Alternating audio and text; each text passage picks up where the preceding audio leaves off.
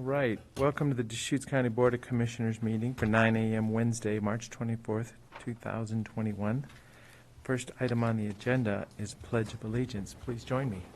I pledge allegiance to the flag of the United States of America and to the republic for which it stands, one nation, under God, indivisible, with liberty and justice for all.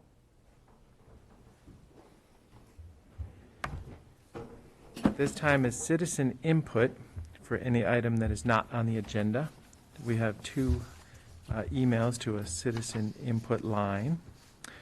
One of them is from a Southern Deschutes County resident, Mr. Russell, complaining and advocating for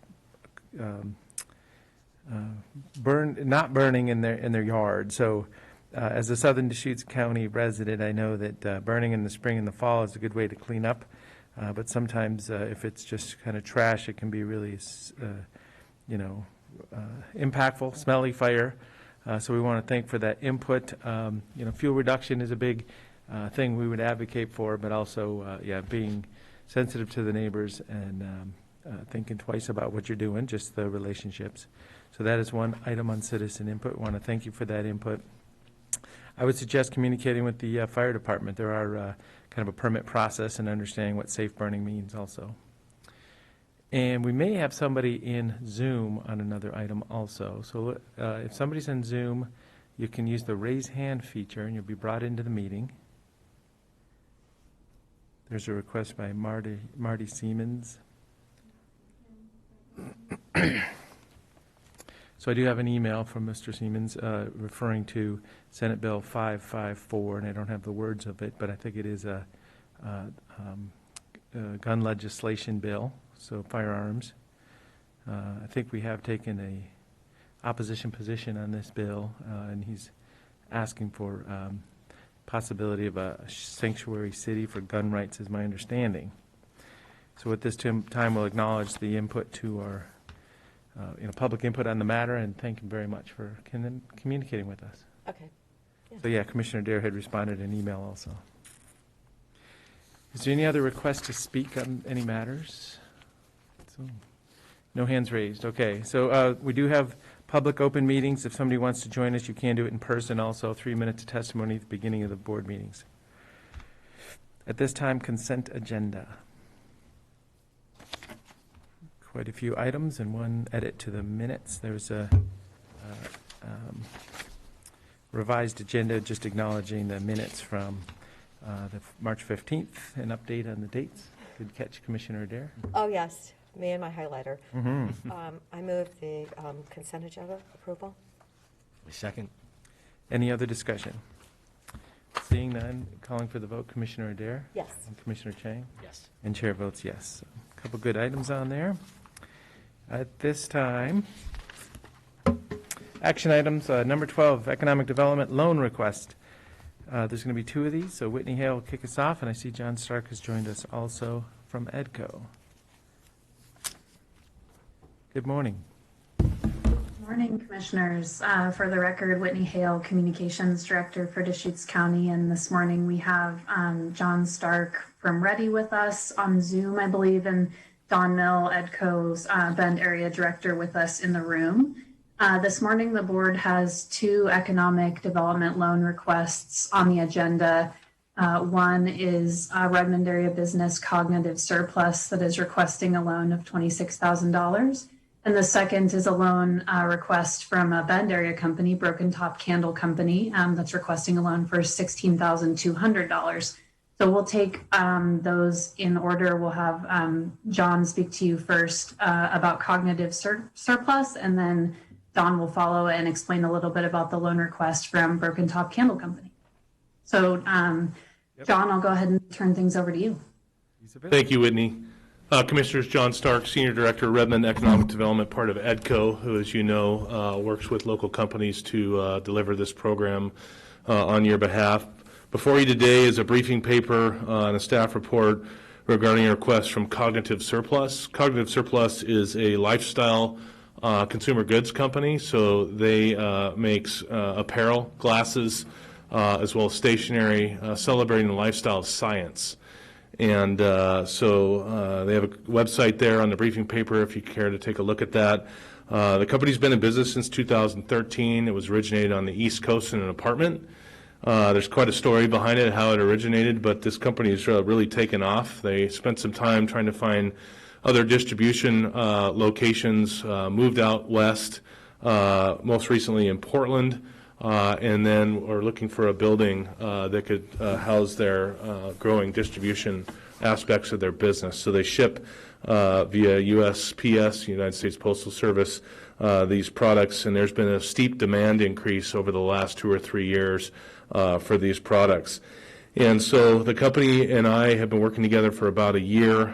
They moved into a building that was originally built for Alltrek, another distribution company, an outdoor clothing company. And frankly, the building, since Alltrek vacated it in the mid-2010, 2012 area, never been fully utilized. And so I visited the company, obviously, several times through in this process, and it's great to see that warehouse full again. And so they moved in over the holidays. It's not easy to move a company during the pandemic. It took us some time. There was a lot of expense related to that. The building needed some upgrades.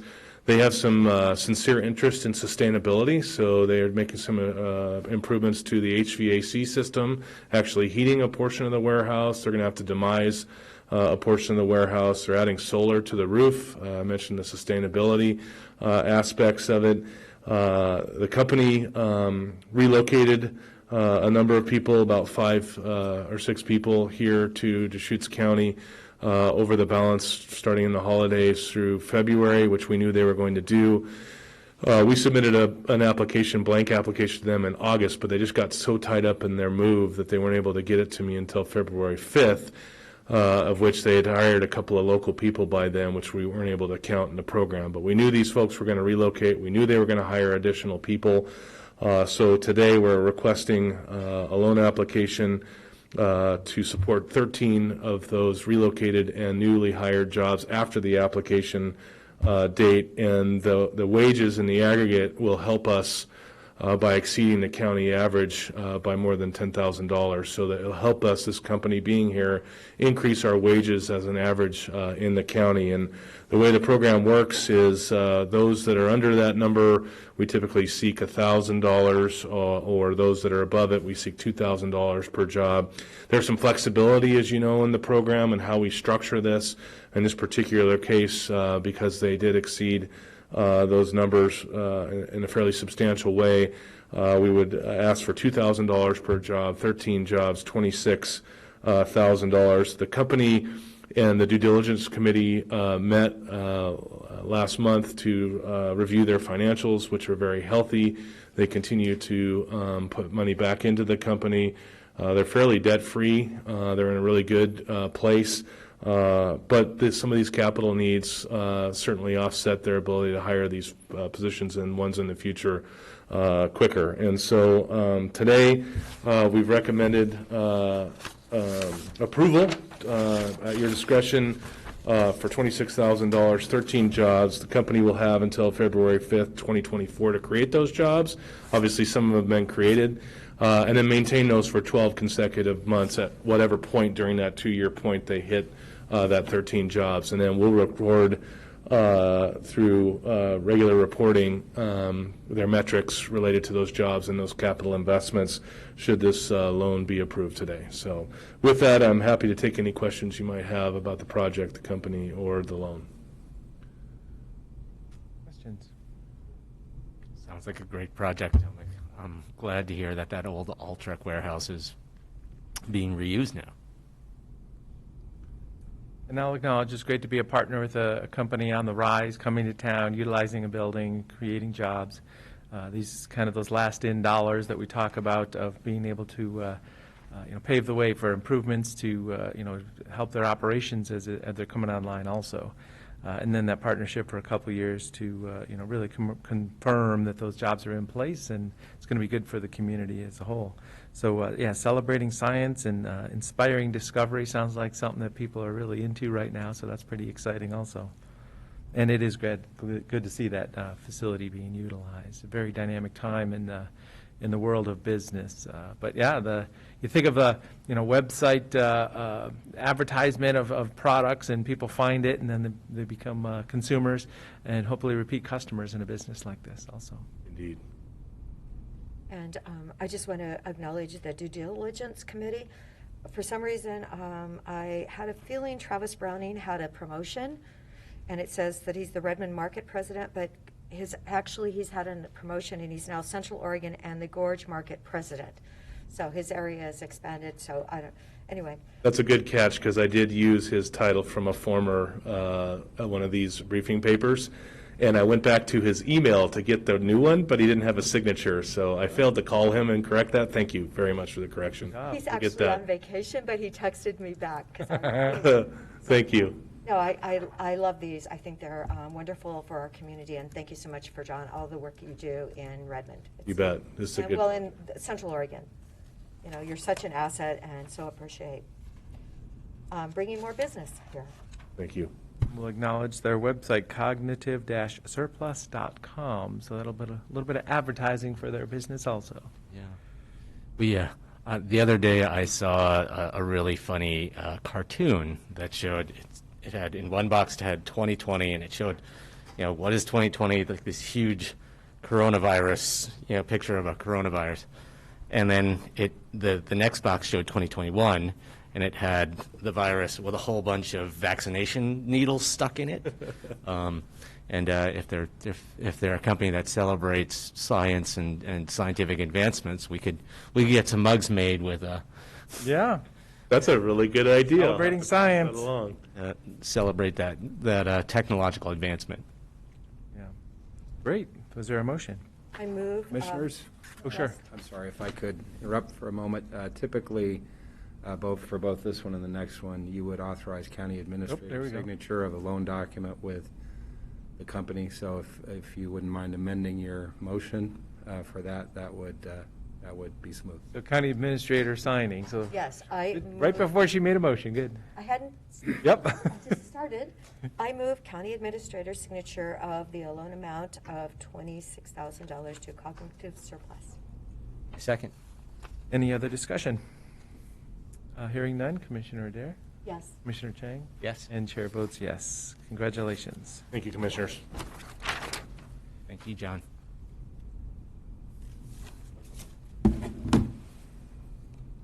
Second would be our economic development loan request for Broken Top Candle Company. Maybe Don Mill would be on the Zoom possibly.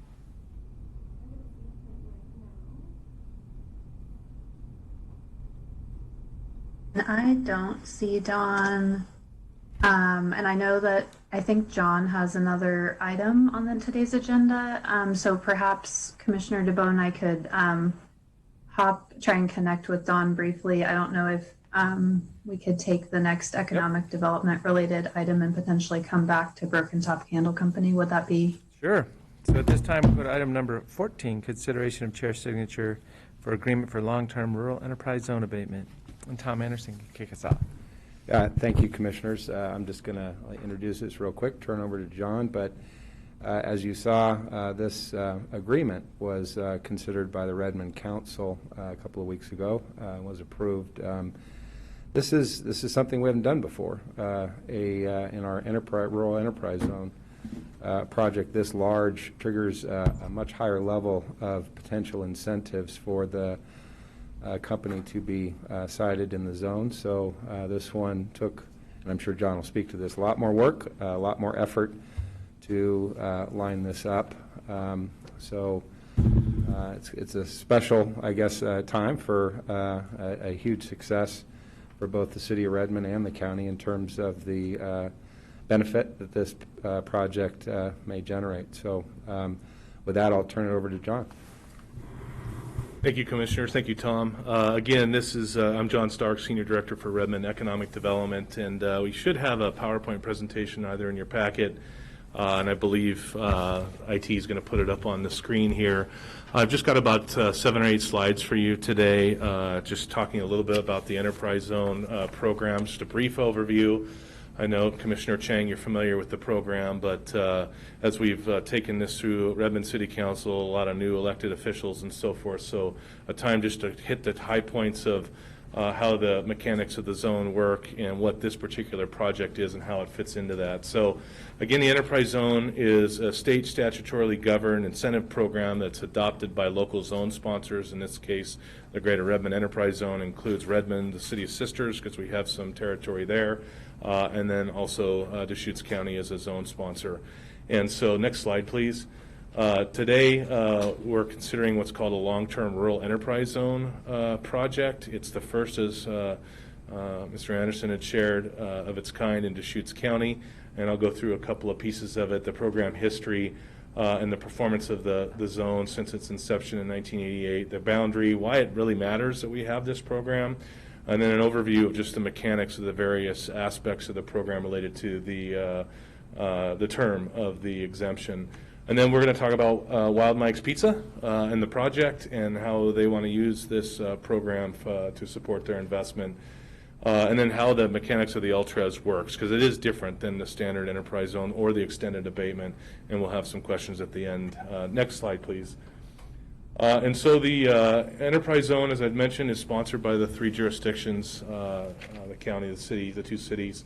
It was established in 1988. It was renewed again in 1998, 2008, again in 2020.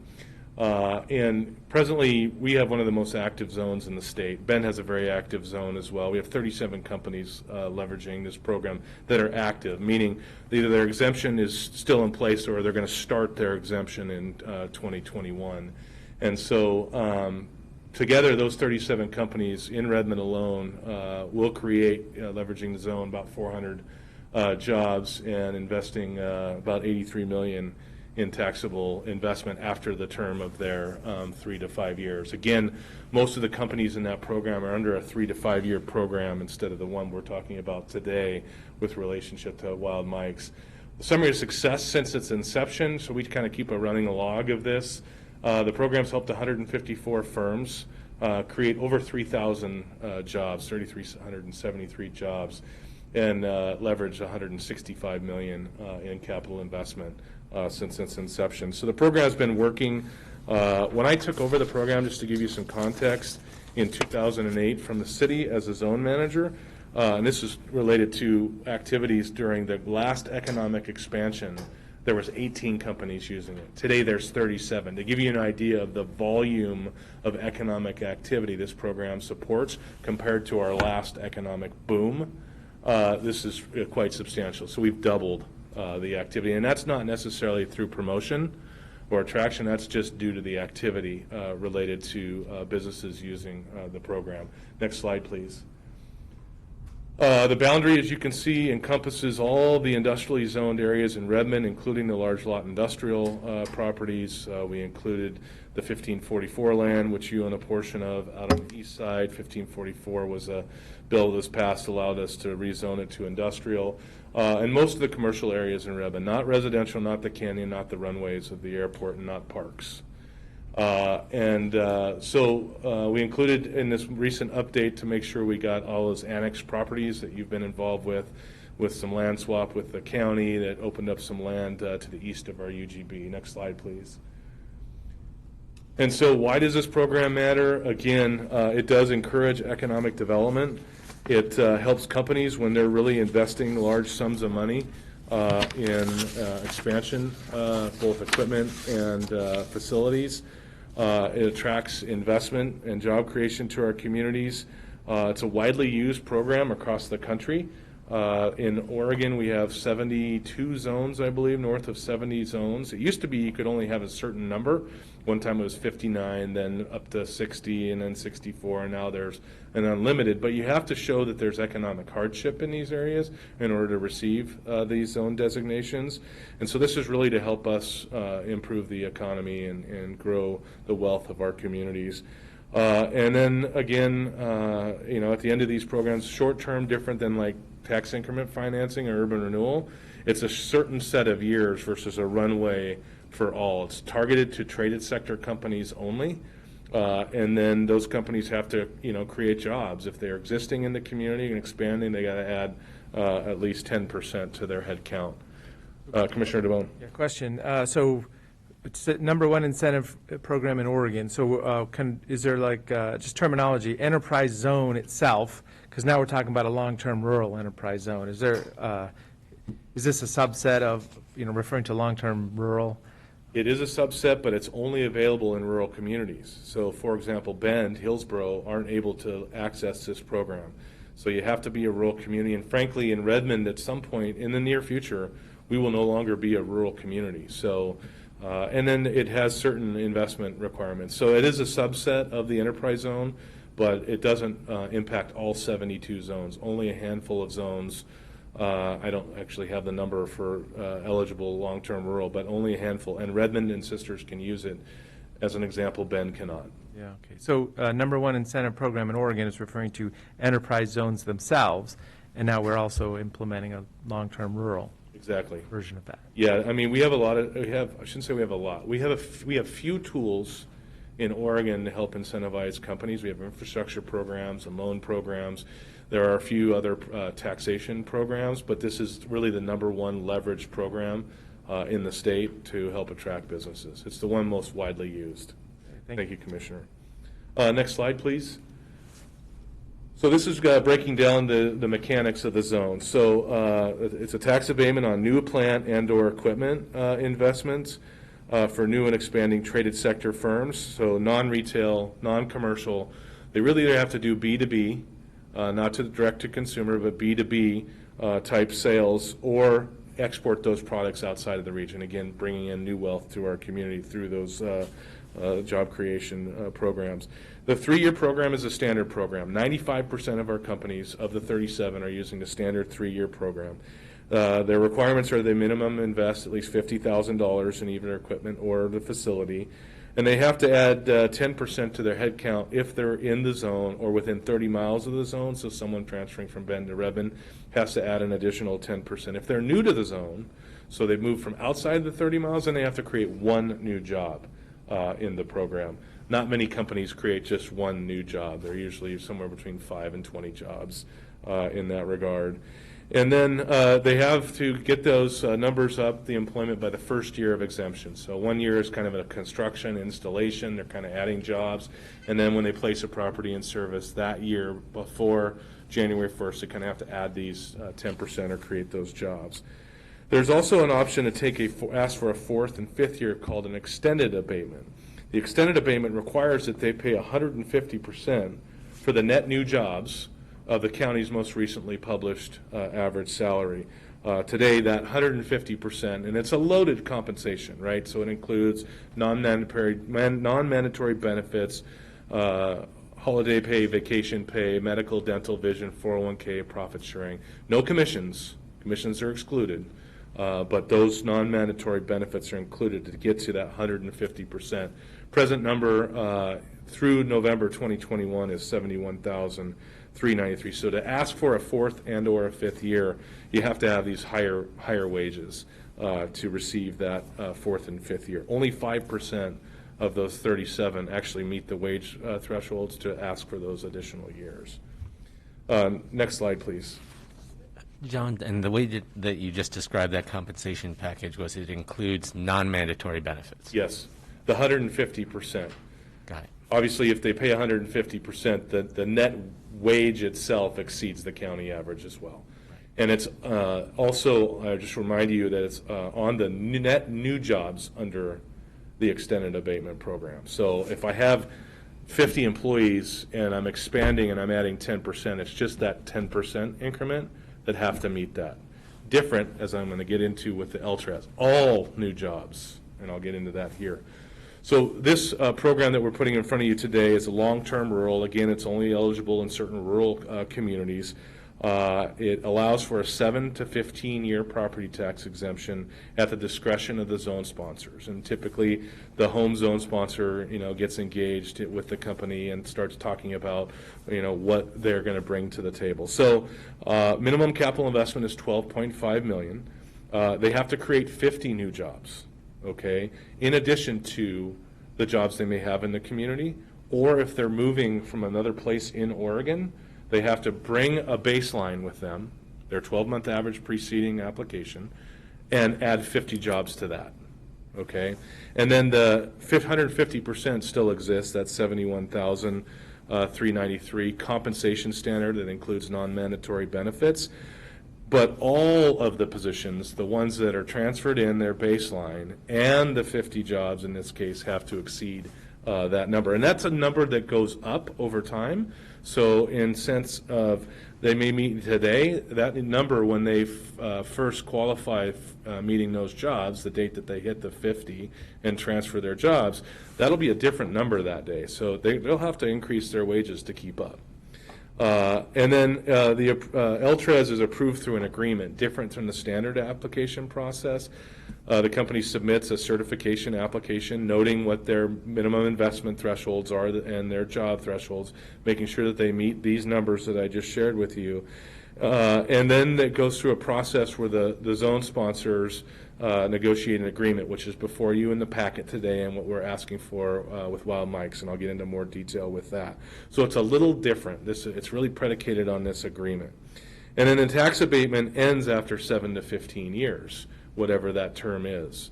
And so different from the standard program where they can add equipment in the first and second year and it can extend that 3-year or that 4 to 5 year.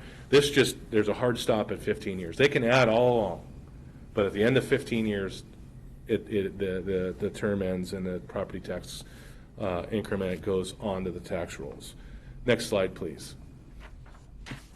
So Wild Mike's Pizza, it's been in the news lately because we dropped a press release the day that we were going to Redmond City Council on this. This particular company has indicated an investment of $40 million and 114 jobs. So that's 64 baseline that are presently operating over in Clackamas County would be moved to Redmond. They would add 50 new jobs. Their wages exceed the county compensation standard of that 71,000, and the project in terms of the company, third generation, they've been around since 1967. They're distributed in 46 states. They have about 1,600 school districts that they supply, and numerous chains of grocery stores, Safeway, Walmart, for example, Fred Meyer. Uniquely, after the press release went out, they're in 4,000 stores across the United States. Redmond was the #1 selling store of Wild Mike's Pizza. It was a real coup for me to tell them, I told you this town would support your business. And so the company has worked with the city of Redmond.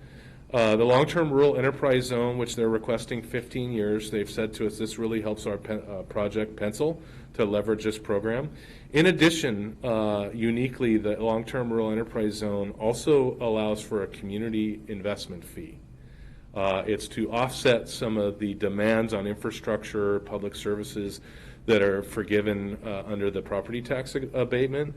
So the last several months, the City of Redmond staff and the company have been working together to come up with a community investment fee, what I'll get into in just a moment. Again, the company has shared that they're going to invest these minimum $40 million in the agreement, hire these 50 new jobs, and the 64 transferred employees. And the reason we haven't had one of these before is we haven't had a company that met all three of those criteria. They may have spent $12.5 million, but they didn't have the wages. They may have the wages and spend $12.5 million, but they may not have had 50 net new jobs. And so this is the first time we've had one of these in Deschutes County. Several have been utilized for some of the tech and investments in Crook County, but never before here in Deschutes County. Next slide, please. So I wanted to share with you what this means, and obviously you're part of the approval process here as a zone sponsor, but what this means in terms of the tax forgiveness. So this is a slide that was created by the finance director for the City of Redmond. Countywide, all taxing jurisdictions, we're talking about a $728,000 per year, and that incrementally grows as the asset grows to $13 million forgiven over 15 years. For the City of Redmond, that meant $176,000 in the first year, $3.1 million over 15 years. And the city of Redmond went through a process to negotiate this community service fee, and they based it on the cost per officer.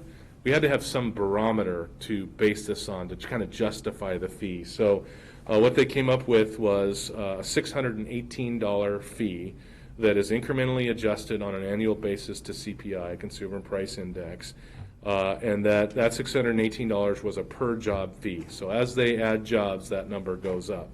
And so the community investment fee year one estimated at about $70,000. Over the 15 years, it's about $1.2 million. And as a percentage of the exemption countywide, year one, that's about a 10% of the exemption. The company's providing that back in this community investment fee. And then for the percentage of the city exemption, that's about 40% of the city's portion or apportionment of the exemption, or 38% over 15 years. So what does that look like over the runway of the performance of the project? Well, all districts would recuperate the taxes forgiven 7 years following the 15 years. In Redmond, Redmond would recuperate in 7 years, and all districts would recuperate in 11 years. But that's based on those minimum investments, and they, stand to invest quite a bit more. So those numbers will actually be much smaller, because the incremental investment is much higher than $40 million. The job creation is higher than the 114 that they're prescribing here. And so those numbers are very conservative based on what they think at a minimum they would invest, all of which meet the thresholds for the long-term rural. So that community investment fee would be billed by the city of Redmond and collected. We would receive reporting on the jobs to make sure they met all the requirements to receive the exemption. And then, don't forget, in terms of the larger sum of the total here, is those jobs that are created in our community also go on to create property taxes through acquisitions of homes and things like that. So we don't have a number for that because it's hard to prescribe what the outcomes of those investments would be. So again, great opportunity, great company. The size of the building at 279,000 square feet will be the largest manufacturing facility in Redmond. This is the largest project we've had in sum total, hence never leveraging this particular long-term rural before in our history. And it's a real win for Redmond to have this program available. And so the city of Redmond unanimously approved this long-term rural enterprise zone agreement with this company, and now we're before you asking for the same approval. Tom, I can't remember if we're asking for chair approval signature or if it was yours, so if you could add to that. I'm happy to take any questions. It is chair signature on this agreement. Well, when we heard about it, this is a partnership of the zone sponsorship. Decisions basically has been made at the Redmond City Council meeting. So I think in speaking with our legal counsel, this is a shall approve situation. So we're not, really a stopping point for this project. But we don't have that opportunity. But it's wonderful. It's a great project. The size is very impressive. Wild Mike's Ultimate Pizza. I'm going to be looking for it. In fact, I have looked for it and haven't found it yet, so I'll find some at some point. But yeah, state of Oregon is based on payroll tax, and so it makes sense from a state point of view that the payroll is going to be there, and that's going to really provide the revenue at the state level. The tax abatement package is on the ground, but yeah, the construction jobs, the long-term payroll for the residents and people being able to buy a house, I mean, that's going to be a great opportunity for the people working there. And then also transportation, it's going to be one of those kind of critical mass transportation type companies too, because we always talk about being on the 97 corridor is different than I-5. But yeah, if they can justify the production here in Central Oregon and start to distribute around the country, this will just be another one of those critical mass things, which will help other companies too. Just having that trucking capacity in and out of Central Oregon. So pretty exciting. And I was actually driving down 97, I think a week ago Saturday, next to the truck, one of the big trucks. So I put my window down and said, "Welcome to Central Oregon." It was really I thought, perfect timing. And I'm someone who makes homemade pizza totally from scratch, and I really look for opportunities to be able to buy their pizza. There you go. So, They told me somebody, elected official, pulled up next to them. I couldn't figure out who it it was. was me. Of course I it was. really loved that someone did that. So Oh. thank you so much. There you go. I just thought, how coincidental that they would be like right next to me, and anyway, yes, so, We call that aloha, welcoming, right? yeah. It was Yes. awfully hard to keep this project confidential during the confidential time with them driving around in that truck. Yes, the truck is Meeting me. great. That's so funny, because they actually, okay, well, great. Anyway, no, I'm really, this is wonderful, John. Thank you for bringing this, and the fact that it's going to be the largest building, that is really amazing. I know Basics is, booming, but this is great. I mean, what's more fun to eat than wonderful pizza? Indeed, and it is really good. John, it sounds like this company, with the amount of investments it's making, it sounds like they are in this for the long term and into this facility for the long term. But can you explain to me what happens with this enterprise zone tax abatement if a company kind of sometime during the term of that moves their, decides that they want to go somewhere else and moves their operations to another location? Yeah, so they would have to forfeit, and taxes would be clawed back if they didn't meet the obligations. It could be transferred to an acquiring company, and as you know, we've seen some acquisitions for the better in most cases in Central Oregon. So it can be transferred to another operator, but these baselines have to be met throughout the 15 years, and if they leave, then there's clawbacks of the taxes. That's great to know. Thank you. Well, and this is also an example of just being able to be sophisticated enough and have the capacity to welcome something this large, too. You think of the small towns and bigger towns, just having the staff and the capacity at the city level, our EDCO, thank you very much for your efforts, being able to think this big. Not everybody can even get to this point, so it is a very exciting moment to be able to welcome them to the community. Thank you, and I know this commission and staff were involved in the rezoning 1544 back in 2012, I think it was. And so think about what we were trying to set the table for then, and now we've got someone that we get to serve dinner to. So, Yeah. and literally and figuratively. So Yep. very, very exciting. So thank you. Yeah. Commissioners, if I just add real quick, just to put some specific context to this project for Deschutes County, the tax forgiveness numbers that John had on the second to last slide there showed $728,000 in the first year and $13 million over the 15-year life of the project. It's labeled countywide there, but that obviously doesn't apply to Deschutes County. We have 4 taxing districts within that area: Deschutes County, countywide law enforcement, 911, and Extension 4H. So for just those portion of that countywide number, the approximate, and this is rough calculation, for the first year would be about $140,000 spread across those 4 taxing entities, and roughly $2 million rather than 13 over the 15-year course of the project. Again, just for the 4 Deschutes County taxing entities represented by that area. So. And so that 140 in the first year, again, spread across those 4, the numbers get relatively small in terms of the tax forgiveness. And again, this is tax that we don't get now. It's on the value of the new investment. So you can make the argument that it wouldn't be there at all, save for this project. But so it operates similar to an urban renewal, and we just approved or supported a new urban renewal district in the city of Redmond.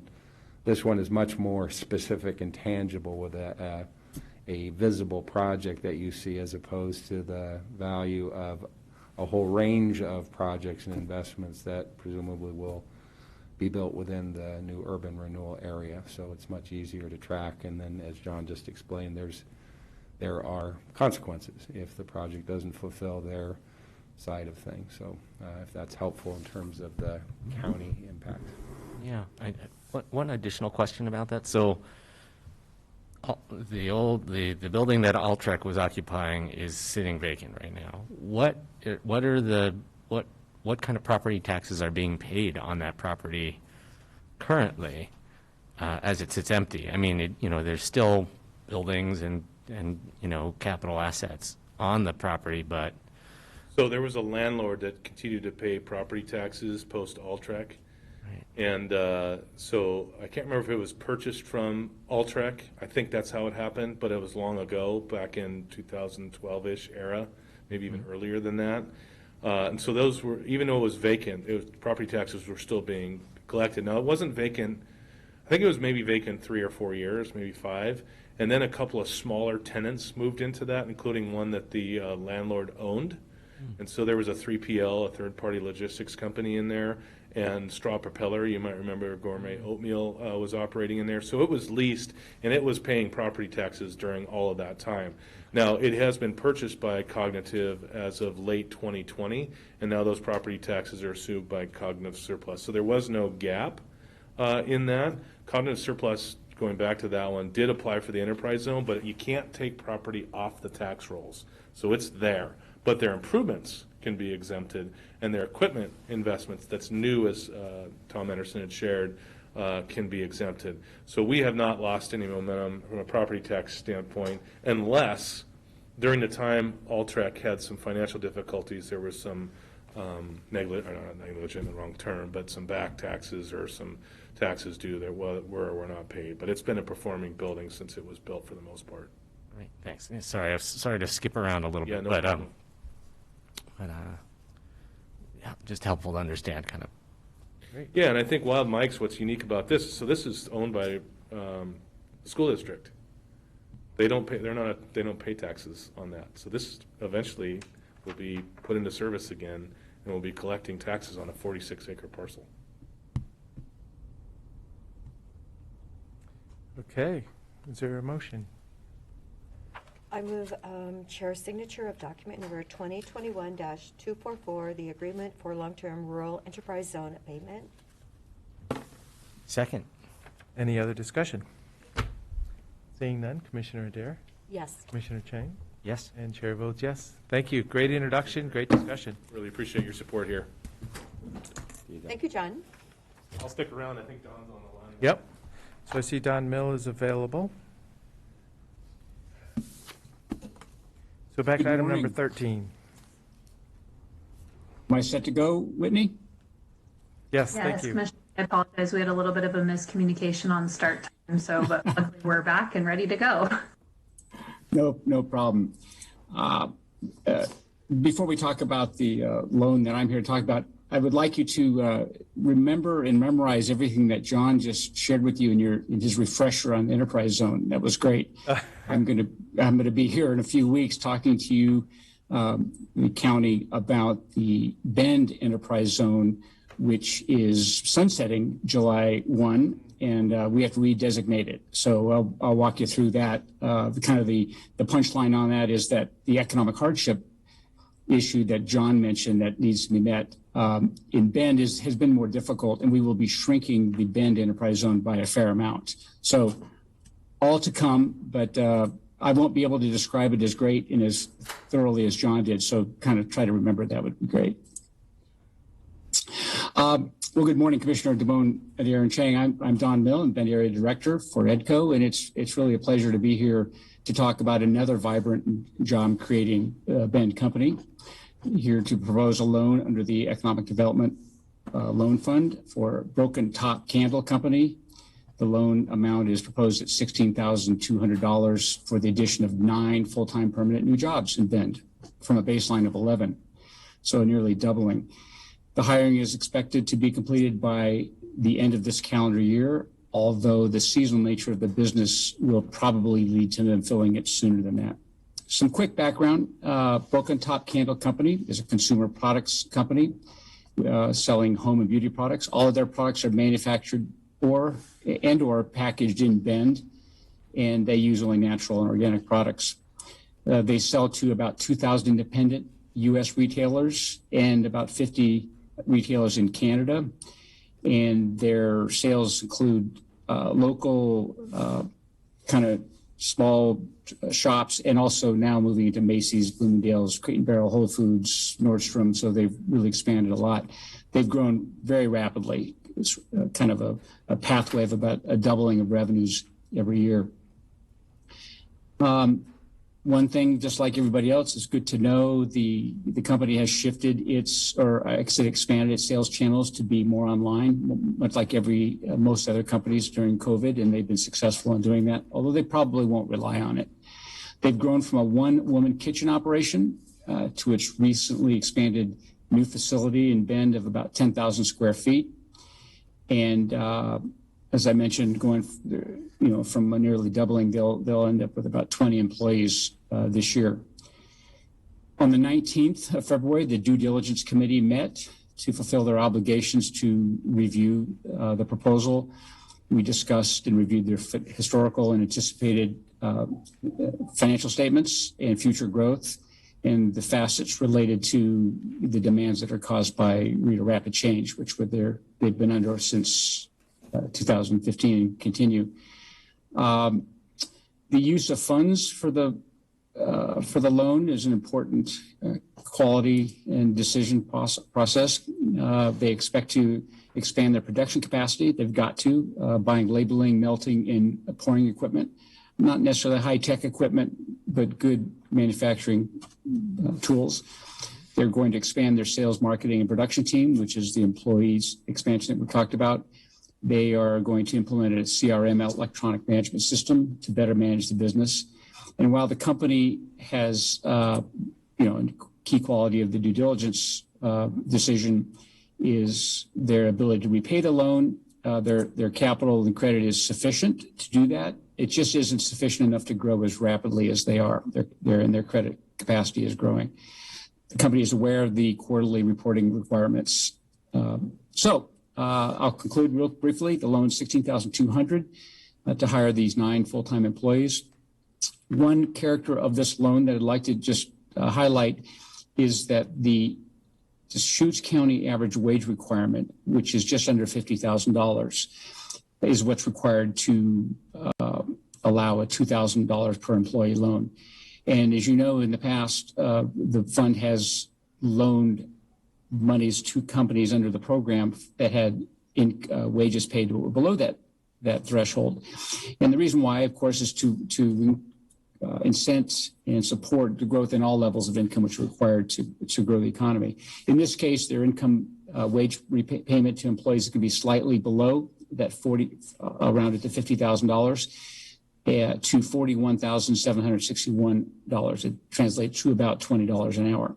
So what I proposed in this loan value is, in order to promote a wide range of employment in Deschutes County, and also to provide an incentive for higher paid loans to be fair for those companies who do pay higher wages, I'm proposing a loan value of $1,800 per employee to get to the $16,000. It's sort of a compromise between, the high-paying job at the Deschutes County wage and some of the near minimum wage jobs that we've done in the past.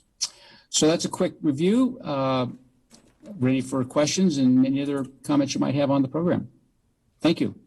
Thank you. Questions or thoughts? And Don, you did say that this is a homegrown company. It is. It is. It is so homegrown, which, these young companies in Bend and small are fun. Afton Kofeld is the CEO and founder. Her dad works for her. And it's just really wonderful to see. He's not retired, but he's near retirement, but he works full time and works really hard for his daughter. So it's really homegrown. Great. Well, as someone who consumes a lot of candles, it's great. Love the name, and I'm really excited that we can be part of their expansion. Their marketing is amazing, and I believe you should see it all over, this brand all over the country. Is there a motion? I move that we approve county administrator signature for this request for an economic development loan in the amount of $16,200 to Broken Top Candle Company. I'll second the motion. So yeah, I'll acknowledge, I've heard of this company. I haven't purchased a product yet, but they're just like Mike Pizza. I got some work to do. But yeah, it's definitely, starting in the kitchen, homegrown story, local business startup in Bend, very exciting, and understanding that very dynamic retail world out there, because you hear about Macy's, Bloomingdale's, Crate and Barrel, Whole Foods, but also the online presence. So this is in a very dynamic time. Wish them the best in being able to expand in the market. But it is definitely has the opportunity to go nationally and a little bit internationally too. So, any other discussion? The fact that the company originated here in Deschutes County, I think sort of balances out a little bit the slightly lower than average wages. It's one thing to bring in another company from outside that can pay higher than average wages, but it's a challenge to build a company here in this business climate. Mm-hmm. So I really appreciate that, and hopefully they can raise their wages over time as the company grows. So with that, calling for the vote, Commissioner Chang, Yes. Commissioner Adair, Yes. and Chair votes yes. Thank you very much. Exciting day for EDCO. Thank you, Commissioners. EDCO, appreciate your support, and so does Broken Top Candle. Thank you. Yes. Thank you. Next time when I buy one of the candles, I'll think totally differently about it. Yeah, by two. Yes, well, I never could just buy one. Yeah. They burn too, So we do have our item 15 COVID update set for 10 o'clock with interpreter available. So we have a few moments right now if there's any other item to fill in with for a few moments. We have that letter that's been revised for the Steelhead Falls Fuel Reduction Project. Yeah. Okay, yeah, so this is a BLM effort, fuel reduction, possibly right at the edge of Deschutes County and not in Deschutes County, but be very much a supporter of these efforts happening. So if there's any discussion or a motion in support. I move board signature for our letter to Jeff Kitchens, field manager, regarding the fuels reduction project. I second. Okay, well, that was easy. So any other discussion? Seeing none, Commissioner Adair, Yes. Commissioner Chang, Yes. and Chair votes yes. I want to thank staff for putting this together and preparing it for us also. I do, just kind of to build on this letter, it would be, to the extent that we're regularly notified about fuels reduction projects in Deschutes County, I think it would be great for us to send letters of support regularly on these projects. Yeah. Well, and as I say, we started off the meeting with a resident in southern Deschutes County upset about community burning, but that's fuel reduction also. Yeah, yeah, But yeah, neighbor relations and, for residents, for personal property owners, yeah. understanding, we do have that short window for, yard burning or even prescribed burning too in the spring and the fall, so. But then remember, how many fires are started by people doing burns? And they Yeah, get I've seen away that in from my neighborhood. them. Yep. And I believe, talking to like Cloverdale Fire, that happens more times than you'd want to admit. Isn't it like something like 60% of the fires, 80% of the fires that are actually started are started by men? So somewhere, yeah, it's pretty high. What was that, men? Men, yes, of course men, because would I start a fire? No. Yeah. Oh boy, oh boy. Well- Say personal- No, human ignition is Yeah. the main, is the majority of wildfire. The human ignition is the major source for wildfires. Well, I've What generally. what percent, is it, I know it's way up there. Is it 60, 80, somewhere in that range? Yeah, I can't remember I right know, now, it's- but it's I know, it's well over higher than it 50, should be. well over 50%. Yes. Well, I've had the experience standing next to a cleanup fire and just a little bit of ember stepping off into the grass, and then it just slowly walks. And, luckily I've been able to be there with a rake and control it. But yeah, I mean, just that one moment, it can go. Yeah, and there's so many ways that it can happen. I can't remember how many years ago it was, but I was driving over to Portland on 26, and I had come literally right behind the person who was dragging a chain. They had a trailer chain that was dragging on the ground, and it sparked a grass fire in the Warm Springs Reservation. And you know, You mean the one that became really big? I mean, Yeah. yeah. Yeah. I always carry a fire extinguisher with me. I don't know if that's going to really help that type of fire, but I had a vehicle fire once, and with a horse trailer on, I pulled over, 3 men jumped out of their cars and put that fire out with fire extinguishers. So that's like my golden rule. Yeah, just have Always one carry an available. extinguisher, you know, and make sure that it's still in the green and hasn't gone to red. This is true. Yeah, it's got to work. The moment you need it, yes. I know. A shovel is pretty handy too for throwing dirt. So. Oh, I have that too. Yes. It's amazing, just those little simple things you can save, so. Well, it looks like we can step into our weekly COVID update at this time. I see interpreters available on the Zoom call. Nahad is available. So, yeah, maybe Dr. George Conway would be the only one we'd be looking for. Yeah, I'll just, good morning, everyone. I'll just take a moment and make sure we have George and get started. Yep.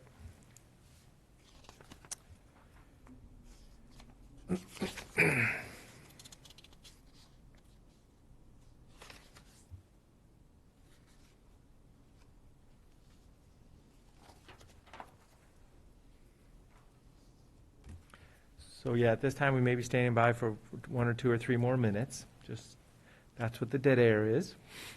Yeah, and I don't know exactly how the kind of Facebook stream works, but if there's people who are tuning in just for the COVID update, then starting at 10 is probably useful for them.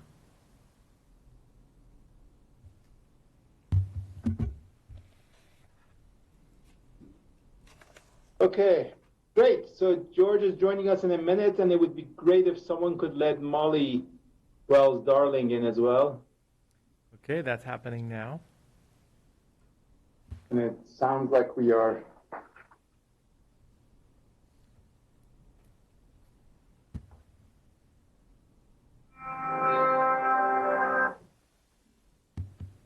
Cue the dramatic music.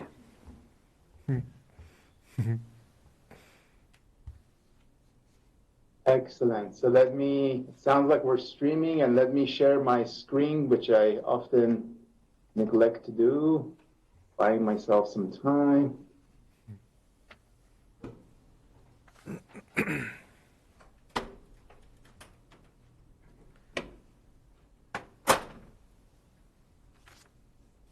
Great. Commissioner DeBonne, with your permission, we can get started. Yes, please proceed. Excellent. Thank you for inviting us this morning.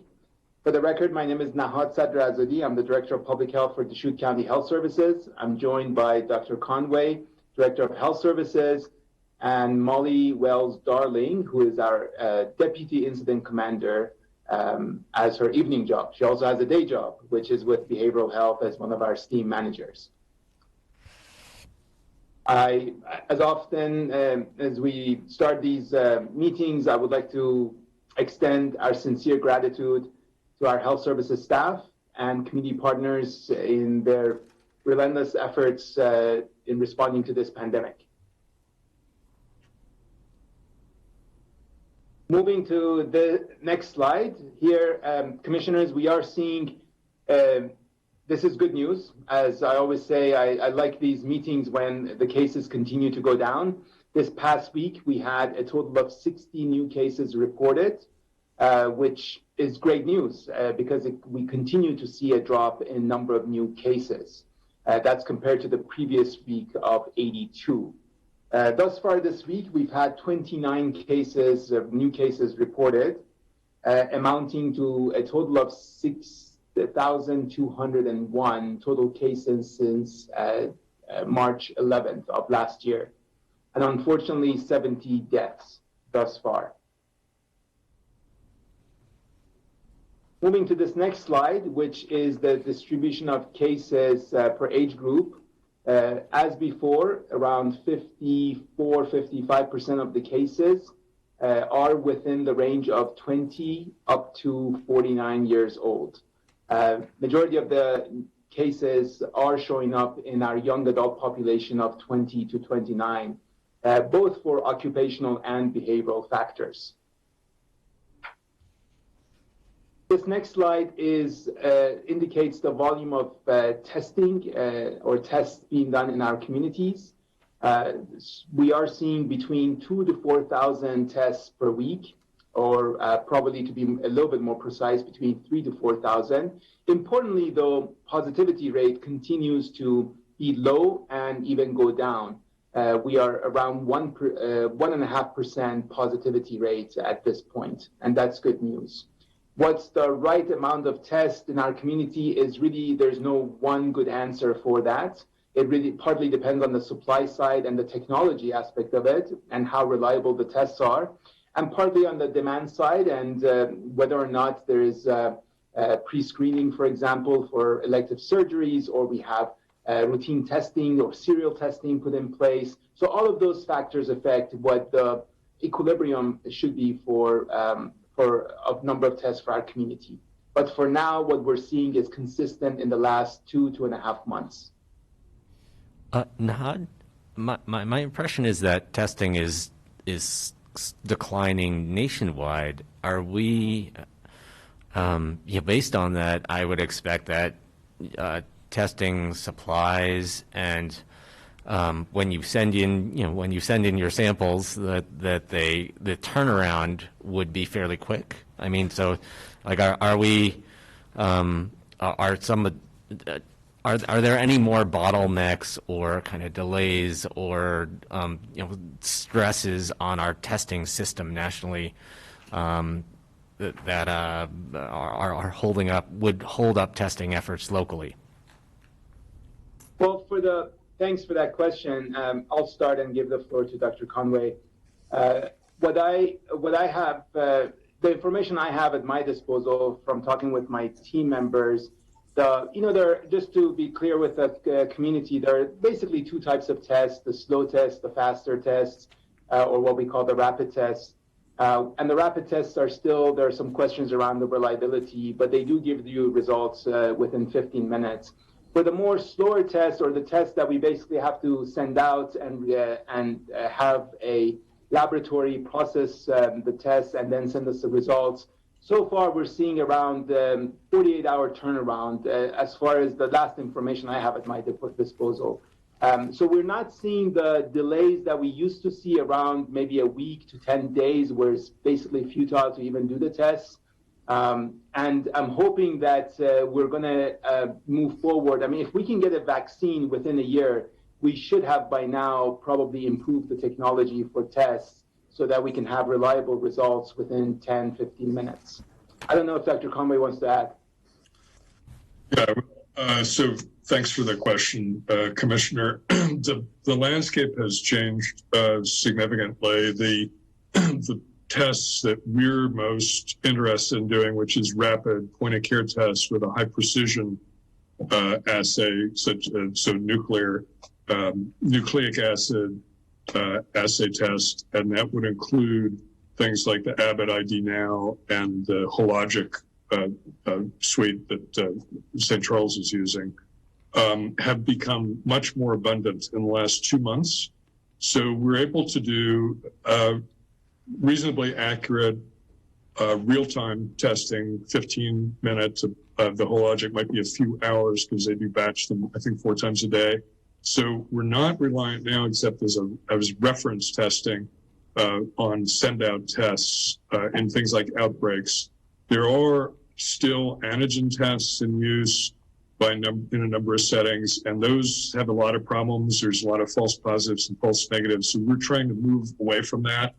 But the ID Now and Hologic are available in large enough quantities that we're able to do rapid, reliable, precise testing now. What we don't know is I'm sure you all have heard that there's very large surges, largely due to the spread of the UK strain B117 in France, Germany, to some extent Italy. France has recently done a national shutdown, or limited but national shutdown. Germany is on the verge of doing that. So if we have large, say, regional surges, we don't know how resilient the supply chain will be, but the entities that have been using those rapid point-of-care tests are able to build inventory right now. So we think that we'd be at least moderately resilient even in a surge. But once again, we're trying to move away from the Binax, which was one of the antigen tests, was available through HA freely, without charge, was widely distributed to school districts and others. But it's so challenging to use, it's better to just go straight to the higher precision rapid testing. Thank you. And George, one question that I've heard from the committee members that maybe if it's okay with you to respond to is, will the importance of testing diminish as vaccination rates go up? Do you have any thoughts on that? Probably not, for two reasons. One is that it's going to be a long time before everyone is vaccinated. The first North American, or at least U.S. clinical trial for pediatric vaccine down to, I think, 6 months of age has just started recently, and because the frequency of infections has fallen sharply in the country, it'll take quite a while to accrue enough exposure in the vaccinated versus the unvaccinated to be able to tell effectiveness. So that may mean that we won't have an approved pediatric vaccine until, say, the fall. So certainly we will continue to need testing for schools, for children, et cetera. The other thing is that as we develop more experience with the virus, especially and the vaccine and their interaction, especially as new strains come in, we may have to do testing on people that have been vaccinated, most of whom we would not expect to be symptomatic, but some of them may be able to transmit the virus. So the emphasis, once again, though, will be to inexpensive, readily available, high precision testing. So I think we're going in the right direction quite belatedly as a country and our supply chain, but I don't think that the need for testing will go away until whatever day we feel confident that we have a combination of durable herd immunity and a durable effect from the vaccinations. Thanks, George. Thank you. Okay, if it's okay, I'll go to the next slide, which is a regional indicator on our healthcare capacity, particularly looking at hospital admissions. In terms of admissions as of this morning, only, thank God, we have only one admission, which is incredible. It's one of the lowest since we've seen, I think, even looking at the data since June, frankly. So this is really incredible. This is a regional indicator which comprises Crook, Jefferson, and Deschutes counties. I guess in terms of severity of disease, we're seeing less of that in our communities. Nahad, do they happen to be from Deschutes County, or can you let us know that? With only one admission, Commissioner, of course, we are careful about saying anything that could be identifiable. I'm happy to take that offline and discuss with you, Commissioner. And what's our cumulative number of Deschutes County hospitalizations then? Yeah, that is as of Monday morning, we had 225 ever hospitalized. 225. Thank you. Sure. This is another. Our hospitalization rate. You might expect, since many of the people who get hospitalized for COVID are seniors, since our vaccination rates for seniors are so high in Central Oregon, would this be another thing that we would expect to see, that hospitalizations drop way off because the age brackets that are most vulnerable to being hospitalized are being vaccinated? I think that's a very fair assertion, Commissioner. That's consistent with the line of thinking that we have and some of the national trends and data, that the group that the strategy for vaccination rollout, given that we were in an environment of rationing and limited resources was to focus on reducing morbidity and mortality. And the groups that most suffered from this pandemic were older age groups, those with underlying conditions, communities of color, minorities. And part of the effort has been, with that goal in mind, to distribute vaccines accordingly. So it makes sense for us to see a reduction in hospital admissions. Having said that, the variants that are coming into play, especially the one from UK, we are seeing, of course, higher infection rate or infectivity, and we are seeing also a bit of higher severity. The last I checked was around 50% more severe. So we still have to see how that virus or that variant is going to, and other variants that are coming into play are going to play out in our communities. But for now, it's good news, and let's focus on good news and be optimistic about it, because definitely we could benefit from some good news. Moving to the next slide, before I hand over, this is the risk-based framework, which everyone I'm sure is familiar with now. Every week we receive updated data. 1 week is a warning week, the following week is a movement week. So our numbers came out for this week, which is a movement week, except we're going to remain as moderate because we are, although the rate is going down, we are still in that moderate range or phase of the number is indicating around 74 cases per 100,000 population. So that puts us in that moderate space. Nevertheless, I think I'm more interested in the trend than I am about the, in terms of absolutely where we are sitting, whether we are lower or moderate or high risk. The trend is very positive, and that's the key message I think that our committee members should be proud of and focus on. So before I hand over to Dr. Conway, I was thinking about, again, where we are in terms of this pandemic, and the analogy that makes sense to me right now is that we're about to land a plane at this point. And as we're landing a plane, we put our trays up and we put our seats straight, and we definitely fasten our seat belts. And this is where I think we are with this pandemic. We're about to land a plane, and all the more reason for us to be quite vigilant in our behaviors and choices and interactions.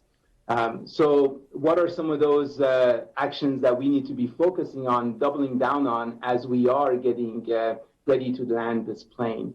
As soon as we are eligible for the vaccine, it makes sense to go and get the vaccine, because the risk of getting the virus and getting the disease and what comes out of the disease is much higher and terrible, frankly, than what we've seen from these safe and high-quality vaccines. We need to continue to wash our hands and cover our mouth and nose with a mask. Especially those who have recovered from COVID, and this graphic, by the way, is from the Food and Drug Administration, there is a plea for donating blood. So as soon as, if we have recovered, or even if we haven't had COVID, donating blood is a key strategy in our response, for this response and beyond. There is a huge need for it in our communities and nationally. Reporting any fraudulent COVID-19 tests, vaccines, and treatments, which we are seeing a lot of. There are those opportunistic folks or entities that are taking advantage of some of the vulnerable populations and basically defrauding them. And of course, avoiding crowds and practicing physical distance of 6 feet, being outdoors more than indoors. So that's doubling down as we are about to land the plane. So with that, now I hand the floor to Dr. Conway. Thank you, Nahad. So Commissioner DeBonne, I want to point out that I'm trying to meet the higher sartorial standard that you've set recently by donning a tie this morning. Oh, I see. we'll try to keep this relatively brief. So we continue to make headway despite a quite limited supply chain of vaccines. You can see that Deschutes continues to have a high rate, basically verging on 20% of our population now in series or fully vaccinated. So we have roughly 50,000 persons, over 50,000 persons have been vaccinated. 2/3 of them, over 33,000, almost 37, almost 34,000 fully vaccinated. Next slide, please. So, Commissioner Chang, this was one of the things that you had asked for, and this shows the tracking through time of the different types of vaccine. So the dark blue is the Pfizer, the one requiring ultra cold. Moderna is the light green, greenish blue, and then there's a little bit of the Janssen vaccine that we're getting, and you can see that this varies daily, and currently we're concentrating our mass vaccinations in the latter part of the week. So that's why you see we get our allocations today or tomorrow. We receive it typically at the beginning of the week. So you'll see it go up through the week. Next slide, please. And this is our tracking device for just visually tracking the amount of vaccination. And once again, we're over 50,000. Going toward that 125,000 or so goal of 80% of the 16 and older population. So we're really making substantial headway. We're looking very much forward to having a larger supply of vaccine. We are able to handle quite a bit more elastically, and we had hoped and had understood from OHA that would be happening next week. It appears there may be an additional week delay before we have, if you will, a surge of vaccine availability. Next slide, please. I won't go into this in depth because I've read this before, but you can see that we're working our way now, and now including group 6, and I'll talk more about that in a moment. But so we've worked our way through healthcare workers, childcare providers, educators, et cetera. And then we're one of the counties, because we've made considerable headway in our vaccinating seniors, that were permitted this week to start vaccinating group 6, basically a week ahead of time. And thank you, commissioners, for approving, and thanks for the attestation, Commissioner DeBone, to OHA to permit us to do that. And then a few weeks later, Doctor, let's take a moment. So yeah, Friday there was notification that if your county was in a spot where you could attest to the fact that you were comfortably offered the Phase 1B groups 1 through 5, that we could go to that Phase 6. So Monday we had a board meeting, and we didn't acknowledge it in our public board meeting, but yeah, there was an effort, and as the chair, in coordination with yourself, I did sign the letter, send it to the governor's office, and got a response saying that we are approved for Group 6. So I'm just saying right now is the moment we can acknowledge it and put it on the record at our public board meeting. I did CC the board email address, which would include the other commissioners, and I think there was a response also from the governor's office to that same email address. So we all saw it through electronic means, but this is our moment to acknowledge it in our public meeting. Thank you. And we really appreciate your being willing to turn that around so quickly. So we got under the wire with the request. So we'll go on. There's Group 7, and then, which is just beyond the middle of April, other frontline workers and individuals with underlying health conditions that are younger, 16 to 44. And then aspirationally, the state is hoping to go to what's been set now as a national standard of all persons 16 and older. Next slide, and now I'll talk just a little bit. So one more note. There was a phone call yesterday, Eastern Oregon counties in the morning. There are a few Eastern Oregon counties even asking for Group 7, and that was not authorized or approved by the Regional Solutions Governor's Office representative. So there were requests by some small counties to go to Group 7, and that was, they asked to stand by. So it's just an effort by some of the counties that they thought they might even be ready for the next level. Thank you. I think had we received more vaccine, we might be poised there, but we're Yep, not. we're close. We're not at ourselves right now. So this is just a review of Group 6. You can see this is a map at the top, all the deeper blue or whatever that is, aquamarine color, were authorized to move forward to Group 6. In Group 6, this is a nice colorful chart. Group 6 consists of adults ages 45 to 64 with one or more underlying conditions that carry an increased risk, migrant and seasonal farm workers, cultural workers, food processing workers, people living in low-income, senior congregate and independent living facilities, sheltered and unsheltered individuals experiencing homelessness, people displaced by wildfires, wildland firefighters as well, and then pregnant women 16 and over. So this is a group we're working on now. This is a very large number of people are so eligible. So it may take us some time to make our way through this, but we'll get enough vaccine to very substantially cover this before that next threshold on April 19th. So I'll turn it over now to Molly Willis-Darling, who's the acting incident commander. Can I ask Good a couple morning, of... Commissioners. Sorry, before we move on, could I ask a couple of questions? Number one, do we have a sense of how many people in Deschutes County are in Group 6? No. No, there's no easy way of doing statistics because of the underlying health conditions. It's a long list, and then there's actually even a longer list than that. But it's a long list, and there's certain things that it may be largely dependent upon the person attesting accurately. For example, the largest single group is likely people that are classified as obese, but that includes mildly obese, which is a body mass index of 30 or above. And if you use that threshold, on the order of 25 to 30% of adults in most states, including Oregon, meet that criterion. So this is a very substantial portion of our population.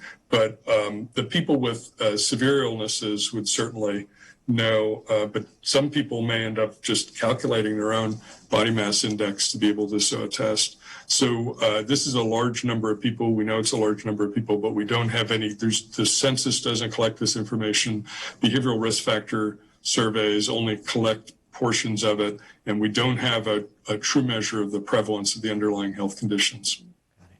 But the goal, once again, is to vaccinate everybody as soon as we can in reasonable order. So, and there's the intervals are shrinking between the times for the different groups. So we're very eager to vaccinate this group. We're getting a lot of questions about eligibility, and our bias is to vaccinate.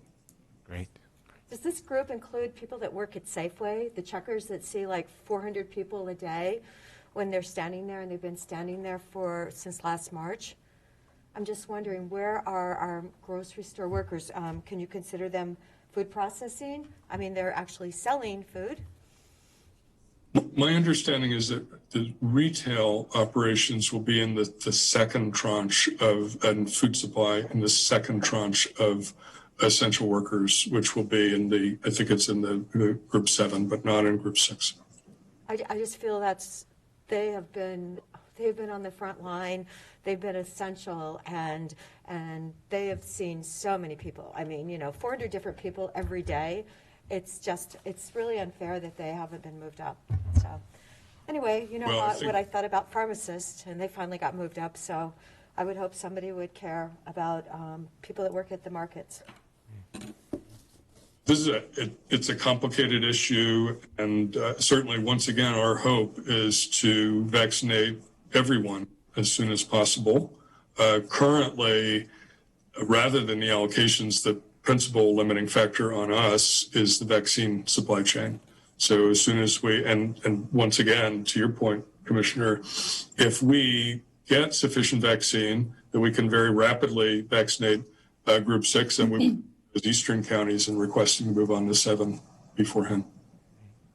Thank you. I had one more question about the move to Group 6. So maybe a month ago, there were so many seniors in our community who were looking for an opportunity to get vaccinated, and we were hearing from a lot of them. And then by last week, the eligible group was, it was seniors were still the primary eligible group, and demand, or kind of appointments and demand was tapering off to the point where we were ready. We felt comfortable attesting to move on to Group 6. So I'm just curious at this point, do we have a sense of, and I know that we've seen our numbers of, well, there they are, our numbers of, seniors in different age brackets, what percentage of them have been vaccinated. Are they,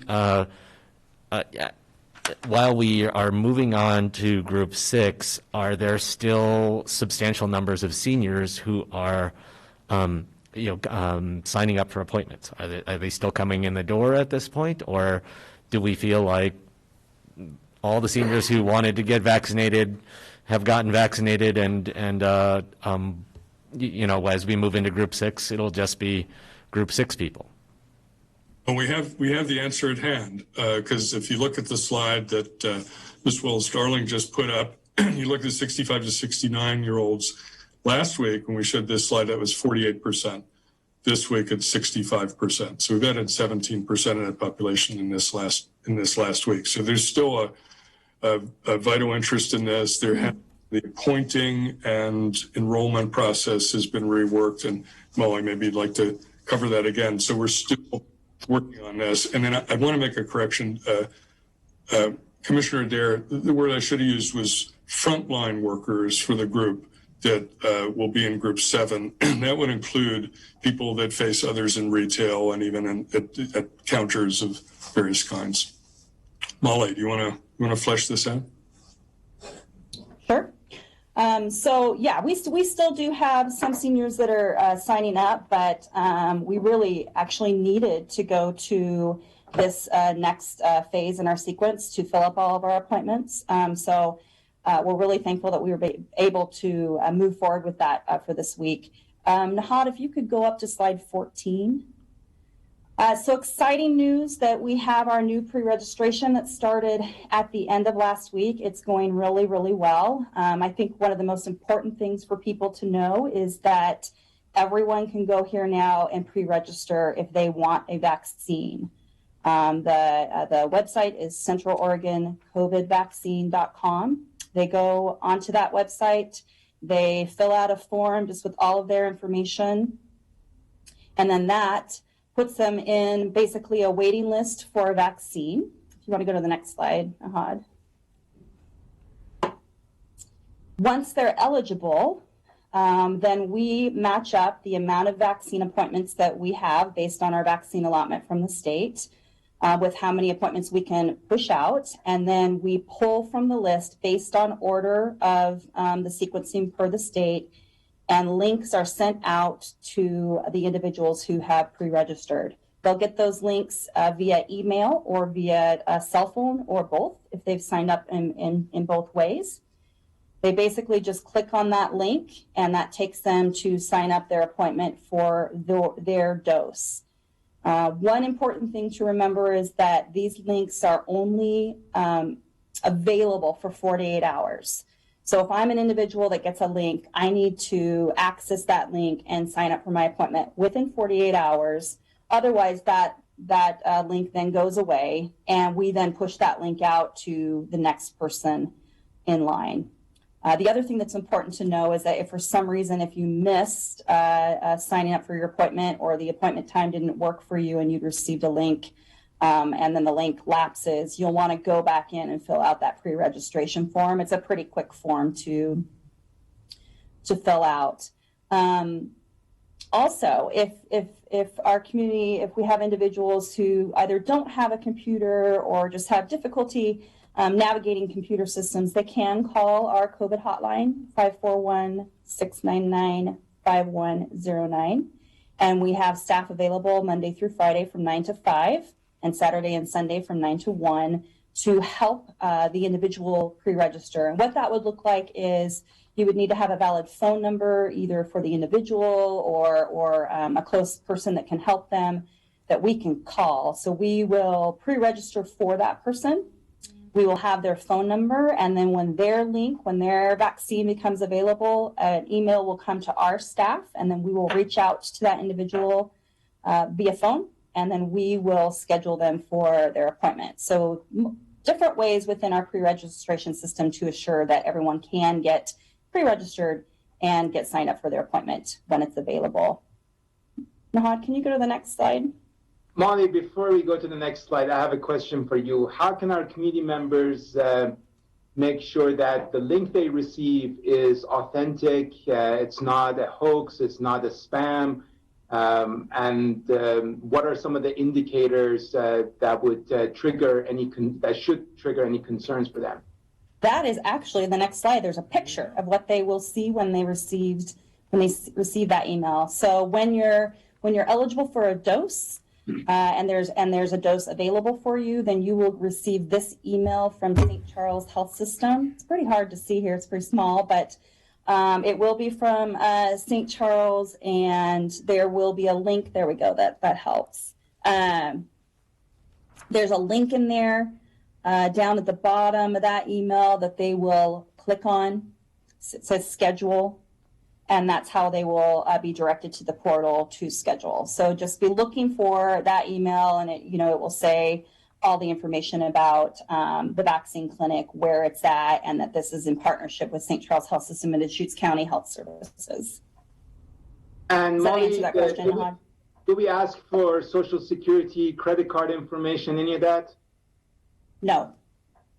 We would never ask for Social Security or credit card. They do ask for date of birth.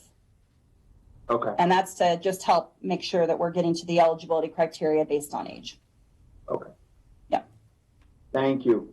Yes.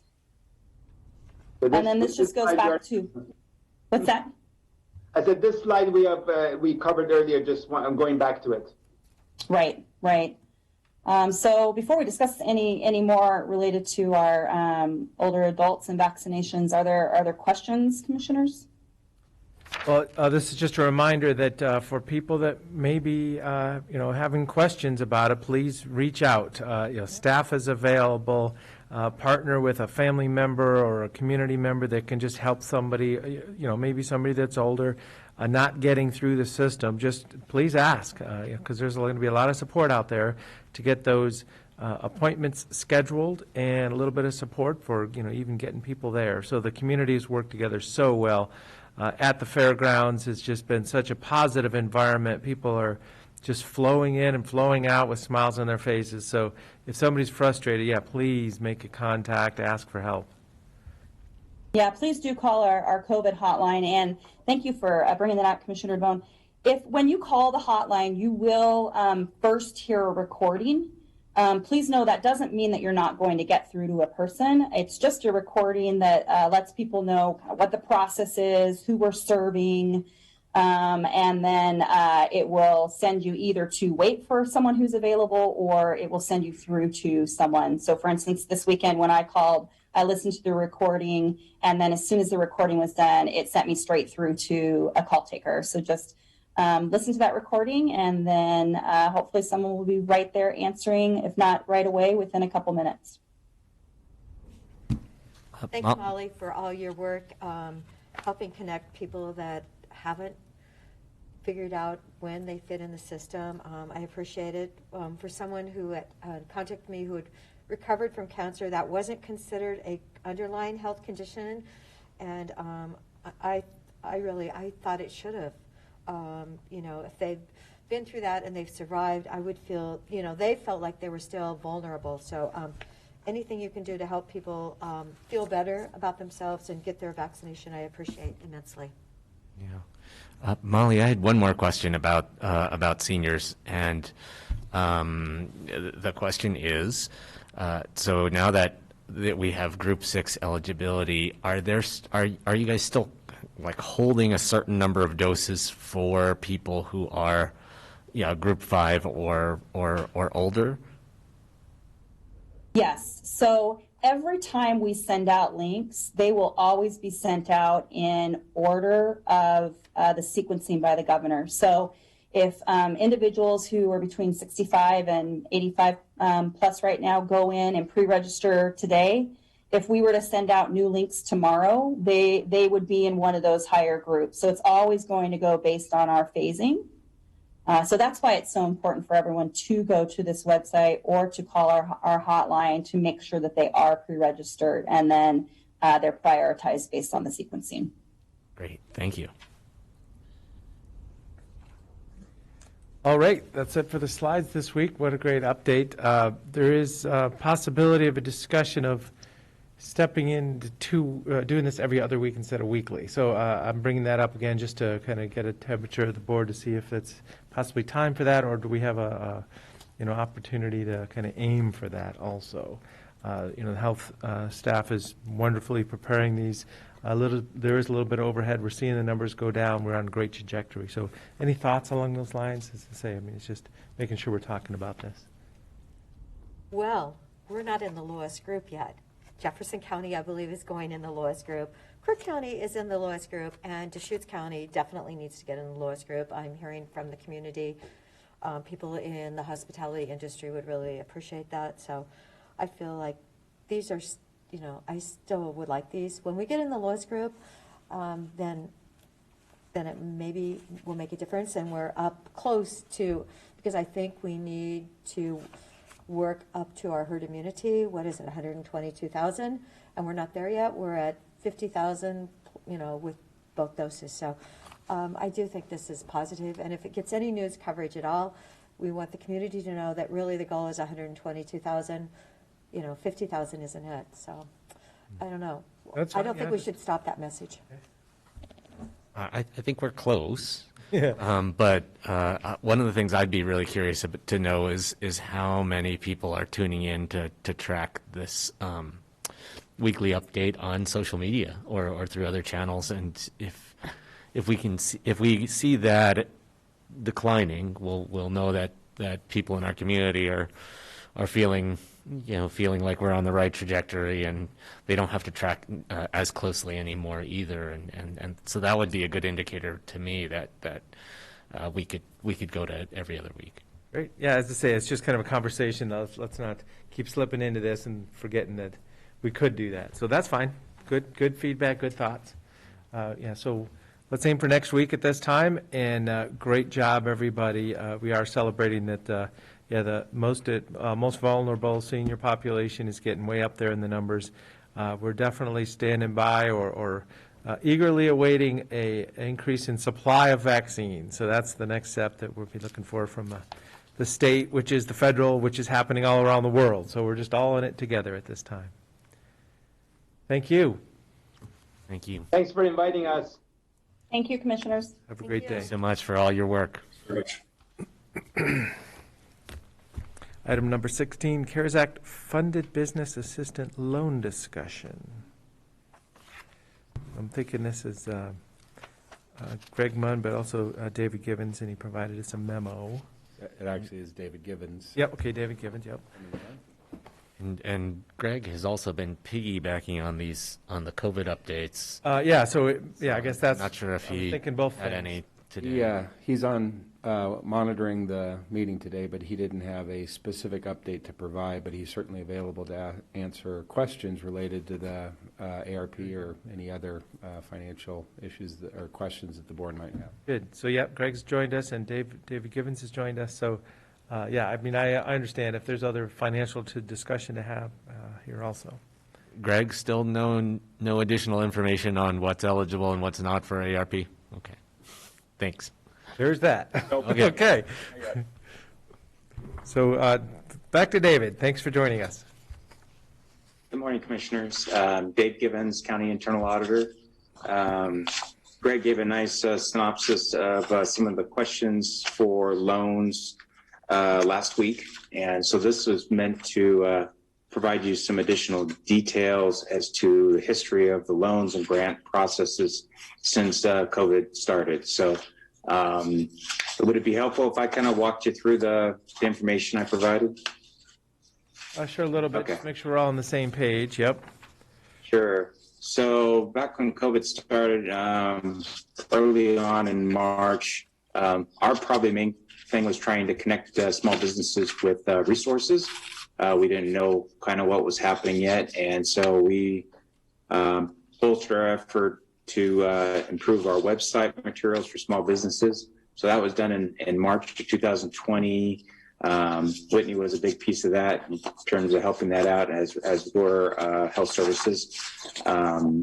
And then what started to happen was community-minded groups started talking about what's next steps. How can we help small businesses? And so COIC hosted a kind of a group forum for those that were partners, cities, counties, chambers, and talked about, what kind of funding was coming out and what rate and what could we potentially tap. So one of those first things that happened was COIC became aware of a kind of a loan opportunity where some monies could be matched. And I believe those monies came from the Oregon Community Foundation. And so again, COIC kind of pulled together the group and tried to see, who had money that they would like to match. And so in our first foray into terms of helping small business, this was a loan product, and it was about 20 loans, a couple $100,000 to the Deschutes County businesses. And again, fairly targeted. There was quite a process to get it administered and to vet the various applications. So each of these, I'd say the application process was probably more onerous up front. As we got further and further into the process, we were probably getting quicker and quicker at it and trying to expedite the requests as fast as we could. But at this particular time, it was probably a little more lengthy process. Any questions on that first set of loans? Okay. Then we basically, starting in June, we started hearing about a grant process. And so again, there were some state grants available with some matching. And again, so we took an opportunity, and the board jumped at it to help support the small business community with some grants, with one-to-one matching from the state. And so we made about 115 grants to Deschutes County with that, with funds ranging from $2,500 to about, I think the highest grants were about $7,500. And again, it was very specific. The state had control over the requirements. They were fairly restrictive. And again, fairly onerous process about vetting and trying to get these businesses through the process of getting the grants. So again, that was in June. And then we have our largest grant project that came around in December, right before the holidays. The county was in receipt of CARES relief funds from the state. They had provided some guidance as far as eligibility, but it was a lot more open to the county's discretion. And so the county set up the process to grant these monies. And we granted about 680 grants over with $2,500 and $5,000 increments. So it, again, we spent close to, $2.4 million in that particular granting cycle. So that was our biggest effort by far.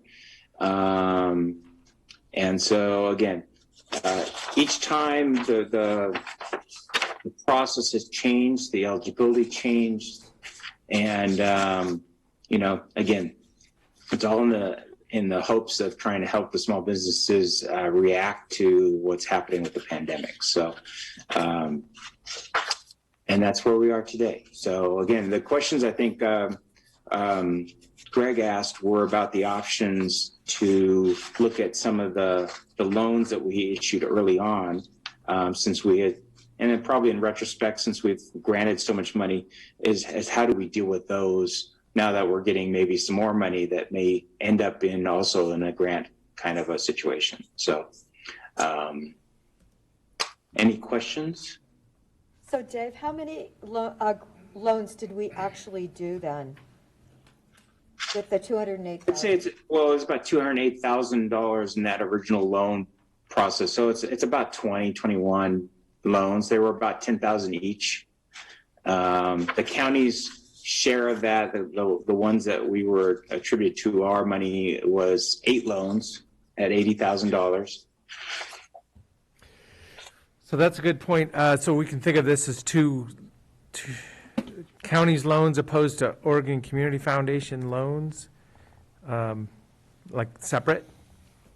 Correct. COIC actually allocated out those loans for administration to us specifically. So they picked from the loans and said, these loans now belong to Deschutes County. We have an agreement with them on how to handle those. It's very much like kind of like our business loans. We have the right to go after non-payment and things like that, collateral, anything you would typically have for a loan agreement. And so again, pretty straightforward loan process. Mm-hmm. Well, thank you very much for the memo, really providing those loan terms, bullet points, and understanding the dates as things were rolling out really is valuable to put the scope of what we were doing. So this is, when I look at this, I remember that, okay, we were trying to act fast, trying to be very supportive, and then all the grant programs showed up basically after this loan program. So it puts it in perspective for us.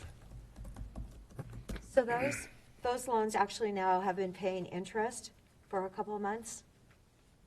Because it said after 7 months, interest-only payments? Correct. COIC's been gathering up the interest. The interest still sits with them. Hasn't paid it over to us yet, but yeah, there is a small amount of interest that's been accrued. Well, I think it's, since we don't have the rules yet for ARP to know, but if we forgave these, I know one of them is paid, that's giving them more money back than, our grants, because our grant maximum, what wasn't it, like $7,500 on the, what we've done with the 2.4 million, those max was it only 5,000? And then 5,000. Okay, and then the other one, we did the other grants, that was 7,500. So if we returned this to them, or wrote it off and said, no, you can just keep it, that's giving them more help than maybe some other people should have gotten.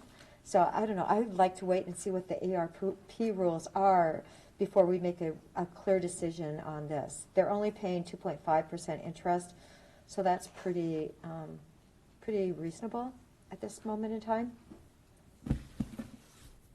Any thoughts, Commissioner? If we originally invested TRT funds and then and then we were reimbursed from CARES Act, I think it would be great. 2.5% is a low interest rate, but I mean, why couldn't these at least be converted to zero interest loans? Unless the interest is essential for COIC to administer the program or something.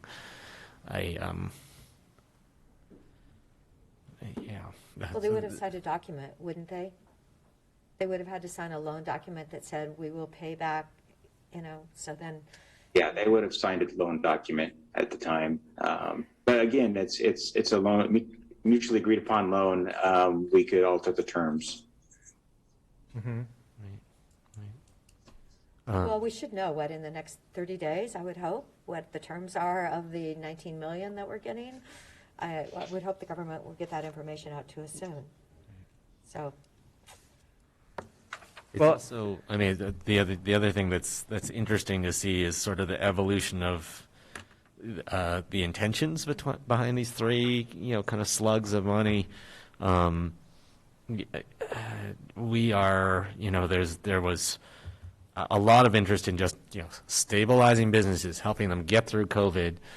And as we move forward, and I'm already kind of thinking towards the next slug of money as we move forward.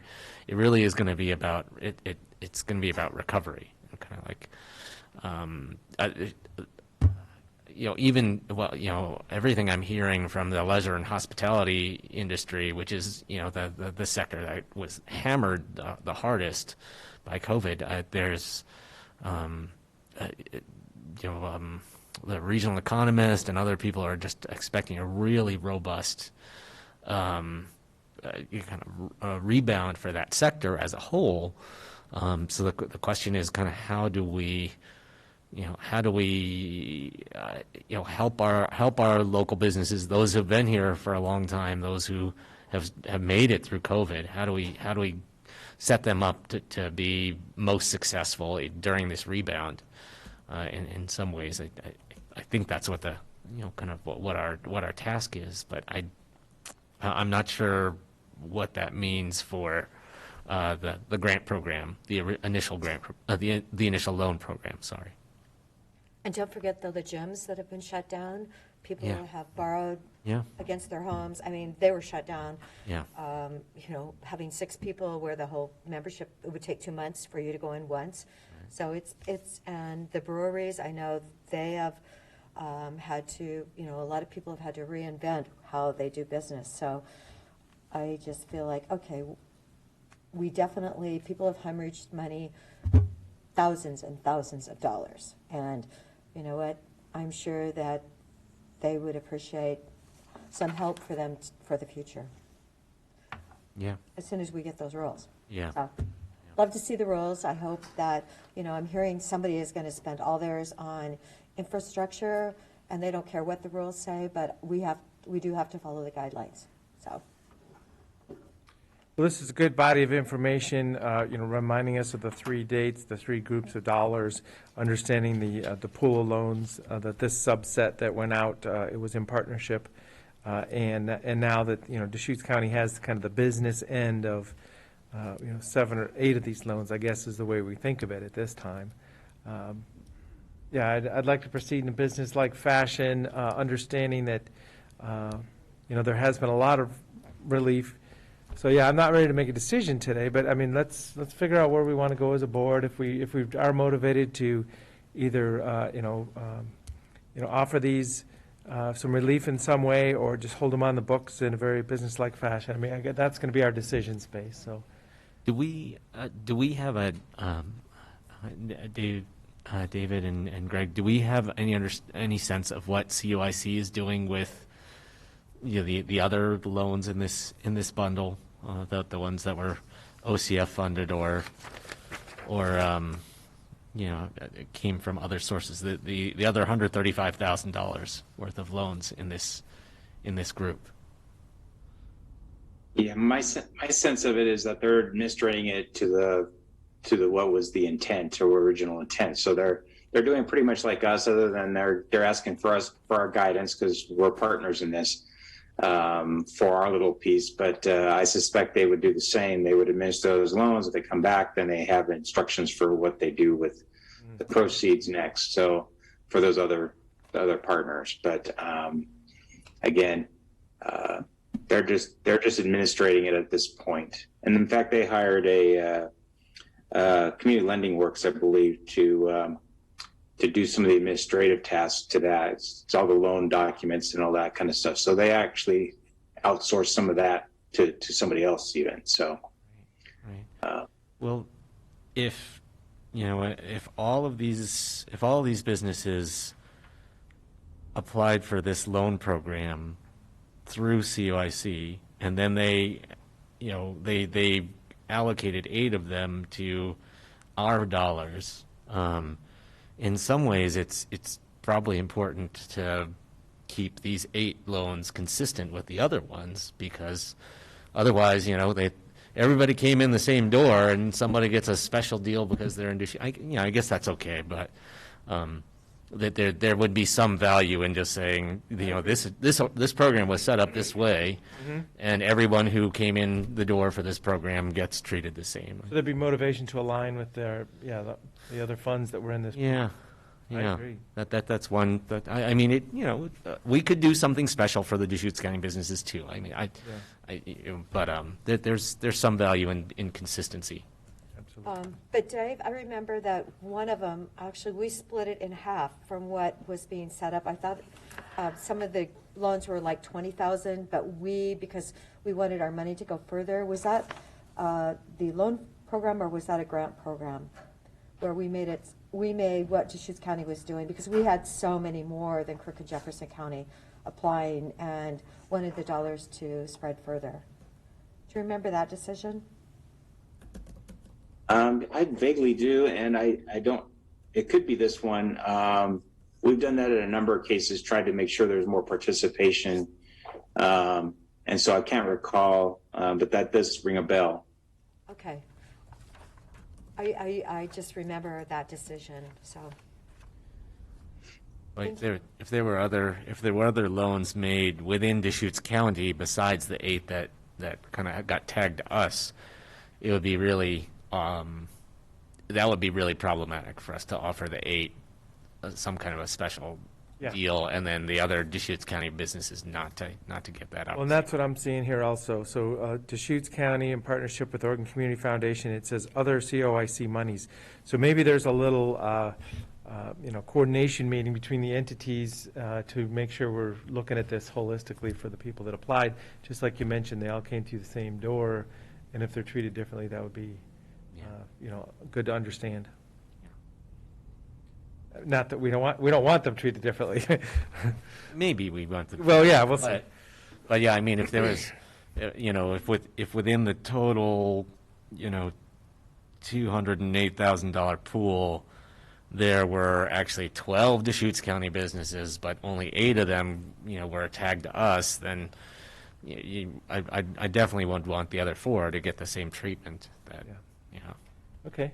Well, so what does that look like? So, David Givens, your thoughts about getting the kind of the funding partners together to have this discussion? We haven't had that request yet, but I can definitely talk to COIC about what some options there, or what the scope of it is, and maybe some more details on the loans in general, and it might help the discussion. Yeah. Well, these are dollars in our Deschutes County public forum, so we just need to, make sure people understand the decisions we're making as we step through this. So, let's do that so we have a little bit more information, and we're up to speed on it. Thank you very much for the memo. It's great to see the dates and kind of the intention of each one of those groups of dollars. Dave, I see that they're actually required a personal guarantee by the owner. Do you want to just check on the status and make sure that they're all still in business? We just heard about the 100-year bakery that's closing in Portland, and Apple and Cutlets is now closing because it was over 100 years old. No buyer for that company. So I just, it looked like we were picking really solid businesses, but just, kind of check in and see. Yeah. And initially, this discussion came up because COIC had one of our businesses that had one of our loans where the business hadn't communicated with them in quite some time after numerous attempts. And so they got a little worried about that one, but they had since resumed contact. So again, they're feeling better about that business. So I haven't heard any indication that we have anyone in default or that they're having to pressure to follow the rules. So for right now, things are okay. So, but I can find out the status, and in general on the overall portfolio, they might be able to give me some information. Yep. Good. Okay. Well, that's a step into it for now. We'll bring this back, obviously. Thank you so much. Yeah, it was great. It was great to see this background information as we start to look forward towards the ARP. Great. Anything else, Greg Munn from Finance at this time, then? Nope. I think Dave did a good job of providing you the background and history that you asked for last week. Yep. Okay. Thank you so much. We will go to the next agenda item. Have a great day. Item number 17, consideration of Community Development Department FTE request. Nick Lilac. Thank you. Good morning, Commissioners. Nick Lelak, Deschutes County Community Development Director. I should be joined here by Sherry Pinner. I see her coming online right now, our Senior Management Analyst. She will provide an overview of the request. I will then provide a few comments about the Planning Division's request. Peter Gutowski, our Planning Manager, is out of the office this week, and Randy Scheid, I'm hoping, is going to be available to join us, our building official, to discuss the building request, and if not, he may be in the field, and Sherry and I may be covering for him. So, Commissioners, if I may, I'll turn it over to Sherry Pinner to kick us off. Thank you. Thank you, Nick, and good morning, Commissioners. Sherry Pinner, I'm a Senior Management Analyst for Community Development, and we wanted to spend a little bit of time today talking to you about the permitting volume that we were seeing in our Building Safety Division and our Planning Division. So many of you are aware through our new development monthly activity report that we've experienced an increase most of this fiscal year. And so our original plan was to ask for an increase in staffing during the fiscal year 22 budget process. However, as we got into March application submissions, we're seeing a significant increase in land use applications and as well as building safety. So in land use, let's talk about that for a second. So they were at like a 12 to 13% increase through the end of February. And once March occurred, we've collected 112 applications so far. We have 7 business days left. And I anticipate that that's going to end up being about 150 applications, which we have not seen that kind of volume since pre-recession. Our building application volume is coming in at about 20 to 25% higher than prior fiscal year and 25% higher than fiscal year 19. So again, we're experiencing a large volume of applications, which led us to make this request now. Given the amount of time it takes to recruit, train, and get people situated and ready and understand our codes, we thought we would ask now rather than wait until July. Any questions on application volume? You mentioned when, what did you say, when March hit or when March came? Yeah, it just showed up and all of a sudden the numbers went way up again, and yeah, that's absolutely keep going up. Yeah. Yeah. No other questions. Thank you, Commissioners. So I'll just provide a couple of additional comments about the Planning Division, and I see Randy Scheid, our building official, has joined us, which I'm glad to see. In addition to all of the permitting activities, one of the other areas that we're experiencing just extraordinary work volumes are all of the calls and emails from people continuing to explore properties in Deschutes County. And those don't always turn into permits, but they require a lot of correspondence and exploration with people seeking the properties. And I think I shared this last summer or early fall, that typically we see this along the I-5 corridor from in Seattle to San Diego, but we're really seeing it across the country, unlike we've ever seen before.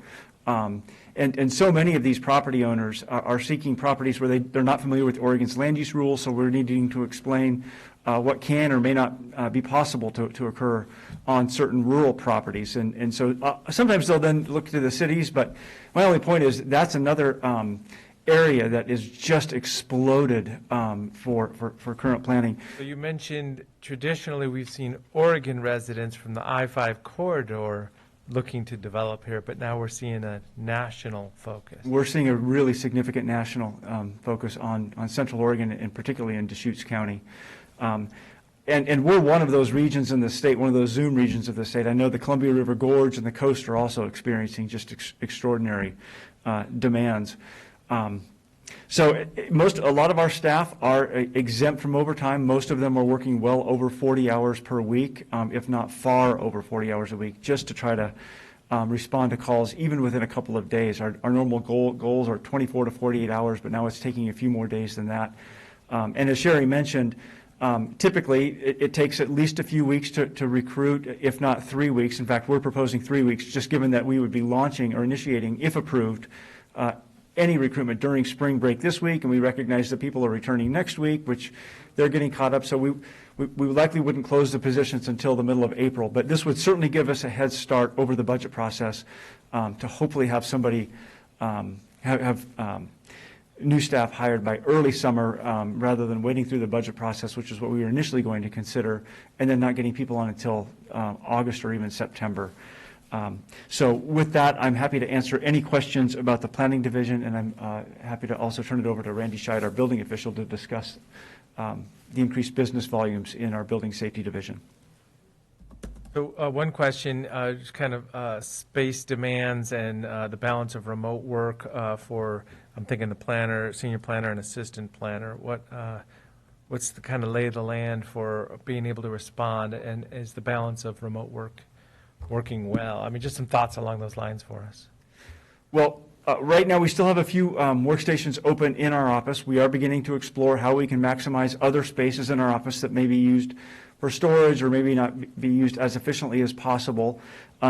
Most of our planners are still working either primarily remotely, but all planners come and go because all planners have at least a couple of days in the office where they're working the counter, they're picking up files, and then they're working remotely. So most of our staff is continuing to work remotely.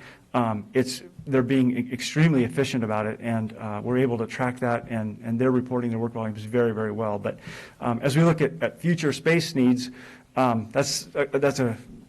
explore that with Lee Randall and facilities and look at remote work options. The great thing is, for example, when building and in coordinated services, we do have access to satellite offices in the city of Sister City Hall and city of La Pine, where we have permit tech opportunities.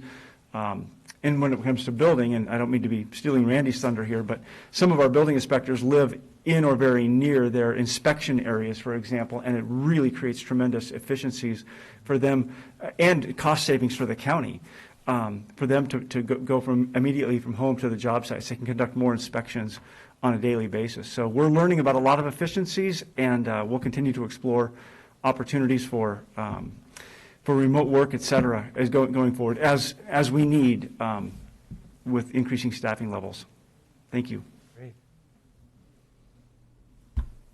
So, yeah, Randy, please join us. And, yep, thank you. Thank you, Commissioner. As Nick had stated and Sherry has shown through the numbers, what I am seeing is volumes that we've not seen since well before the 2000s. We are dealing a lot right now with things that are take a lot of time because sometimes our appliances are not ready. We're having to find workarounds to allow us to final the building so people can get out of their construction loan and in their permanent loans, but maybe open up another permit to install the product once it comes in, once it's in stock. And that's all taking a lot more of our time. We do try to be, we try to really work with our customers, and that takes time. The volumes that we're seeing right now, we've been running everyone hard. You know, we have a history of running lean at this county, and all indications are for now in the foreseeable future, business is way up. So it takes a while to get the type of inspector we want to bring into our county on board and up to speed. And so that is why we're making this request.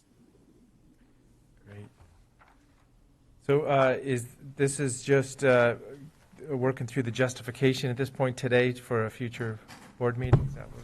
Yeah, Commissioners, if you're supportive, then we would ask Finance to prepare a resolution to physically add the FTE to the authorized complement for community development. Yeah.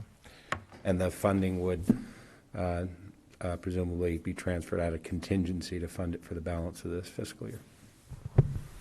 Well, I'll acknowledge just a year ago we were talking about how do we run lean in these very scary times, not knowing what was going to happen. And man, have we turned the corner. You know, Deschutes County in all areas, just activity, people moving here, needs for services, funds flowing. It is really changing. And this is another example. What are we talking? 4 people here, aren't we? 4 FTE. And we've added like one at a time in the last few weeks even. So as I say, last year we were really kind of struggling and working through the process of how do we stay lean in these unknown times. And we've turned the corner. And now we understand how the pandemic has affected certain, if you own a restaurant or a bar, if you don't own an athletic facility, you've had a very hard year. But if you are trying to build something, or if you're looking at this mountain of applications and permits, it doesn't look like that. It doesn't look like we had a slowdown or a downturn. It looks like, it looks like things are, it looks like the Zoomtown phenomena is just accelerating our lives. So I'm very supportive of moving forward with these.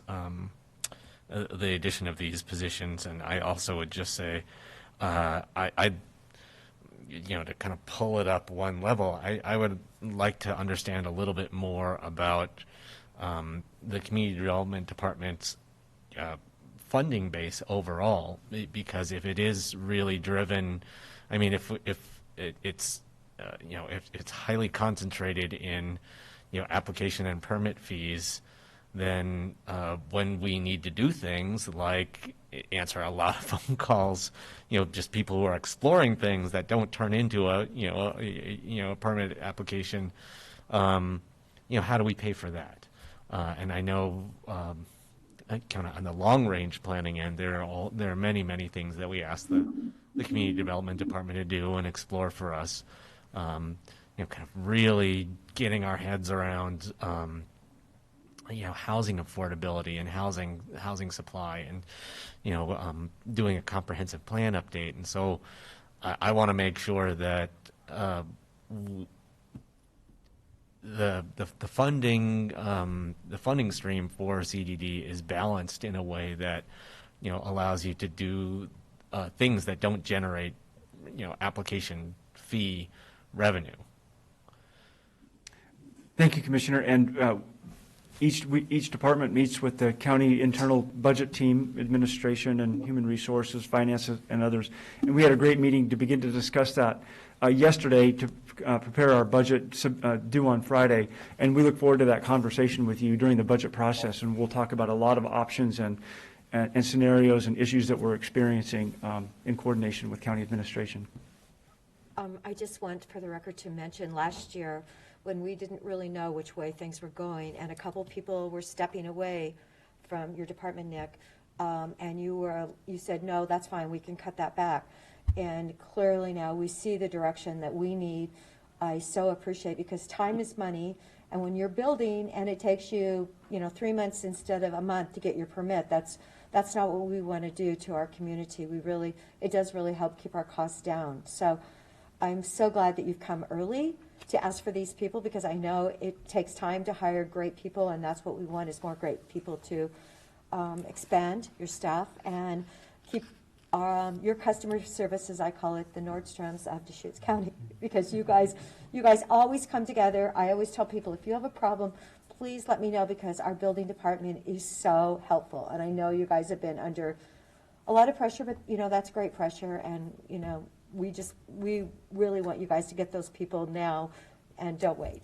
And I know it's going to take, a month, 2 months? Mm-hmm. And thank goodness you're not waiting until July 1st to ask for this.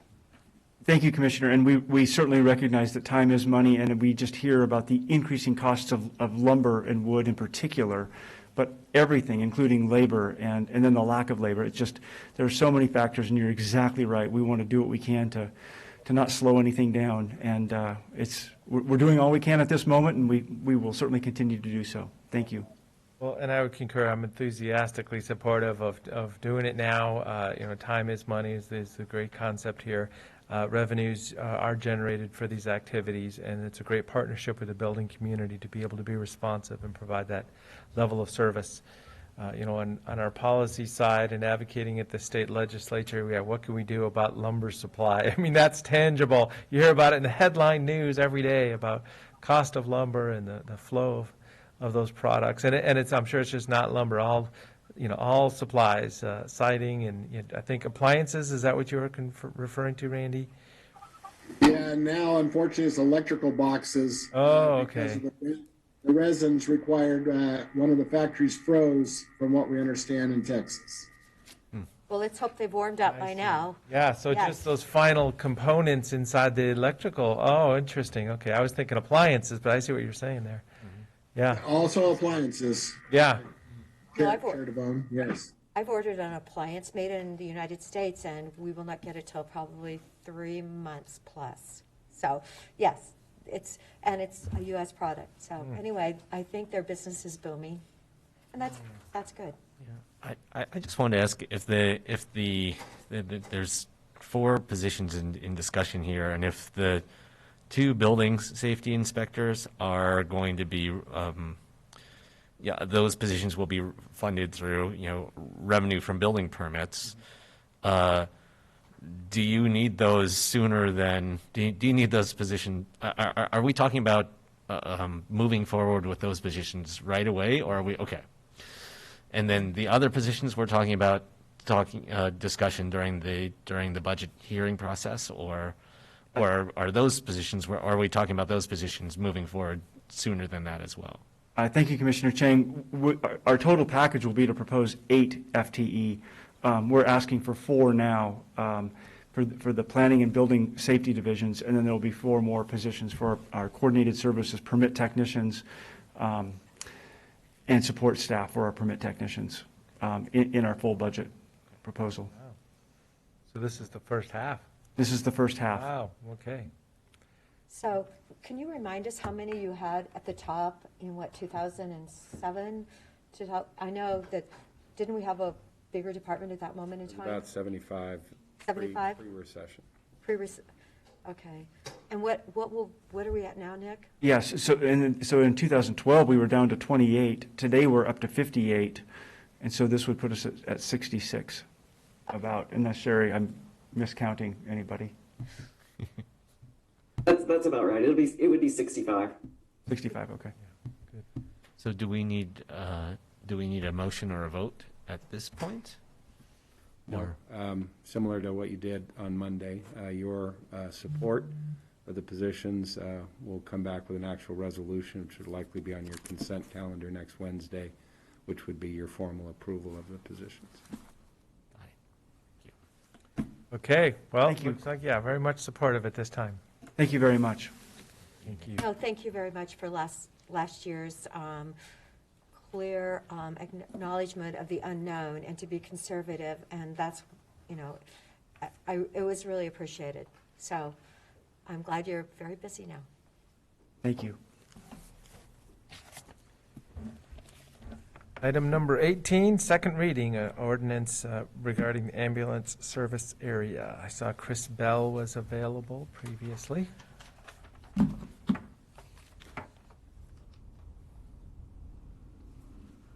And Tom Kuhn.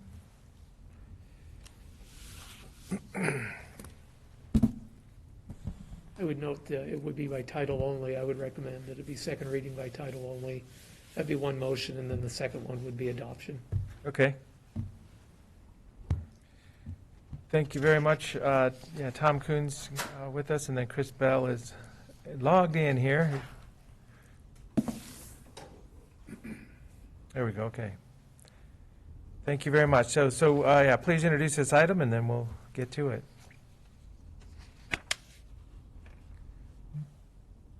So this is the second reading of the proposed changes to the Deschutes County Code, Chapter, I believe it's 830, governing ambulance service areas and ambulance services within the county, and also Addendum A to that chapter, which is the ambulance service area plan. The first reading was 2 weeks ago, and this is the time and date set for the second reading. And so there's no changes between that first reading and today? Not that I'm aware of, Commissioner. There you go. So it can be simple as that, since this has been voted on one time. Okay, so do I need to make a motion? Sure. I move we have the second reading of ordinance number 2021-003, the text amendments to DCC 8.30 ambulance service area and to Deschutes County ambulance service area plan. I second. By title only? Oh, yes, by title only. Sorry. I second by title only. Okay, thank you very much for that. Any other discussion? Commissioner Dare? Yes. Commissioner Chang? Yes. And chair votes no. and acknowledging that it was truly just that one definition of stable and unstable being included. I'm very supportive of expanding, the service opportunity for a private service company to be part of this mix. So with that statement, I will read ordinance. This is the second reading of ordinance number 2021-003, an ordinance amending Chapter 8.30 Ambulance Service Area of the Deschutes County Code and amending Appendix A to Chapter 8.30, the Ambulance Service Area Plan for Deschutes County. At this time, is there a motion for adoption? You may need to help me with the phrasing. So, yeah, it's really just adopting. I move that we adopt ordinance number 2021-003, text amendments to DCC 8.30 ambulance service area and to Deschutes County Ambulance Service Area Plan. Is that? Yep, just an adoption. And I'll second it. Okay, any other discussion? Seeing none, Commissioner Chang? Yes. Commissioner Dare? Yes. And chair votes no. So it is a 2-to-1 vote. It'll be in effect 90 days from today, is my understanding. It's the way this works. So as I say, we've got a great partnership out there, and this is representing all ambulance service partners in the county service area. All right. So that's it for our morning session. At this time, lunch recess will be coming back for one other item and an executive session. I don't know if there's more than one or just the follow-up for employee personnel evaluation. So we'll recess till lunch at 1 o'clock. Oh, and I do want to remind everyone, the High Desert Stampede, the slack starts tonight at 5 p.m. And then I don't know if there's still any tickets left for tomorrow night, but the other 2 nights have all been sold out for, I think, about a month. There you go. So anyway, yes, thank you for that committee for putting it all together. Looking forward to it. Okay, so recess till 1.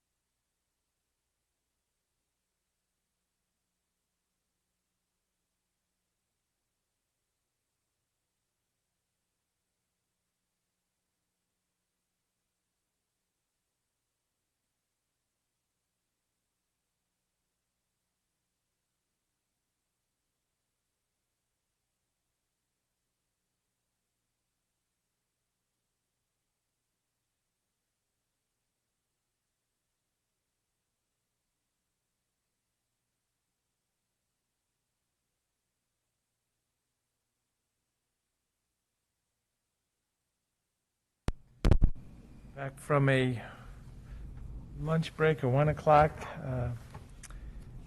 Getting the meeting back on track here.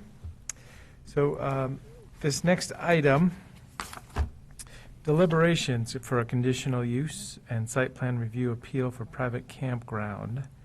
Cynthia Smith, thank you very much for joining us. Good afternoon, Commissioners. Thank you.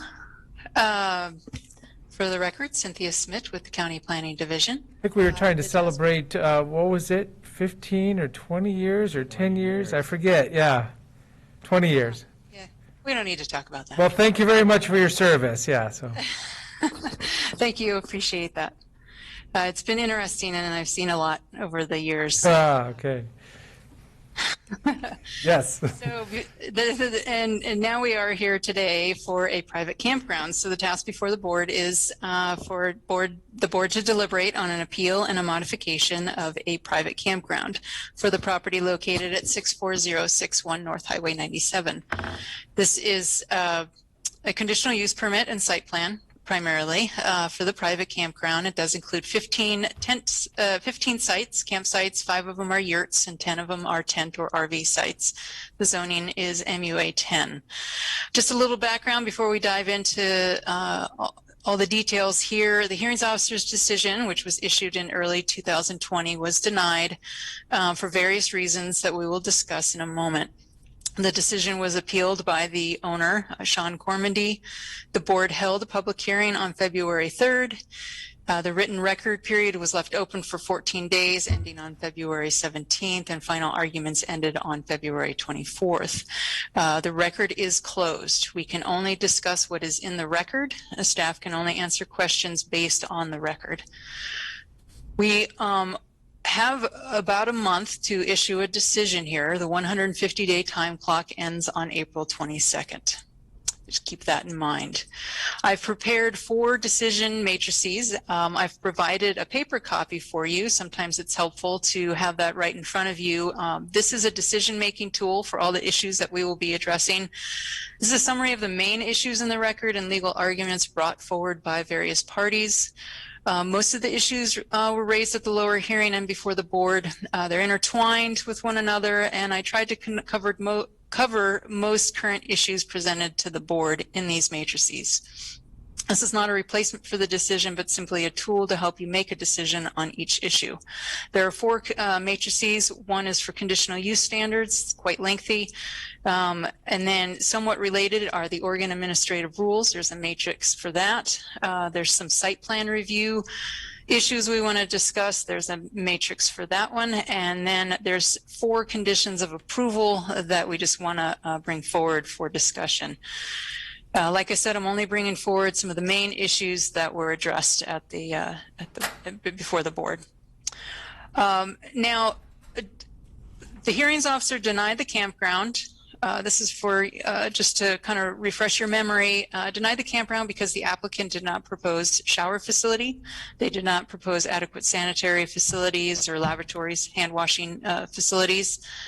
They did not demonstrate adequate water availability, or basically what the water was, if it was satisfied for adequate for the campground, pardon me, and then adequacy of the septic feasibility. So because of these deficiencies, the hearings officer had a hard time making a call on various sections of code, and those we will address today in our matrices as we go through them.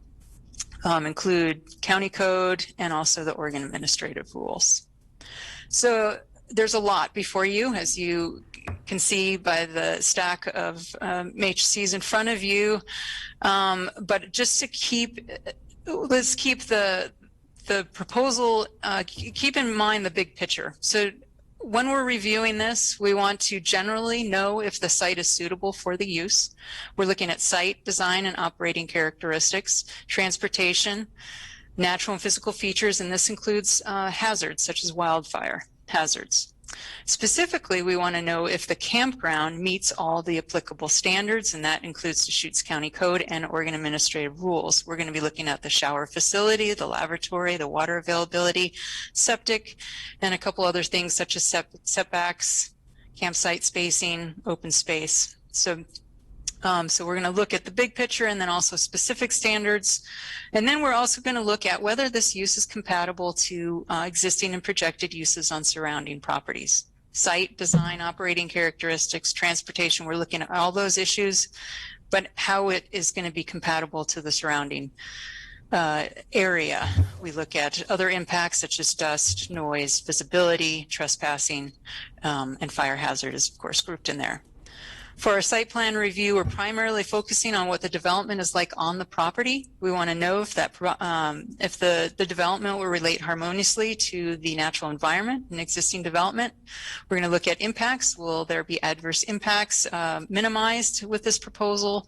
Is this a safe environment as well? Looking at transition from public to private spaces, vehicle and pedestrian connectivity and maneuverability, and then also accessibility compliance are all issues that were brought forward. Lastly, there is a matrix on conditions of approval. There are only 4. 2 of them are errors that are proposed for correction if the board decides to approve this proposal, and then there are 2 that are proposed conditions of approval from proposed by opposition. Going forward with deliberations, I was planning on assisting the board first starting with a description of the issue, provide insight of the hearings officer's findings, maybe give a quick summary on any opponents or applicants' responses, and then present the actual question that is before the board. Keep in mind the board can also adopt the hearings officer's decision with or without changes. And with all that information before you, how would the board like to proceed with going through this deliberation? Any thoughts to start? One thing I should make sure I mention on the recommendation of legal staff. We organized a tour of the site, or our community development department organized a tour of the site. It was publicly noticed, and I participated in that. And so I did have a chance to observe the physical setting of, of the proposed project, and I have that having seen that physical setting will be, it will inform my discussion of and deliberation on this topic today. Okay. So yeah, and I did not do a site tour. I was offered it, just didn't fit into my schedule that day, and I had not followed up with that. So, but thank you very much for being able to take a look at it. I know Commissioner Dare did also. Yes, I did the site tour, and what really jumped out was the property line issues with this property. They've got property line issues on the north and the south, I believe, but clearly we saw the ones on the south where they're still trying to work that out. So along those lines, property line issue to the south, as an observation, you're going to Dial, our online land use information system. You're able to see, there's a straight line in Dial, and then there's kind of the curved dirt road, and kind of look like parking activity on the, across a line which looks like property line. So I'll acknowledge that, just an observation from looking at maps. Yeah, and then there's a fence, and the 3 things: the fence, the property line, the roadway, driveway, parking area. They all they don't all line up. Yep, understood. And there's a lot of setbacks. So yes. So, Cynthia, is there any guidance you can give us on that? So as I say, when you provided us a larger format map here, and it's very much a irrigation pond and a straight line for the property line. I guess, can you give us kind of the planner's point of view about that lot line issue? There is the fence is not on the property boundary. So the setback is proposed from the property line, and the property line is very close to the neighboring property, Kramer Farms to the south. There's a house really close to that property boundary. There's required 100-foot setbacks from each side, from all directions for the campground, so that provides a narrow width of 130 feet to fit this campground development in there. Plus, there's a 300 setback from the Highway 97, somehow because of the landscape corridor, I believe is what it's termed. Yeah, so regarding the fence line, there is some, it's not an issue that's being necessarily battled out in this hearing before us. There's discussion and we'll be discussing it about the fence line and providing screening along that fence lines in the same location. That fence line, is my understanding, has been there for 50 years or so. It's obvious it doesn't match the property line, but the applicant is willing to provide fencing along that fence line, even though it's not right at the property line, to provide a buffer. That helps. So does that help? Yeah, so there's a straight line, which is the property line, and so the geometry of the property line relative to the 100-foot setback is kind of the county code approval criteria, and then the fence line is basically outside of that decision space, which it sounds like. Right, but it's also part of the decision, how the board is going to go forward. That comes up multiple times when it comes to adverse impacts, visual and noise impacts and trespassing. So the fence will be on the property. It will remain in that same location. It's whether or not the board decides to approve a different kind of fencing to minimize impacts. I was kind of concluding about this, just the 100-foot setback relative to property line or fence line. But yeah, we'll get to that. That's fine. And the existing fence runs north of the property line. Mm-hmm. Yep. No, as I say, you can see it on dial. You can see it on the overhead view, for sure. And I believe, I did provide that larger revised site plan just for a visual. Yep. So you can look at it, and it does show that fence line on there. In relation. Oh wait, this particular one does not show it, but previous ones did. But it's definitely, as you noted, not the same as the property line. Yep. Good. Well, these are just kind of pre-discussions. Okay. So then the question is, how do we proceed? This is quite a stack of matrix decisions. Thinking, we just kind of start at the top and work our way down. You can help us get through it, and we'll take our steps. Okay, and I will just put a disclaimer, or I don't know if you'd call it a disclaimer, maybe the wrong word, but some of these are going to be pretty easy, and they'll be easy to just get through, knowing we have a lot, and time, efficiency of time and getting through these is definitely something to consider. But there's also some overlap. Some of these are going to be easy, yes, no. Some of them are going to be decided. You're going to decide, for example, the fencing is a big one, and screening and buffering. That is going to fall. It's going to tie into other sections. So by the time we get to those other sections, it may be easy and quicker. We'll be able to get through those sections a little quicker because we've already discussed it. The concepts will be kind of decided, so it may answer itself as we step it through. Understood. Yeah, correct. Okay, so we'll move right along. So the first one is, what I'm going to do here is I'm going through the conditional use standards first. We're going to go through the specific standards that are to campgrounds, and then I'll back out a little bit and go to the general standards. Like I said, I'm only addressing main issues, whether it was a hearings officer's denial section or something that opposition has brought forward to the board. So the first one here is just water supply and sewage disposal. The applicant shall demonstrate there's adequate potable water and that it can be approved by the State Health Division, and that there shall be evidence to demonstrate that they're eligible through DEQ to get certification. So the hearings officer was not able to make a decision because they didn't have this evidence before them. So The applicant has presented this information with their modification. They provided an engineer's report on the water availability, the adequate water supply, the septic feasibility. They also proposed the shower and hand washing facility that was required. Opposition did not provide any comments on this section. So the question before the board is whether or not the applicant has demonstrated compliance with this specific section now that they have provided the information that the hearings officer was lacking. So in the report that they provided, they say that their capacity is 50 total. So I just think we need to note that. I know I brought that up earlier from Beacon LLC, analyzing the water use.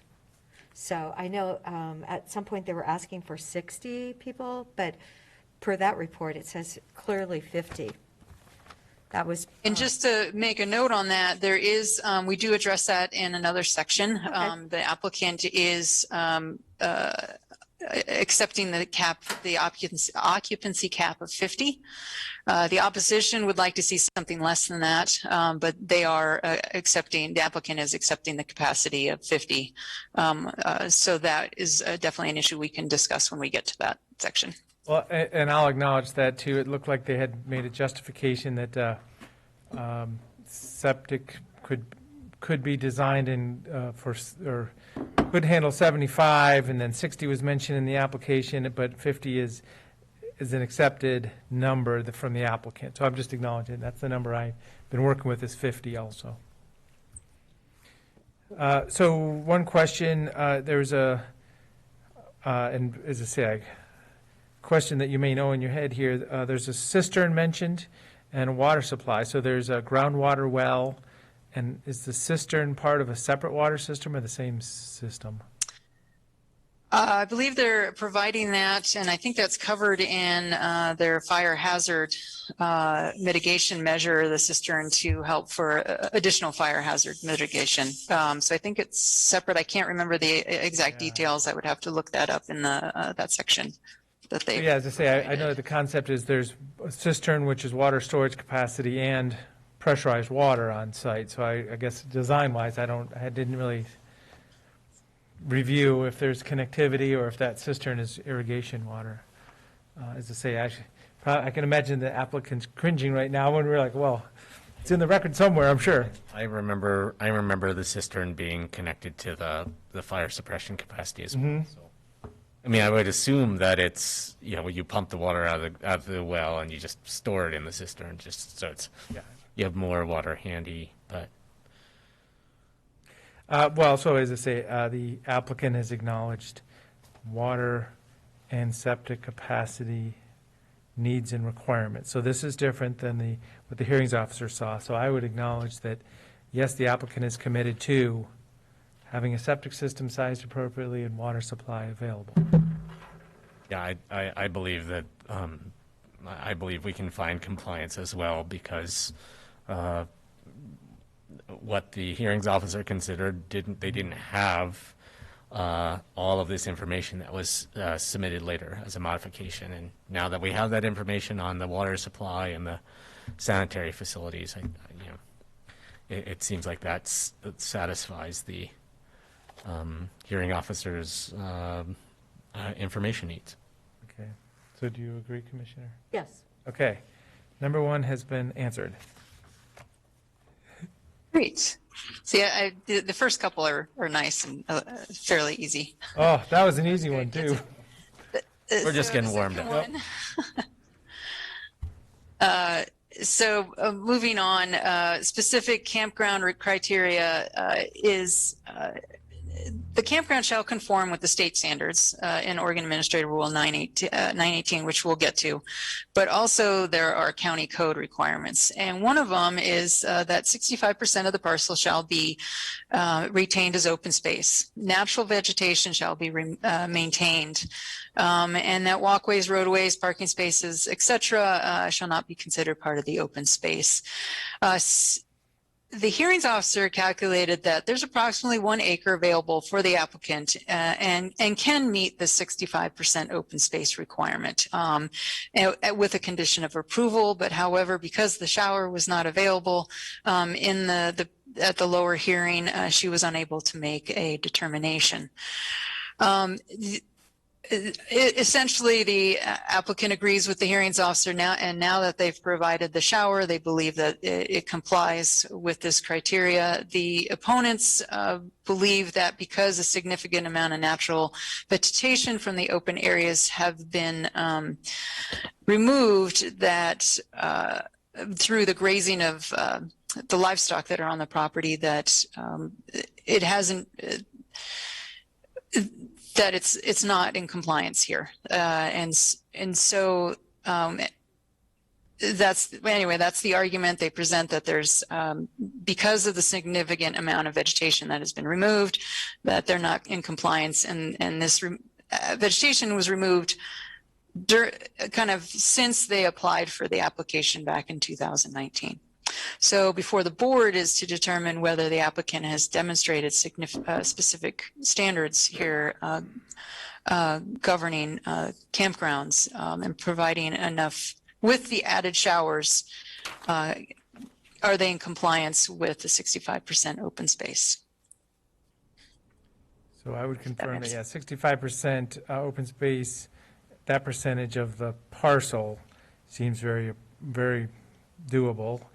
So then the vegetation discussion, if we're talking about grazing, that's different than the mature or any age juniper tree or other shrubs. So I'm supportive of vegetation is maintained. So then if it's mentioned since the application started, that's kind of awkward. But I mean, yeah, we're talking grazing is different than more permanent. Yeah. No, I'd agree that more than 65% is open spaces maintained, and then natural vegetation is a really complicated thing to talk about.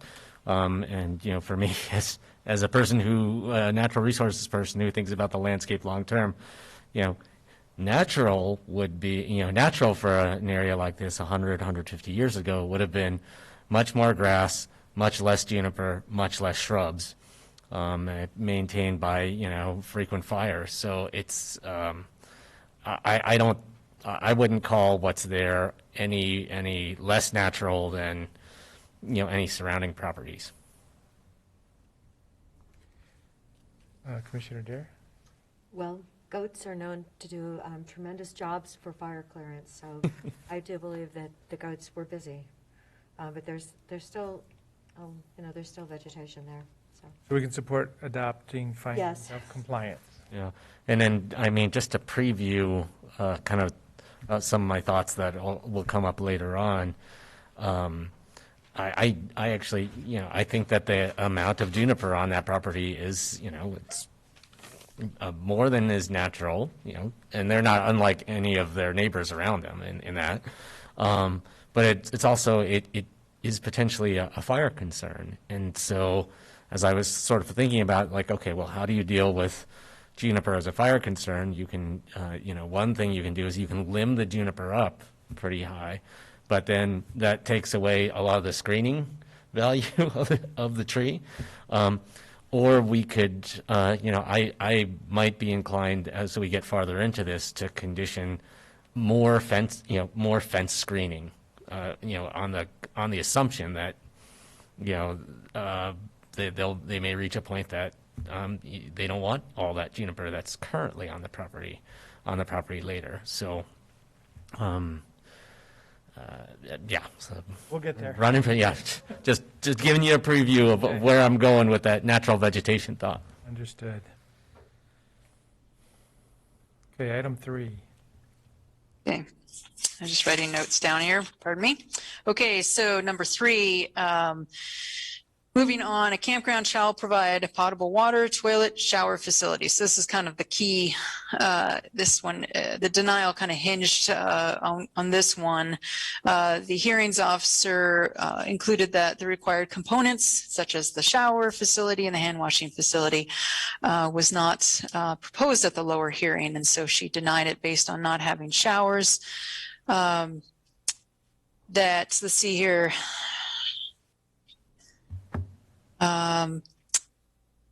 And that also the applications were not supported by any analysis regarding water and septic feasibility. So as we know, with the third modification, the applicant provided showers, hand washing facilities, showed their water adequacy and septic feasibility. Opponents did not have any comments to this. So before the board is whether the applicant demonstrated compliance with this section of code governing campgrounds. So yes. There you go. Yes. Yes. Okay. Yeah, so the applicant, that was their motivation and will, so I support that also. I'm going to just interject, right? The hearings officer, I also provided, and this is something I don't always do, I provided the hearings officer's decision, and it's a pretty thick one, as you can see there in front of you. And the hearings officer provided a lot of great findings, with, she finds almost compliance through a lot of these, and then she'll make a sentence that says, well, they didn't provide showers, so I can't make a call. So as we go through this, we can work with those hearings officers' decision. We could basically adopt most of it and then just have just a slight change and adopt a modification to that finding for you with a lot of these criteria and the findings. So I also provided it because the hearings officer recommended conditions of approval. A lot of them will probably be able to transfer, assuming that the board would approve this. So if you need reference to the conditions of approval, they're at the very end, because we will be talking about conditions of approval later on. So with that, moving on to number 4, we are talking about roadways. The primary issue here is that roadways shall be improved with an all-weather dustless surface. So the hearings officer found that it qualified for an exception for paving, granted the granted the waiver, and approved it, or said this could be approved with conditions of approval, limiting vehicle speeds and providing dust abatement. The applicant agreed with the hearings officer's decision on this. The opponents, however, argue that gravel is not considered dustless, and that the roadways should also be paved in order to meet Oregon Fire Code. So before the board here is whether the proposed gravel roadways and associated conditions of speed limit and dust abatement can demonstrate compliance with this standard. So do you know offhand what condition that is for dust abatement? That's a good question. I know, and there's a lot of conditions.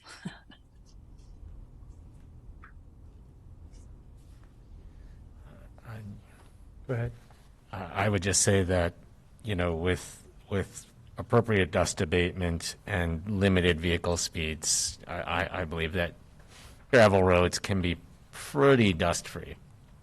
So I wouldn't expect anybody to be driving through a campground at 30 miles an hour. Well, and you see 5 miles an hour, and I remember driving in, and 5, you really have to focus. 5 is just rolling. It's not. I can walk that fast. Yes. Yeah. So my thought is I'd like to see the condition, because I do support that gravel is an all-weather surface, dustless, the definition of dustless, and putting a requirement for dust abatement probably needs to be a little bit more clear, because magnesium chloride is the thing that you put on a dirt road many years in a row, or water. So are we asking for that kind of dust abatement, an investment. A water truck, 5,000 gallons is quite a load. So we need to get clear on what dust abatement means. So I'm very supportive of gravel as the all-weather surface, just what we're expecting for dust. So it's condition, I believe it's condition K. We have campground access road shall have a posted and enforced speed limit of 5 miles per hour. The access road and parking areas shall be improved with clean 3/4 minus gravel with from minimum 9-ton gross load, shall be maintained at all times in a manner that will not result in a nuisance dust conditions on neighboring properties. That's it's generic. Yep. And that may be good. So maintained at all times in a manner would mean, because also adding gravel in future years is the way to maintain a gravel road. Once it gets kind of ground in and rolled on, adding just that next little bit of gravel at an intersection or a high use area would keep it so the nuisance dust are mitigated. And Cynthia, help me understand the process here. So if these conditions are included in the approval, then they are enforceable later on, right? So someone could, if there's broad conditions for dust abatement, then if someone later on feels like that is not being complied with, they can lodge a complaint, and then there's some investigation of that. Is that the way this works? Correct. Okay. So yeah, someone could file a complaint that the conditions of approval are not being met. I think they need to have some kind of evidence that, for a code enforcement specialist to be able to witness during, off-site. But yes, that would be the manner in which they would proceed with a complaint. Okay, sure, Dare. Well, I don't like dust. And I wouldn't want to live down a gravel road, and and to make sure that they do an adequate care of the road. I just feel like, okay, well, I'm probably in the minority on this position. I guess I like asphalt because it's always cleaner. So, but it doesn't sound like it's required at this point in time. How long is the road, Cynthia? Do you know how many feet it is coming in? Oh gosh, I mean the house is, at least 300 feet to get back to the house. Right. Yeah. And then the road that they'll have to put in along with the campsites, that could be another 300 maybe. I'm just kind of estimating. Or more, because there's also the Hammerhead turnaround at the end. Right, there's a lot of turnaround and everything. Yeah. Well, so I just know from other previous decisions that all-weather surface can be gravel, and gravel is definitely a surface that's can take the flow of traffic.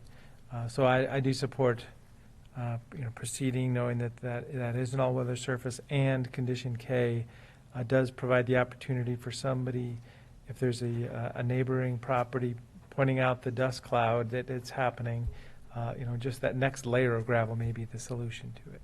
So it's a 20-foot wide road because it's two-way? Yeah, at least. And we do have a condition K? Yes. Okay. Yeah. I mean, if we adopt the hearings officer's findings, that includes those conditions for dust abatement. And we can also modify it, as Commissioner DeBonne had indicated about, somehow we could word that adding gravel in the future to continue to mitigate and minimize dust. Well, it says maintained at all times, so I think you could deduce that would be the solution. So I don't know that it even needs to change the words. Okay. Clarification, Commissioner Adair, would you like some kind of statement in there of your thoughts on this? I don't know if this is a 2-to-1 kind of decision here, or if No, you're on the I'm happy gravel that side. There's a condition K. It's actually in, it's part of the approval. Yeah. I just wouldn't want to leave it up to them. And, a 20-foot wide road with somebody going 25 miles an hour on it is going to stir up a lot of dust. Well, it'll be posted 5. Okay, so that Yes. means people will be going 10 at least. Yeah, so. Or 7, maybe. 7, yeah. Okay. Okay, so moving on to number 5. This is on packet page 158. We're talking about here, this is campground specific, and it's primarily about trespassing. It states that no vehicular or pedestrian access shall be allowed out of the campground. Fences shall be provided which prevent trespass to property not under control of the campground owner. The hearings officer found that this criterion could be met with the following conditions of approval. There was postings, the fencing had to be maintained, and then also the applicant had to needed to make repairs to the existing fence. Just to tie in, this is one of those that's going to tie to several other sections regarding screening and other visual and noise impacts. And as Commissioner Chang had mentioned something about fire suppression, if there's any limbing of trees, solid fence might be something to consider as a mitigation measure. So the Kramer Farms, which they're to the south, and also Bruce Levin to the west, they're both concerned about trespassing. They would ask that, or at least Kramer Farms has asked that the solid fencing be required along the line of the existing fence line between Kramer Farms and the subject property, where it's located on the subject property, because as we know, that fence line is at an angle. And that they also request that the fencing design maybe not be left up to just the applicant to decide. The applicant does, there is a section where the applicant is okay with, I'm just trying to remember if it's in this section.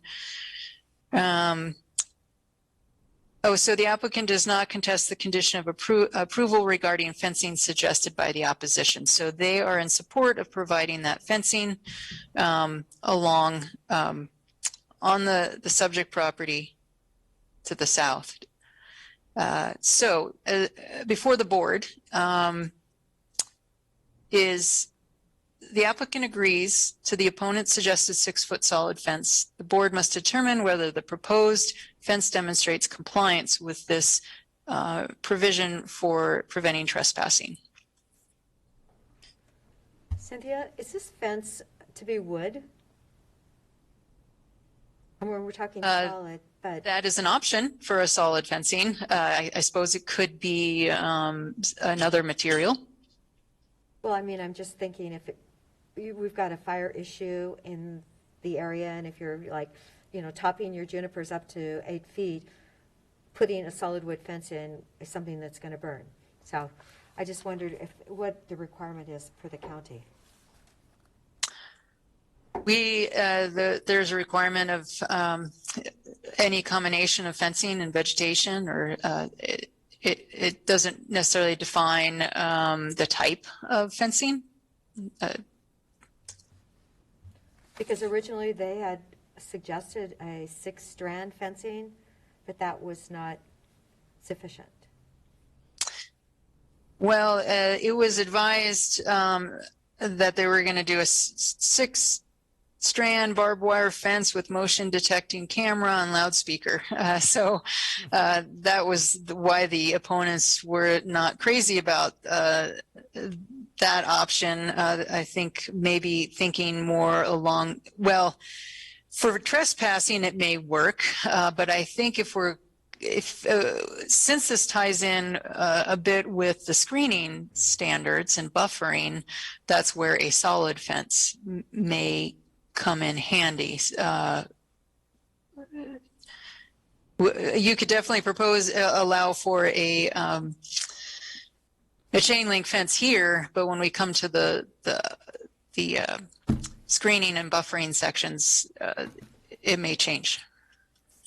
And I would agree that a wood fence is flammable, but I'm kind of picturing the potential ignition from the campground not being on the property line of the property, but being closer to the campground activities. So that's why I would, in my mind, it's a good trade-off to either get rid of or limb up some of the junipers that are close to the campsites, but then trade off a solid wood fence, kind of on the closer to the property line. So that just seems like a lower fire risk to me, but. So for fencing, I've kind of got, just like Commissioner Chang was saying, there's a vision here, and then we'll see how it all plugs in. So a clear delineation around the edge of the property, and it doesn't need to be a big solid 6-wire fence all around the property possibly, but some kind of delineation of this is the edge of the property. So then from there, there's really no other opportunities to drive, unless you're driving kind of an unmaintained area, an untraveled area. There's no pathways for a vehicle to get out around the edge of the property, so that's not as much a concern. You could see somebody walking around the property in that 100-foot buffer, but once again, as long as you can physically see that this is the delineation of the property, it doesn't need to be real secure, but a real clear delineation. Then you get back to the view opportunities between the campsite bathroom and the southern house, the house that's on this property just south of it, and that's the next discussion, which I think that's coming up in some of these decisions also. So, if we get back to a decision here. If this matrix item is about trespass, not about the screening, then yep. It seems like it seems like we can adopt the hearing officer's findings. I agree. Are you supportive, Commissioner Adair? Yes. Okay, so we have 3 yeses on item number 5. I'm just looking at, and maybe we'll come back to the hearings officer provides some conditions of approval. And I just wondered if there was any conflict, but we will address that.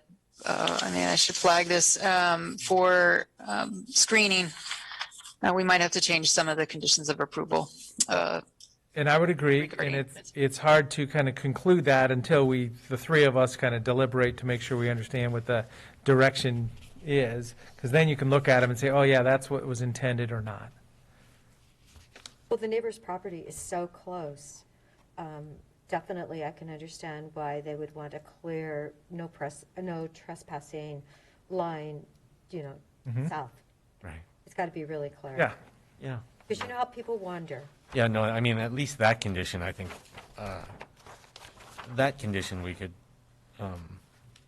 maybe we can all agree on now. Require sign posting and enforced restrictions to prohibit vehicles and pedestrians from accessing neighboring private properties. Yep. Yeah, that's agreed. Okay. And then the other ones. How last weekend worked at Smith Rock, where it was clearly posted, "Do not park here," and people were parking under the sign. So, people have a hard time reading. They were doing what? And realizing that, oh yes, it does apply to me. It's like my husband kept following this road that clearly said it's closed ahead, and it was. I'm going like, you think this is not applying to you, honey? So, yes, it does apply. Okay, item number 6. Okay, item number 6, we are looking at setback requirements. So no developed portion of the campground shall be located within 100 feet of the right-of-way or an adjacent property boundary. These setbacks can be waived for any part of the developed portion of the campground. The hearings officer found that the drain field, she only addressed the drain field because it's it's located inside this 100-foot setback. It doesn't comply, basically. She did find that the drain field constitutes a developed portion of the campground and should satisfy the 100-foot setback. She ended up waiving that standard. She did not address the other things like caretaker's residence, the well house, the trail, etc. The applicant agrees with the hearings officer's condition as conditioned.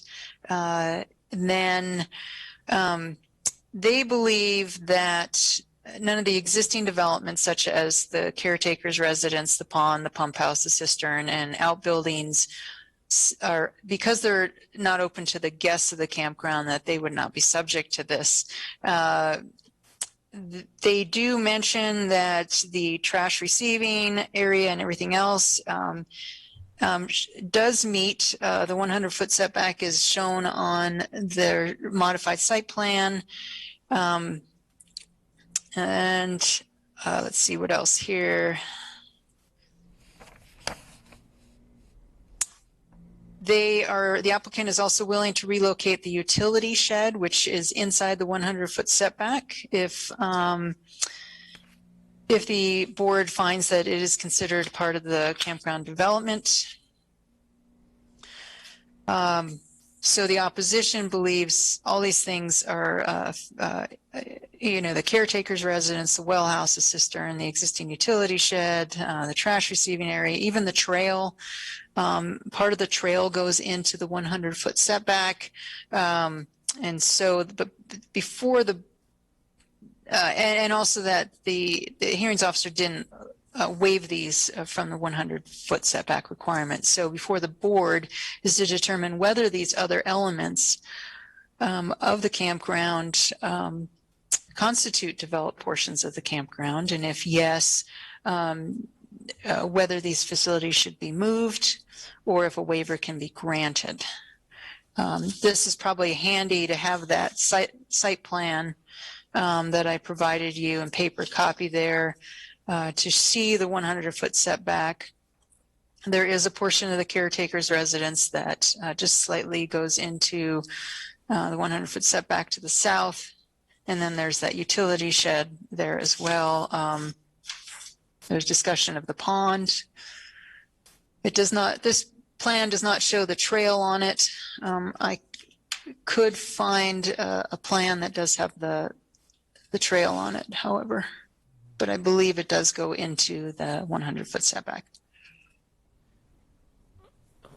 The fact that the So, utility building go was ahead. added in the summer of 2020 without permits, and you're saying it's within the 100-foot and it's not where it should be, it seems like we should ask that to be moved.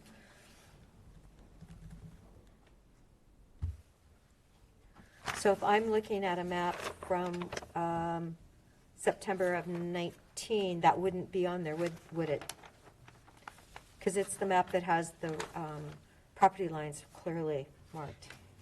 Correct. Yeah.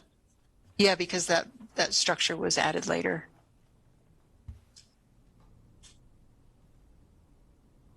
And the plan that you have, which might show the trail as well going to the outdoor recreational area. And I could see if I could pull that up. It is on there. It is on the 2019 one.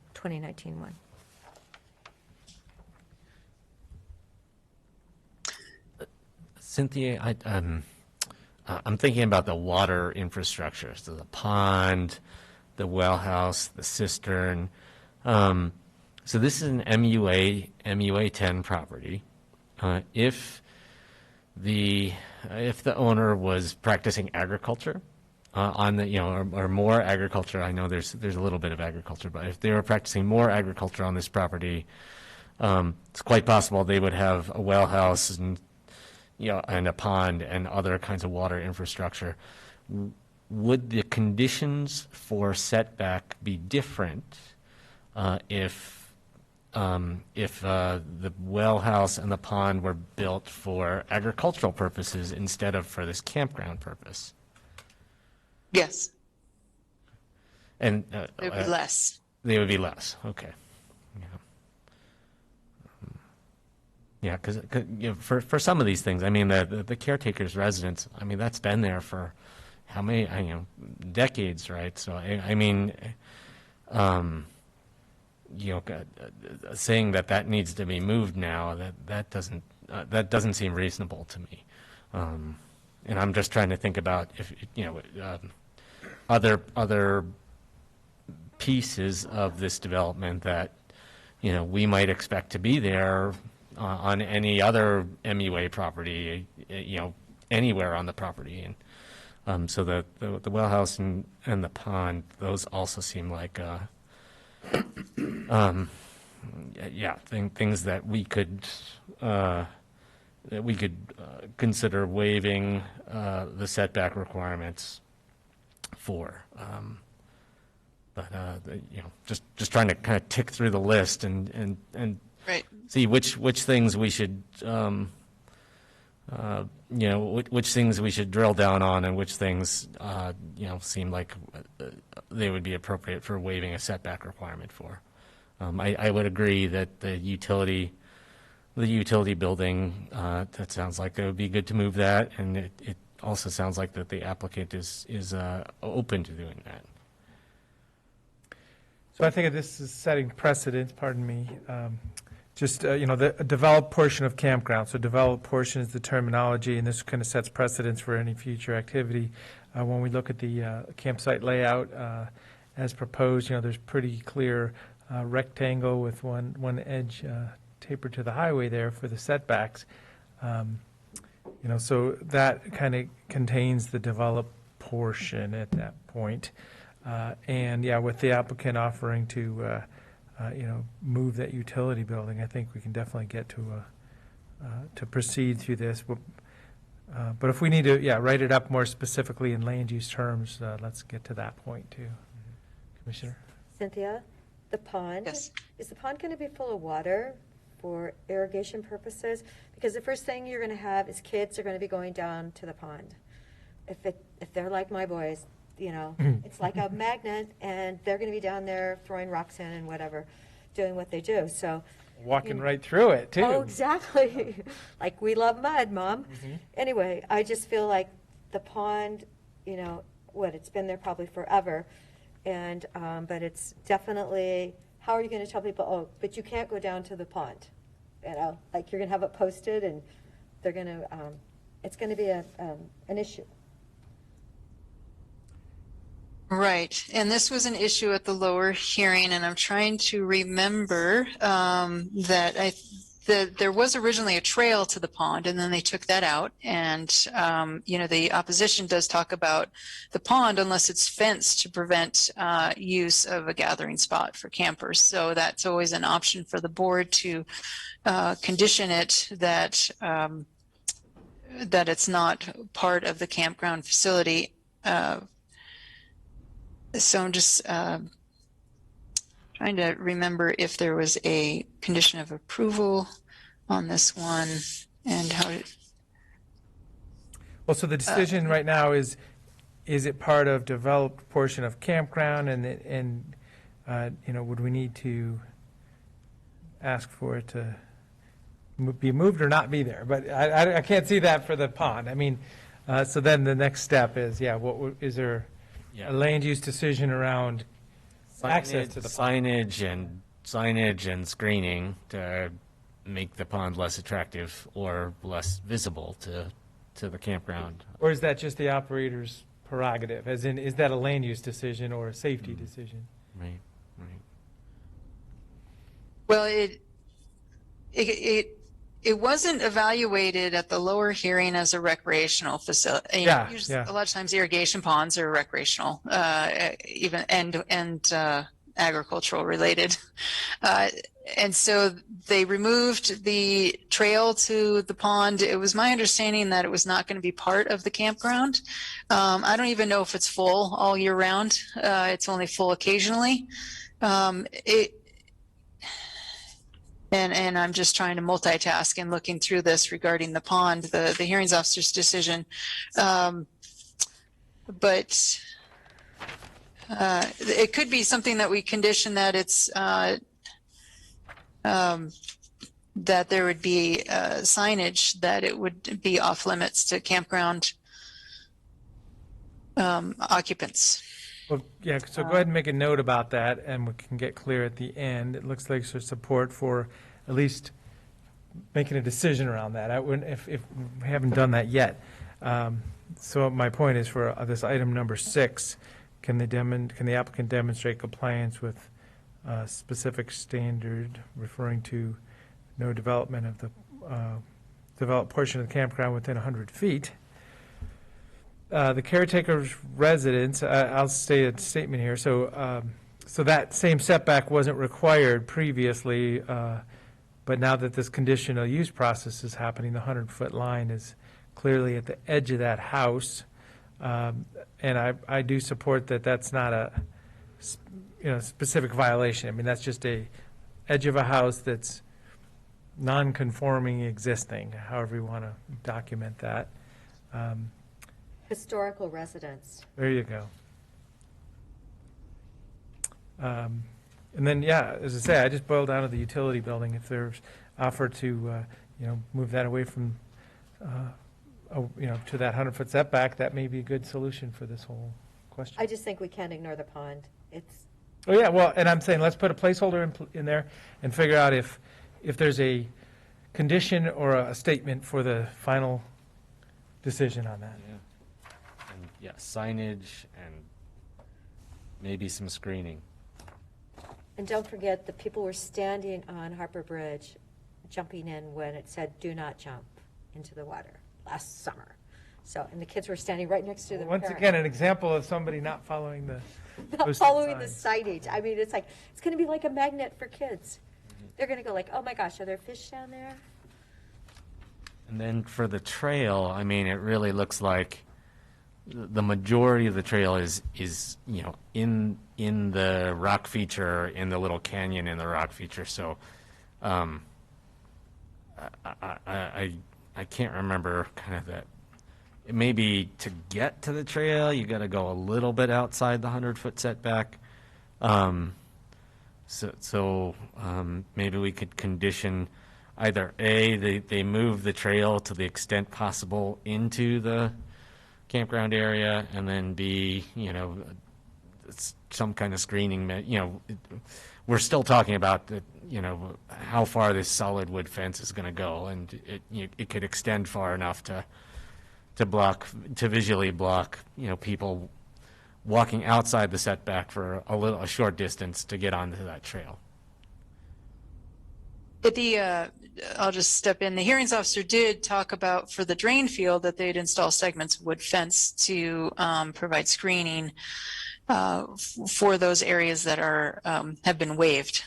So the board could also take the same approach if they wanted to waive that portion of the trail to be allowed to be in the 100-foot setback. And I suppose the same thing could go for, for providing a waiver for the house, the house and the well house and other existing structures.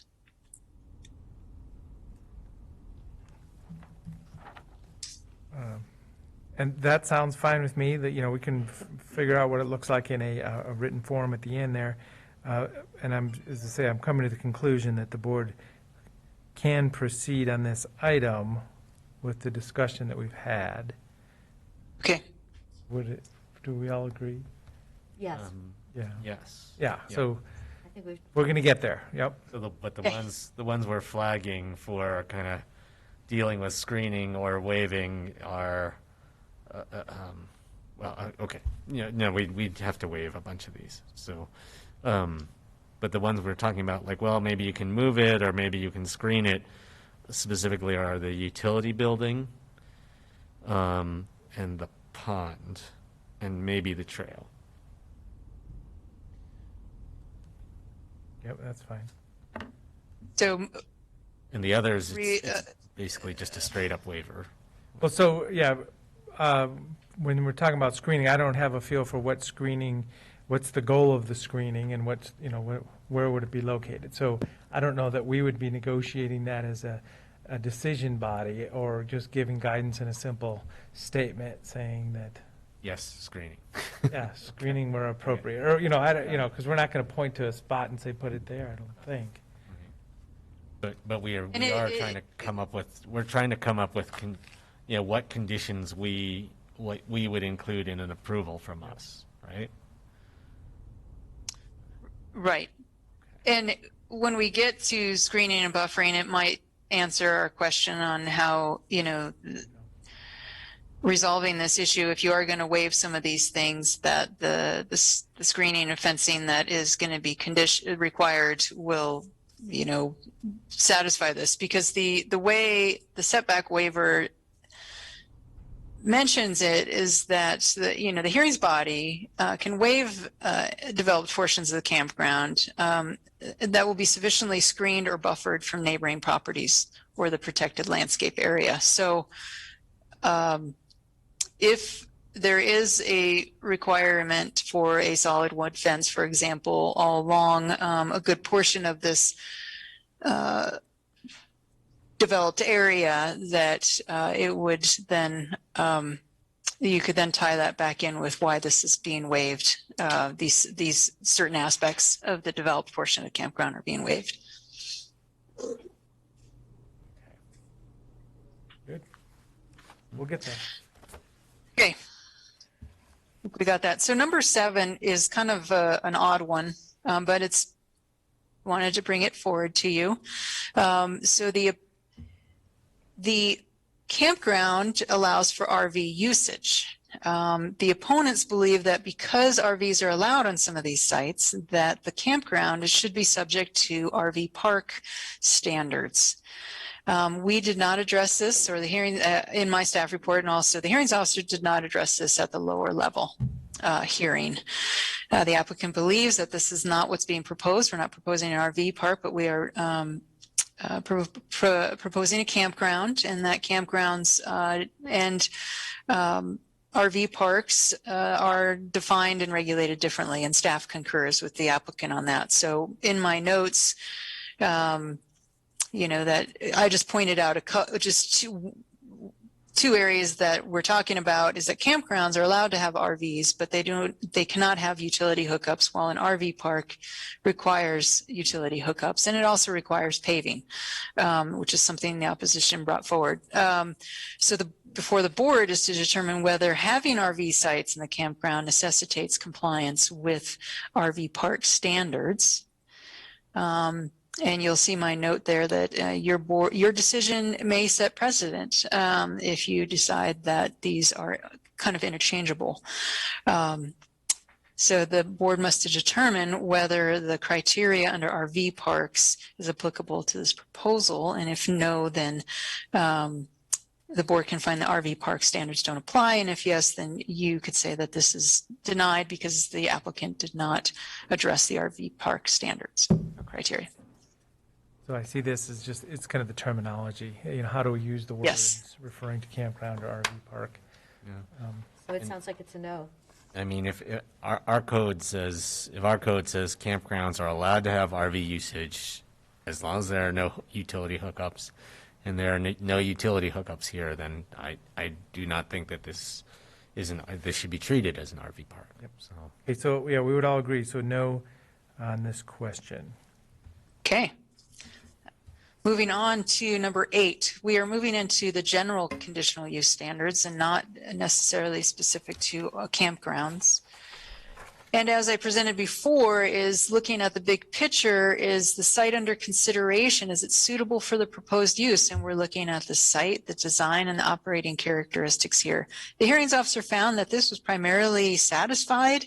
However, because the shower facility and water tank, all that stuff was not in the proposal, that she was unable to make a more confident decision on this section. So as we know, the applicant provided the shower, the hand washing facilities, and all the other information that the hearings officer lacked. However, the opponents believe that because it's such a narrow lot, we have 130 feet of width to put everything inside, that it will be, that this site is not compatible. And that they also discuss the grading of the site is going to really alter its appearance and the vegetation. The parking spaces are too small. There's extensive highway noise, and there's also the challenge of the highway access, which is another topic we will discuss. Yes. So the question before you is whether the applicant has demonstrated compliance with this general standard as modified. Commissioner Derry? Or? Well, I was just going to say the highway access is challenging, and I'm wondering if an RV does pull in, I guess the turnaround is really big enough that they can back around and drive out. You know, I was just thinking of some really huge RVs, and we all know how challenging it is to go there, because that was the general conversation when we got there that morning. So, and we will, just a side note, the next standard or the next section, 2 sections that we'll be reviewing is transportation access. So we can, of course, dive into that a little bit more. I just presented it here in this section because the opponents, you know, brought several issues forward, thinking that this proposal is not suitable. The proposed campground is not suitable for this property because of its narrow width, among other things. I think of this as this is MU810. This is a conditional use.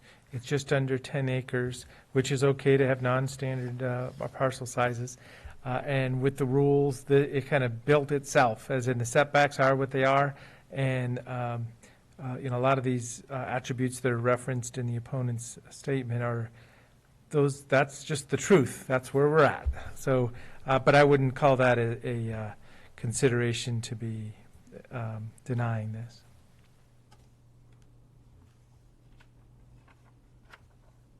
Yeah, I think we can adopt the hearings officer's findings of compliance with the addition of the sanitary facilities. Okay. And do you support? and what have they said about grading, Cynthia? Because they're worried about extensive grading. Yeah, and we talk about grading in, I think, one of the site plan sections. We do not have a grading ordinance, and it doesn't, I'm just trying to find that section, but we do address it a little later on. Okay. That it's not going to be massive grading is my so they say no grading plan was submitted because no mass grading is proposed or needed to develop the site. The applicant believes the proposed campground and related facilities as modified have been designed to avoid and minimize development that would negatively impact that natural landscape, existing rock features located on the subject property. So that's under the site plan review section that we'll see again in just a minute. Okay, so yes. Okay, so the answer is yes by all 3 of us on item number 8. Okay, moving on. Number 9. So here, transportation. The site under consideration is suitable. The adequacy of the transportation to the site is suitable. And then I also grouped in here a specific standard for campgrounds regarding the campground being able to handle the anticipated traffic generated by the use. The applicant did have a site traffic report. The hearings officer relied on that. Also, Oregon Department of Transportation, ODOT, did testify at the lower hearing, and Peter Russell also provided insight. They didn't see any issues necessarily with the site traffic report. The hearings officer found that the site was suitable for the project, considering there was some conditions of approval in the site traffic report, and she may have, I believe she put those in as recommended conditions. ODOT does indicate that this is a right in, right out access point. However, as we know that there might be some of this left in and trying to do left out. So I think that has people concerned, and I know Commissioner Adair has also discussed that. The applicant agrees with the hearings officer on the as conditioned, but of course the opposition is concerned about the busyness of the highway and the access is challenging. Moreover, they talk about ODOT currently developing plans that may eliminate highway access to these properties. I think that's probably where ODOT is saying this can only be a right in and right out. But the opponents also talk about the transportation, the study that the applicants provided do reference 2014 ODOT and Deschutes County study regarding that usage did make it difficult for drivers to find gaps in both directions of traffic. So that's what we have before us. The board needs to determine whether the applicant has demonstrated compliance with the general standards regarding general and specific standards regarding transportation, whether they've been satisfied. As I was reading through this, I was trying to remember where the wall is going in, that the divider is going in, and whether it extends this far north or whether it's. I think it's north of Deschutes Junction even, so it's not at this location. No, it's south of Deschutes Junction. Is it south? Yes, because Cynthia went all the way up to Deschutes Junction, came around and came back down just to be safe. No, but a dividing wall. The dividing wall. Oh, yeah, well, it's all going to be divided, isn't it? But I thought it was south. There's a dividing wall ODOT's going to be putting in with J-turns, but I think that's north of Deschutes Junction, so it's not okay by this location. Got it. They were talking about something going in south when we were there, but we weren't supposed to be listening to that, right, Cynthia? Right. It's been acknowledged. Okay, yeah, so with this application, even if there's a future improvement for safety, it's not in there today. Right. But I was just trying to figure out how you enforce ODOT's right in, right out kind of requirement. If there was a wall, plan, then that's a pretty good that's a pretty good way to enforce your right in, right out requirement. But okay. Yes, a wall does stop the traffic normally making a left going north. So that would be. Yeah. Would a land use decision at Deschutes County on a parcel like this be able to include a physical, guidance? A pork chop is what you've heard of in the past, where it's going to have the curb, so you're not taking a left because the curb's right in front of you. I know that was required for a dog and cat kennel further north of here, but it was not recommended with this proposal. So there may have been a change in how to look at these type of uses coming off the highway. Well, that's a good point, though. So, I mean, we really have had if professional traffic engineers analyze this, and there isn't a recommendation for other hard improvements. So then the flip side, this is a campground. So yes, there'll be activity, somebody pulling in and somebody pulling out, but hopefully they're staying for more than one night, and they're not going to be leaving every day like a residential home with, one or two trips per day in and out of there. So it'll be less than that, average per person. So there'll be an impact, but it's not a high volume impact. The hearings officer does propose a condition of approval that the access point to the campground shall be designated as right in, right out only. Yeah, so I believe she took that from the site traffic report. But I'm supportive of that. I would think we would want to continue that. Yep.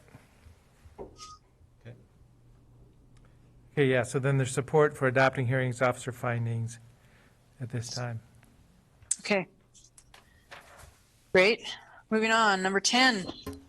we're doing good time. I'm so proud of everybody. Only been an hour and 15 minutes. I'm sure there's people watching just riveted to this conversation, too. This is a long matrix. Yeah. I know. Okay, so moving on, number 10. This primarily is fire hazard. So the site under consideration shall be determined to be suitable for the proposed use based on natural and physical features, including but not limited to natural hazards. There's other things in there. So the hearings officer found that there was nothing about the natural or physical features of the site that would preclude significantly hampering operations of the campground. However, because it lacked the shower and the other facilities that we've talked about, she was unable to make a full statement of compliance here. The hearings officer does note that if appealed, that she does have recommend some conditions of approval to minimize potential wildfire. So the opponents are very concerned beyond just the neighboring property owners. There's people who have commented from further away based a lot on the fire that happened this last year in the, I believe it was a homeless or the RV that caught fire, and a lot of neighbors had to evacuate. And so campfires is a concern. Campfires are not allowed based on the modification. There will be a communal fire pit. That is a concern. That's probably the only actual live fire that there'll be.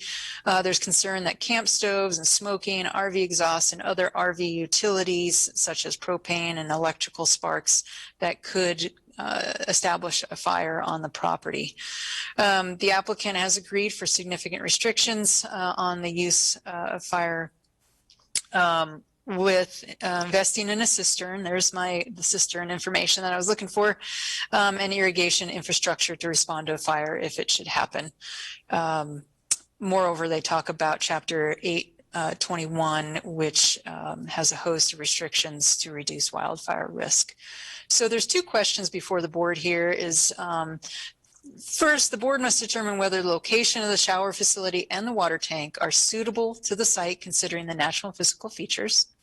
So that's number one. And then whether the board must determine whether to adopt the hearings officer's recommended conditions of approval to minimize wildfire hazard.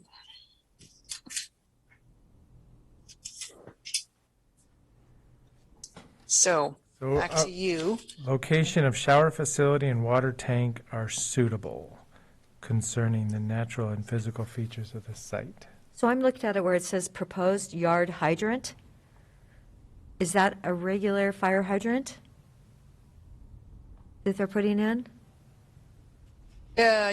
No, it would be, I believe it's a, it's one of those. Standpipe. And yeah, what are they called? Aren't they called hydrants? Frost-free. But yeah, I can't remember the name of them. I believe that's probably what that's. So I'm thinking that, yeah, that's like a hose bib connection for filling up or pot. Or, frost-free kind of. Yep. Okay, I one saw of that those. too. Yeah, on this old map, it says the proposed cistern with dry hydrant.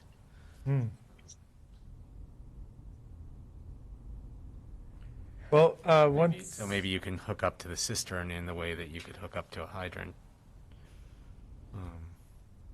in town. Yeah. Well, so the question is location, shower facility, and water tank to start with. Yeah. And then can we, would it? I mean, I saw where the shower house was going to be when we were out on site. Mm-hmm. It seemed like a fine place for a shower house to me. I mean, The natural and physical features aren't in. yeah, I mean, the area that's laid out for the campsites and the road. It's not perfectly flat, but it's pretty gentle. It's a pretty gently graded landscape. It is within the 100-foot setback. I don't see why it would be inappropriate for the shower house and the cistern. the water tank. Commissioner Adair, is there anything? Yeah, I'm looking, where exactly is the water tank then? I know where the showers are. So on this old map, the cistern is located on the north side of the little campground road, kind of near campsite S3. Okie doke. All right. Well, it's good that it's there because that's kind of in the middle. Yeah. So that seems logical. Okay, so that for that first question, Okay, so yes, it sounds like. Yes, the board is the all adopting in. hearing officer's findings on the first question. Yeah, yes. We could modify that to say that they're in compliance. And then the second one is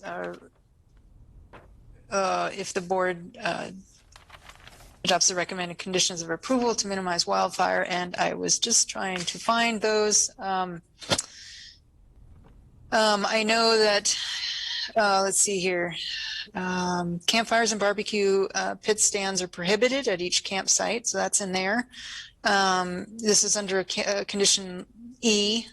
E2 and E3 has one about propane ranges, stoves and grills that are licensed.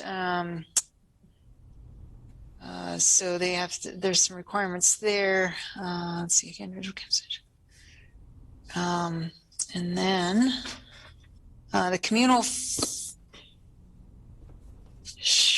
No, that's not it. I'm just seeing what else we've got here.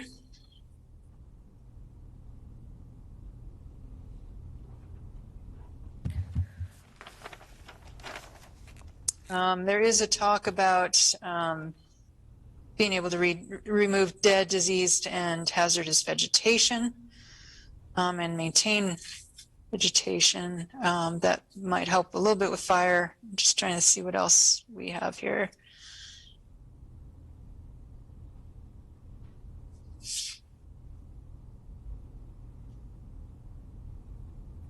Well, being a juniper grass and brush area and understanding the concepts of defensible space and fuel reduction, my thought is there's just kind of one annual cycle of grasses growing, and it'll be pretty obvious about what needs to be removed or managed in the late spring or the early summer to get into that state of more safety, just the defensible space and fuel reduction efforts.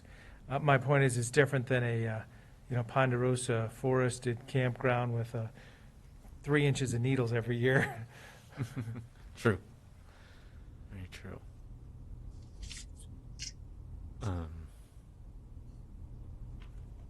So are we allowing then a communal fire pit here? That's the only fire pit that will be on the property. And just one? Right. I mean, is it possible to put in any kind of conditions about the management of the fire pit? I mean, you just, like, I would want the campground host to go out there every single night and make sure that the thing is out when, at a certain point in time in the night. But I don't know whether that's kind of getting down into levels of operational detail that we're not allowed to talk about.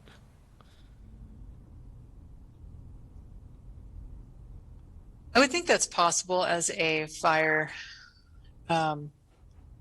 minimize wildfire hazard. I don't know if legal counsel has another opinion on that one.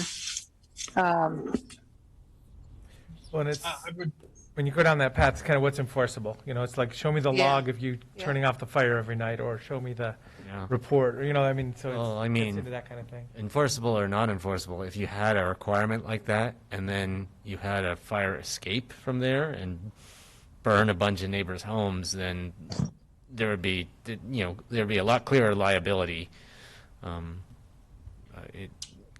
with the incident. Yep, understood. Any thoughts, Adam? Yeah, Adam Smith, Assistant Legal Counsel. I think we could certainly, the key with conditions of approval is that they really need to be clearly linked to criteria that's included in the code. And in this case, I think that absolutely would pass that test. And if that's something that the board wants to condition to ensure compliance with that code criteria, then I think it could be added in. Commissioner DeBonne, your comments about enforceability, I think are 100% correct. Perhaps requiring that the applicant create a log showing that that's occurring would help. And then Commissioner Chang, your comments as well about sometimes, even if difficult to enforce, conditions of approval help influence people's behavior. I think that is a true statement as well. So it's really the board's discretion if you want to get creative and into kind of those operational characteristics to ensure compliance with this code criteria. Great. So everybody's right. So so these are deliberations, and we're putting direction to it. You know, so this is good conversation. Cynthia's taking notes about it. So yeah, I'm thinking we. Yeah, and I don't know, again, like, if we are getting down to that level of operational detail, maybe we can phrase it broadly, you know, that there's going to be, like hours of operation established for the, for the communal fire pit, and someone will make sure that it's out at the that all the people are gone and it's out at the end of the operating hours on a daily basis, or something like that.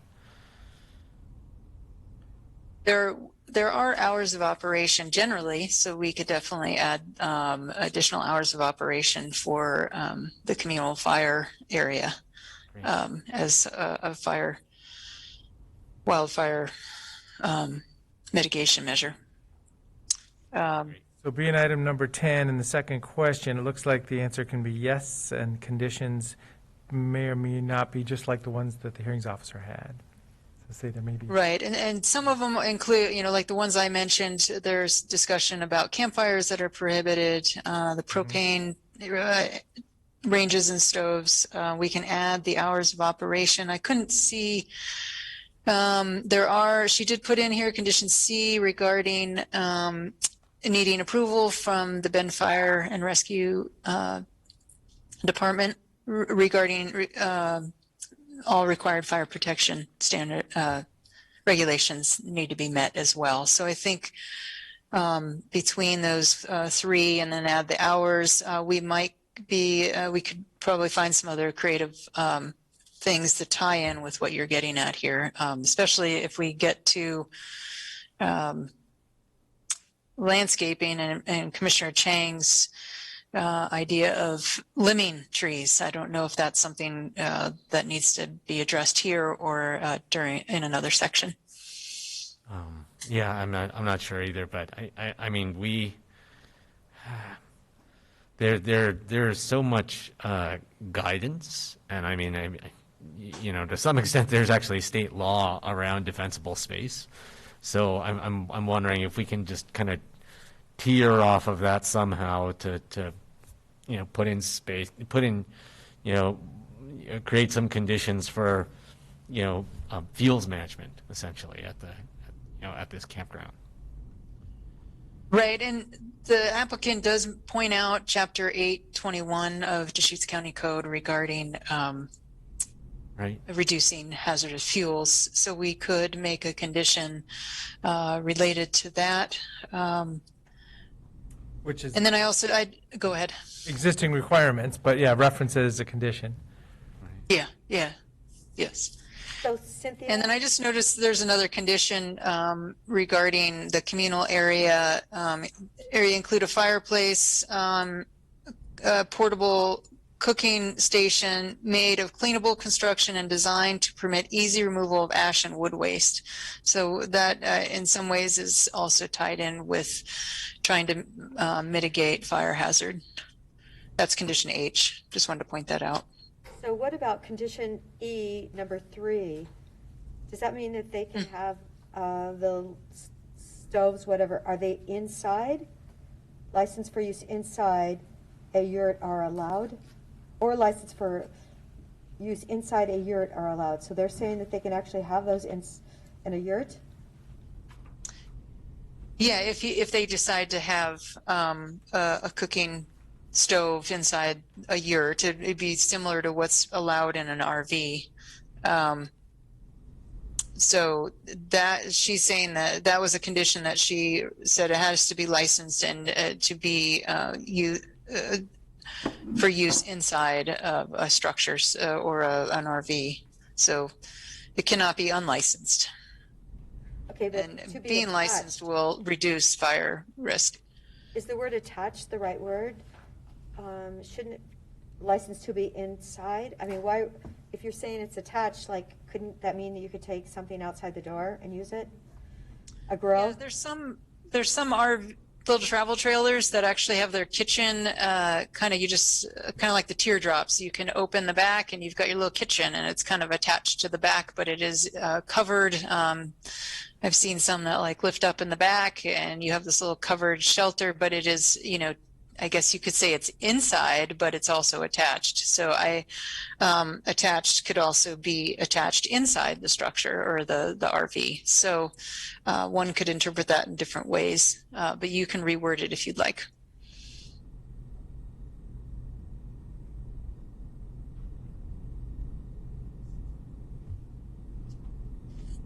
So installed is kind of the concept also, because they're Yeah. RV rated cooking appliances.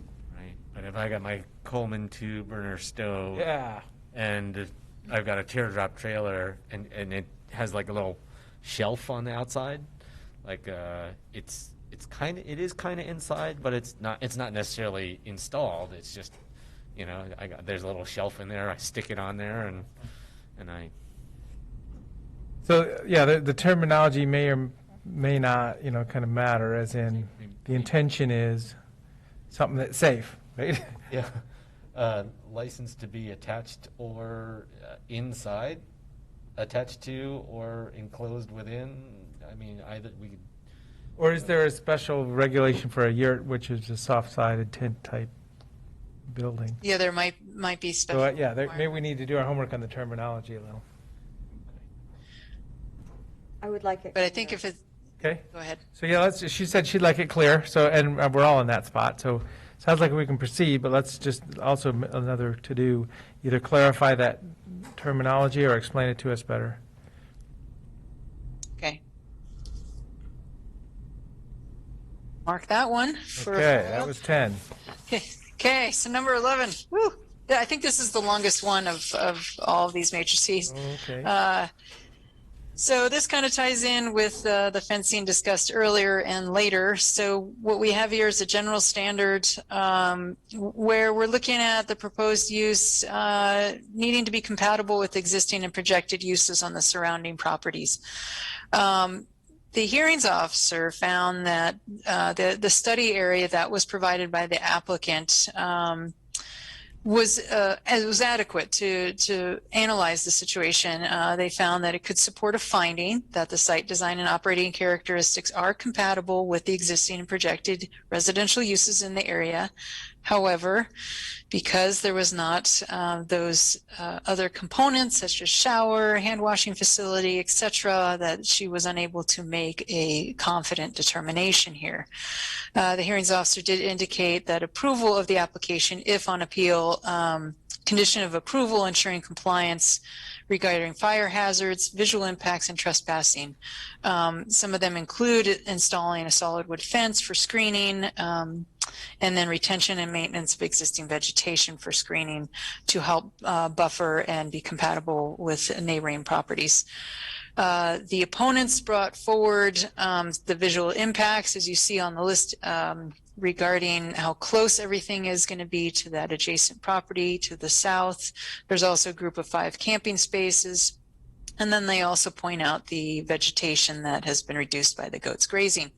There's also concern about noise associated with these uses, and that the property is not compatible with the development in the area. There's also a discussion here on trespassing, but I'm not going to dive into that because we did discuss this earlier, but this is trespassing is definitely grouped in with compatibility to neighboring, to the surrounding area. And then the applicant did provide a kind of counter comments regarding visual impacts, about maintaining the vegetation, providing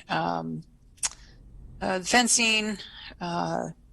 They do indicate that if the board found that the existing vegetation is insufficient, the applicant is willing to include segments of solid wood fence to ensure sufficient screening.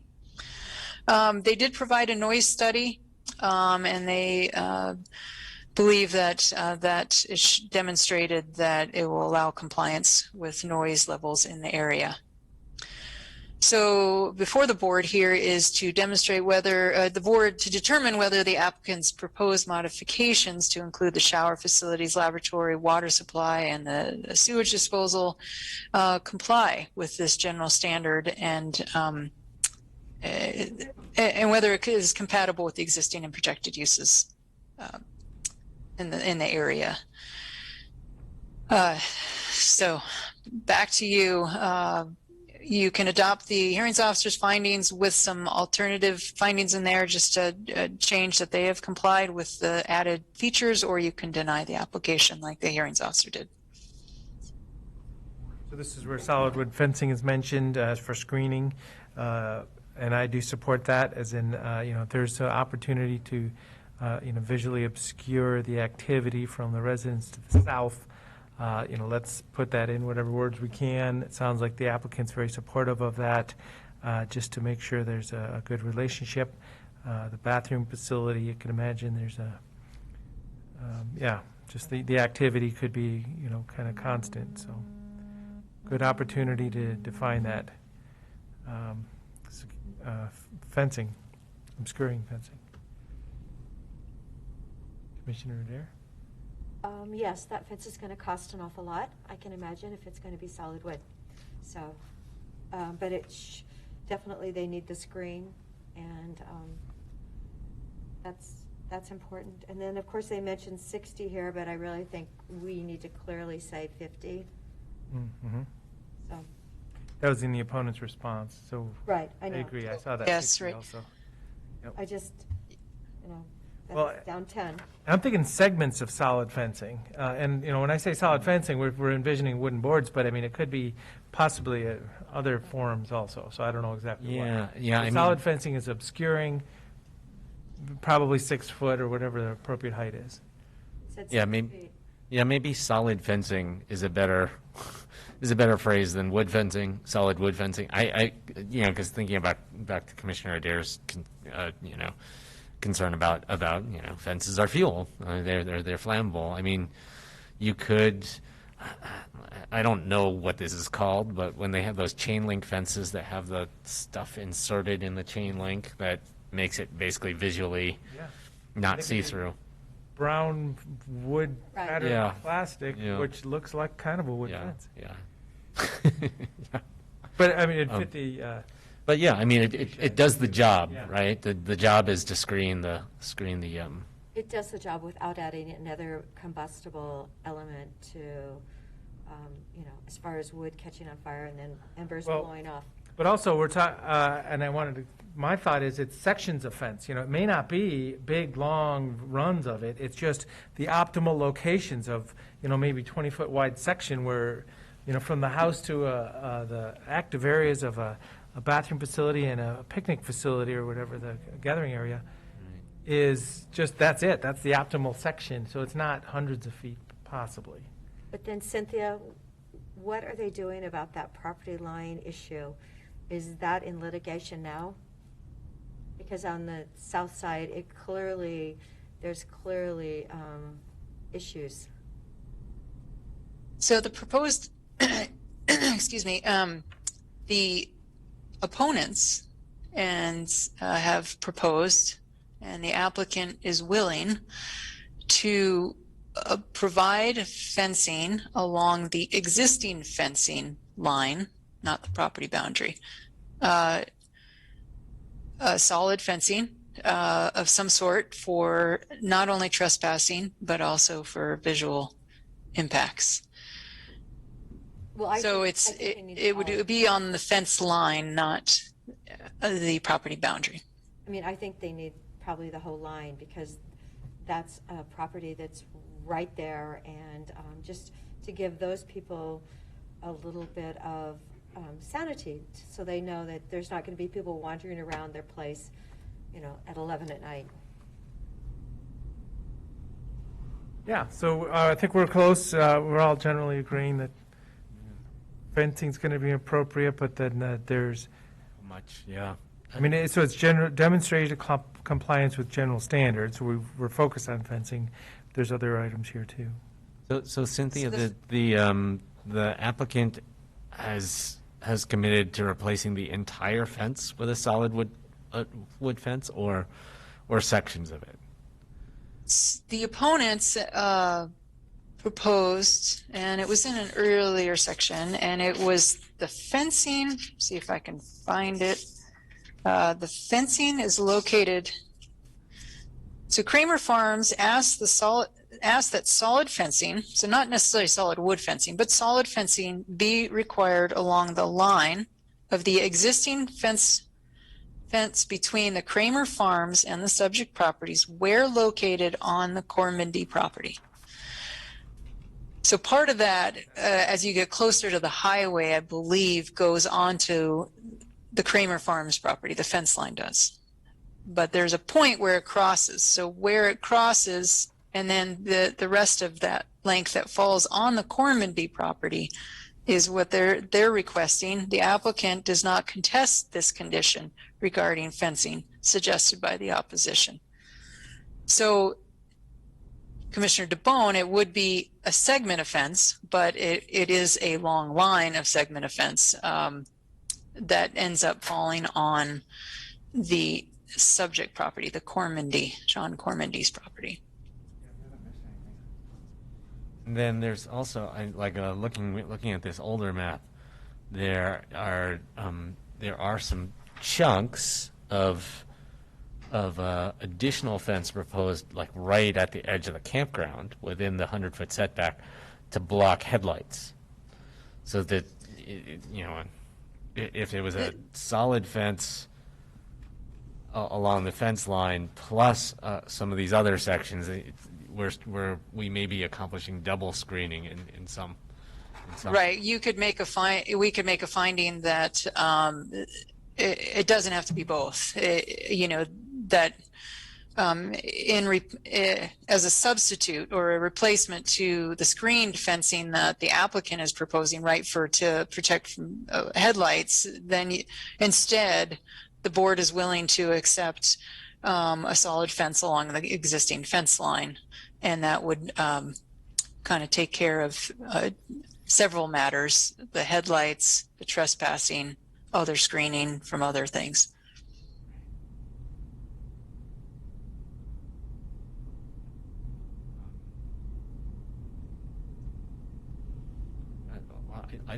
I think that sounds good as a condition. This screening fence, with which could replace other proposed fencing that was going to provide screening closer into the campground.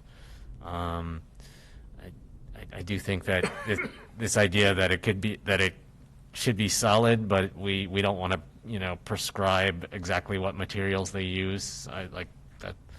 That seems like a good addition as well. Well, the problem was... The question... Oh, go ahead, Commissioner Adair. Well, the problem was originally he proposed 6-strand barbed wire.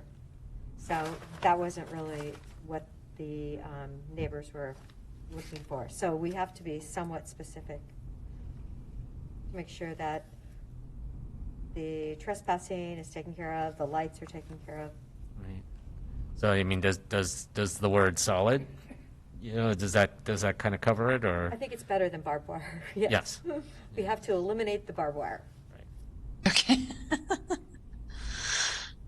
Okay. I mean, you could also say, you know, it could be a chain link with the slats. You would consider that as a somewhat solid fence that would be acceptable, but minus the barbed wire as an option.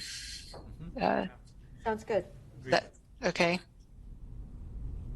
So as I say, this is item number 11, and there's other mention of now that the proposed application includes shower facilities, lavatory, water supply, sewage disposal.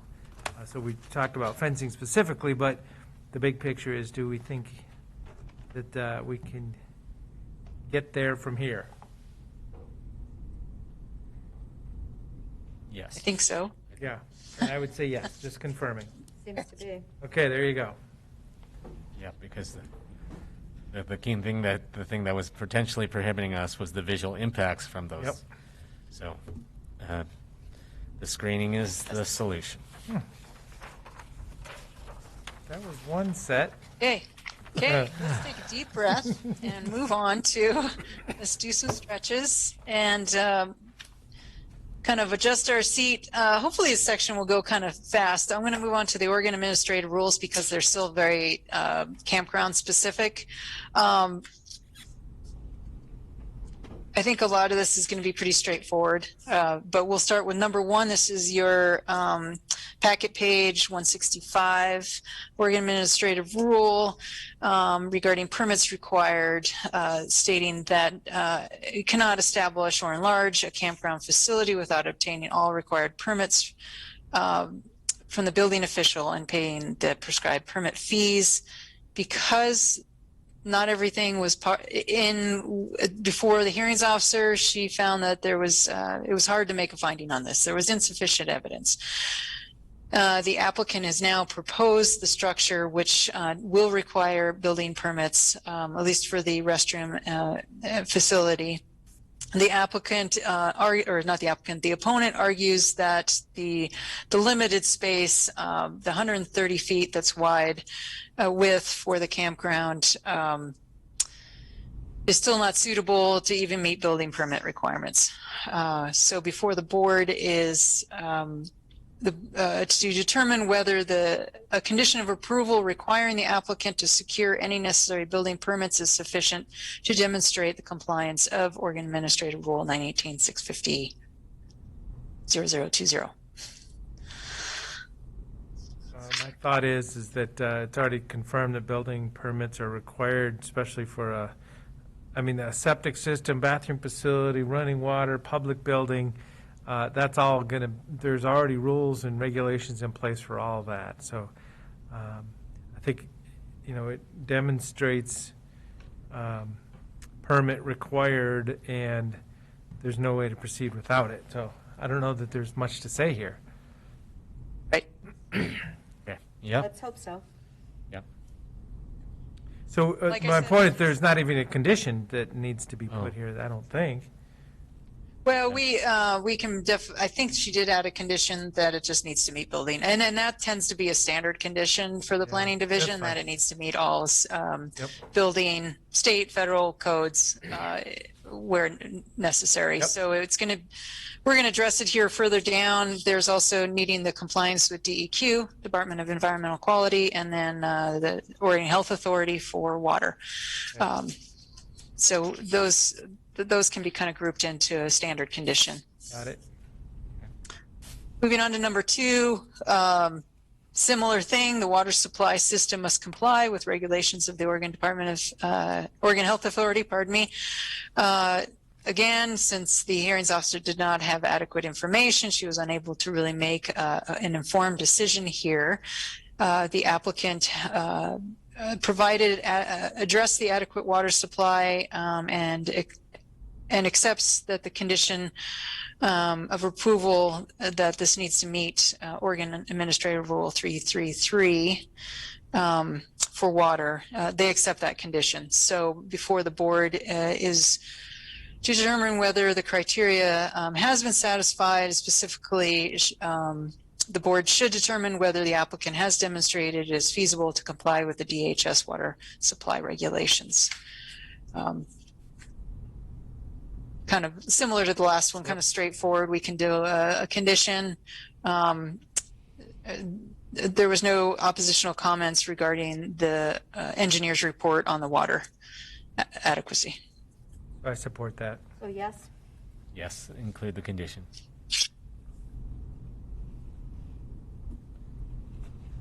Moving on to number 3, sewage disposal. Similarly, the hearings officer found that the table that was referenced in this code requires both toilets and lavatories. However, because they were not proposed, she was unable to make a finding. She found that it could be approved with a condition of approval requiring that they secure wastewater permit approval from DEQ. The applicant did provide information. Let's see here. This is where the septic feasibility analysis that the engineer provided talked about a cap of persons. The applicant believes that they can conservatively cap at 50 persons for occupancy. So based on the evaluation of the engineer, they believe this cap of total occupancy is adequate, 50 people. The opponents believe, based on their additional analysis, that this cap should be limited to 37 campers in their little write-up. So before the board is whether to determine if this criteria under Oregon Administrative Rule 918-650 has been satisfied. Specifically, the board should determine whether the applicant has demonstrated that it's feasible to obtain DEQ approval, and then whether or not to impose a condition of approval limiting the number of campers at the campground to 50 or 37 or some other number. We brought up 50 in the public hearing, so that seems to be the most that should be approved for. Yeah. I mean, the foundation for the opponent's concern is, a Forest Service publication that says, a camper could use 20 to 40 gallons per camper. And, in your typical family, there's going to be the little kid who won't take a shower, who's going to be on the low end. And then there's going to be the parent who wants to go and take a shower to get away from the family for a little bit. Right. So they might use the 40 gallons, but I mean it'll average out. Just because this publication has said the range is 20 to 40, it doesn't mean that every person in a group of 50 campers on any given night is going to use 40 gallons. So I think using an average between 20 and 40 and multiplying that by 50 is an appropriate way to kind of estimate potential water usage and need for septic capacity. So you're saying 30 times 50. So 1,500. So I think that the number 50 people, and the capacity of the septic system at 1,500 gallons, I think that's appropriate. So yes. Applicant supports 50 people, total occupancy also. I mean, in the discussion of our public hearing, and it's in writing. So, yeah, with that, I support that also. Okay, we will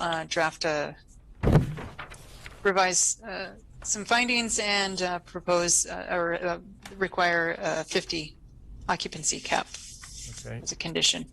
Moving on to number 4, state building code. That's probably kind of straightforward as well. So the floor drain and screen requirements were not addressed. So absent this information, the hearings officer had a hard time making a finding on this, or at least approving it. The modified plans do show floor drains, and the applicant is committed to compliance with the Oregon administrative rules. And so as noted, this structure will require a building permit from the building department, so the board must determine whether the condition of approval requiring the applicant to secure any necessary building permits is sufficient to demonstrate compliance with the Oregon administrative rule here. So yeah, just the basic concept that it will happen because as soon as you go to build a building, there'll be all these requirements in place and that it shall be following state building codes. So that's a yes? Yes. And we already conditioned that they have to get their building permit. Yep. Yeah, exactly. So, see, I figured these would be kind of straightforward. We're coming to the same conclusion. These are rolling faster.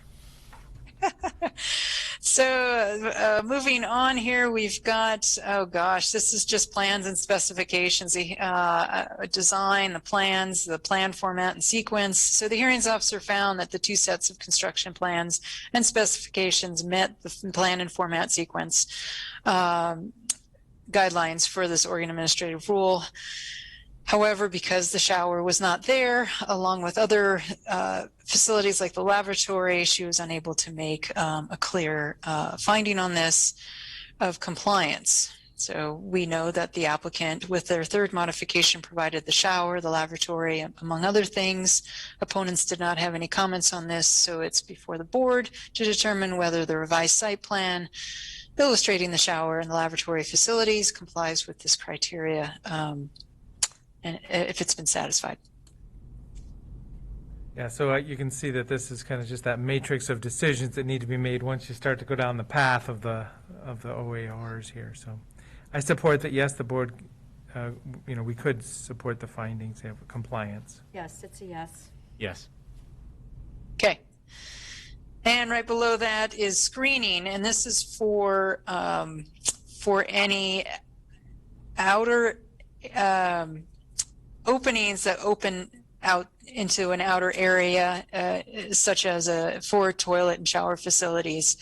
They need to be effectively screened, and there's certain requirements for that. Because there was no shower or lavatory facility, she was unable to make a call on this, but the hearings officer believes that if there's an approval on appeal, it should include a condition of approval ensuring compliance. The applicant has stated they will install the screens as required on these facilities. So the board is to determine whether this criteria under Oregon Administrative Rule can be satisfied. Yes. Yes. Cynthia, you put this section second to give us a break, right? Downhill Yeah, just roll to make here. you feel good and Get some momentum going. well, yeah, just to energize us all, right? So I'm going to move on to the site plan review standards, starting on packet page 172. Did we Some of this will be Number 7, Go ahead. 171. 7. What's that? Did Number we need to do 7? 7 or 8? Oh, did I miss some? Gosh, let me see here. Page 1. Oh gosh, I did. Sorry. I was getting all excited. Thought I was moving way ahead. I was starting to dance here. Okay, so number 7. This can be an issue a little bit, so we're going to have to put our thinking caps on. Oregon Administrative Rules requires certain spacing between campsites, 10 feet from between campsites. And based on the proposal before the hearings officer, it was found that the site plan met the spacing requirement. There was a modified site plan that came in that didn't, after this kind of, that didn't show 10-foot separation. But it was modified anyway. So the current site plan that's before you, if you look between sites 6 and 7, you will notice that the parking area kind of overlaps parking area for site 7 overlaps into that 10-foot spacing area. So the opposition believes that this doesn't satisfy it. And then also for yurt 4, the parking area is quite small, and that if it were enlarged, it would move into that 10-foot spacing area that's required. So the opposition believes that the spacing requirement based on this modification does not is not satisfied. The applicant believes that there is enough area to accommodate this,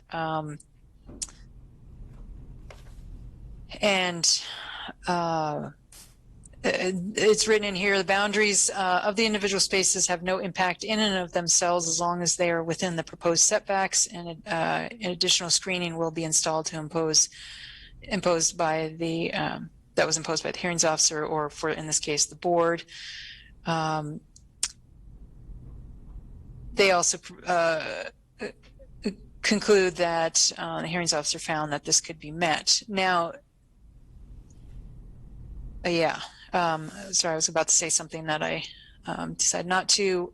So we're looking at spacing, and it involves two spaces, Site 7 and Yurt 4, and whether the board believes that the revised site plan can comply with the spacing requirements of this Oregon Administrative Rule or Rule section of 10 feet between campsites.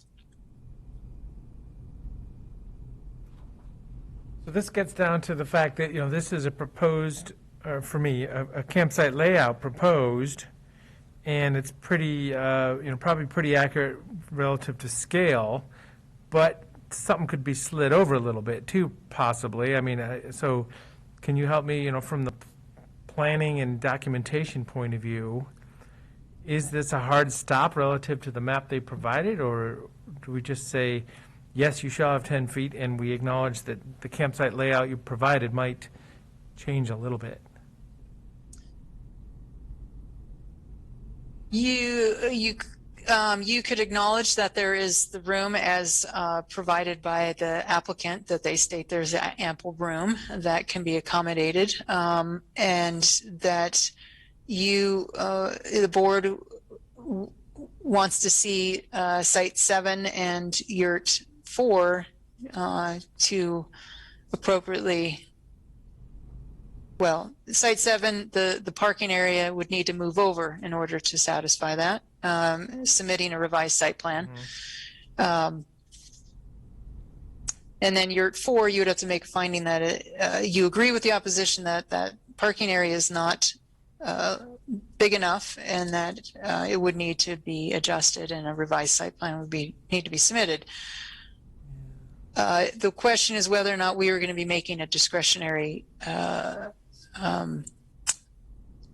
if we're going to be looking at this, is if we're going to use discretion on determining if this meets the code when a revised site plan comes in. And I don't know if legal counsel wants to step in and whether this is a viable solution to provide a revised site plan to show that the 10-foot spacing is going to be satisfied. And I'll acknowledge, I didn't do any measurement other than looking at some of these words, and now I'm looking at it, I'm thinking, well, how technical do we get here as the decision body? Adam, please provide any thoughts if you can. So I could provide some insight and then defer a little bit more to Cynthia as the expert on the site plan. If it's just something as simple as shifting something over on the site plan and it doesn't have domino effects, I think that likely that could be handled with a condition of approval. But if it's not that simple, if there's not area to shift something over without, numerous other changes, that's a bit of a stretch for a condition of approval, because it would be providing a whole new layout of the project without giving an adequate opportunity for anybody, any of the neighbors or any other parties to comment on that new, entirely new site plan. Does that make sense? Mm-hmm. So if there's nothing hindering just these small modifications, then I think we could probably do it with a condition. And so that I'll defer to Cynthia on. I'm not an expert on the site plan and how these two shifts can be accomplished, whether that's easy or hard. Got it. Okay. Then they're saying Yurt 4 doesn't have the proper parking space, so it really sounds like we should see it again. I mean, it's one thing to look at something on paper, but if it's not right, is there really the space where they can move it? Because they said that would extend into the separation between space 9 if they lengthened it. It's supposed to be 20 feet long, and if you look at that, it does look a little bit shorter. It might just require a slight angle instead of a straight in. If you recall, there was a hill right in there. The yurt was going to be on top of the on top of that little mound. And so either the parking area could be a parallel parking or at an angled parking. And then the other site, there is probably it was more level over in that area and having the ability to maybe just scoot the parking area over or make the parking a parallel parking space.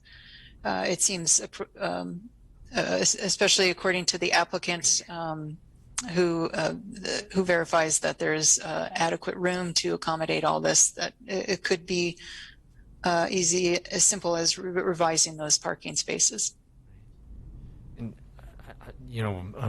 with the yurt parking space, the 10-foot spacing doesn't seem as critical because, with one of the other campsites, you park your vehicle, you got a picnic table, you're basically going back and forth between the vehicle and the picnic table and your tent or whatever. But if you're driving into this campground and you're staying at the yurt, you basically park your car, you schlep your stuff to the yurt, and if the yurt is pretty far away from the other two campsites, then it's not. I mean, I don't see why the 10 feet is that big of a deal as long as there's enough space to park the car.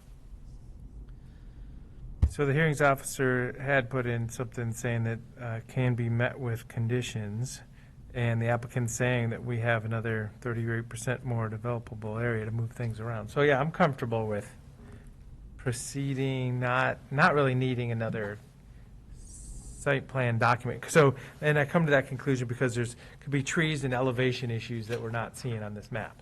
Right. Just moving something a little bit may not be the way to go. Or like Cynthia was saying, that the yurt is on a little hill, so you might have had to configure the parking spot a certain way, not to run into the slope of the hill or whatever.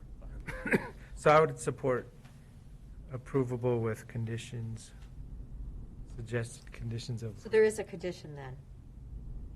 That says you have to comply with this, yes. Yes, okay. All right, as long as there's a condition. There you go. You support that? Yes.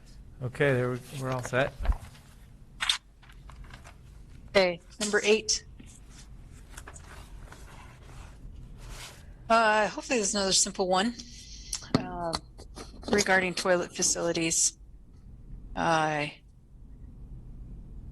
They were needing to address toilet facilities and adequate sanitary facilities without the evidence that we've discussed throughout this meeting. Adequate water and sanitary facilities, the hearings officer was unable to make a confident finding on this. The applicant did provide, and that the toilet sinks and showers will be connected to the septic and will comply with DEQ standards.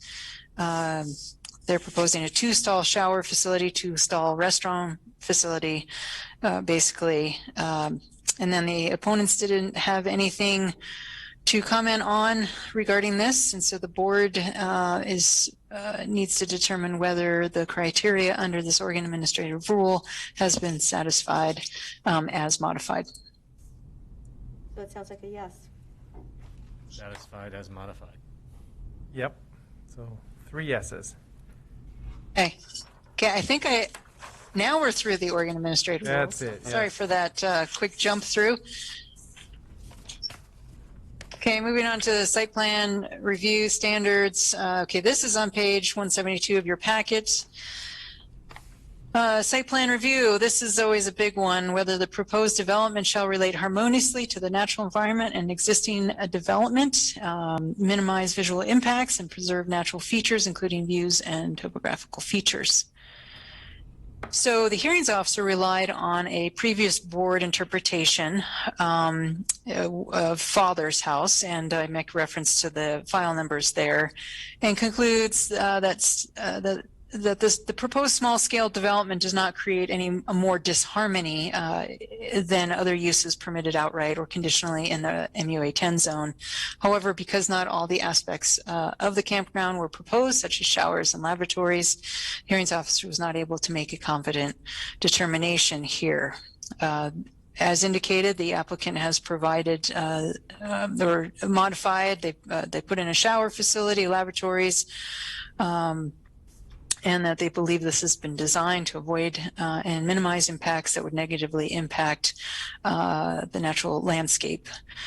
This is where the opponents discuss the grading that is needed and will affect visual impacts and natural features. They also mention that the vegetation has been removed significantly by the goats grazing. And then the visual impacts include locations of the restroom facility and the communal area. As noted previously, the applicant said there is no grading plan because no mass grading is proposed or needed to develop this property or this site or this campground. The applicant believes the proposed campground and related facilities have been designed appropriately. So before the board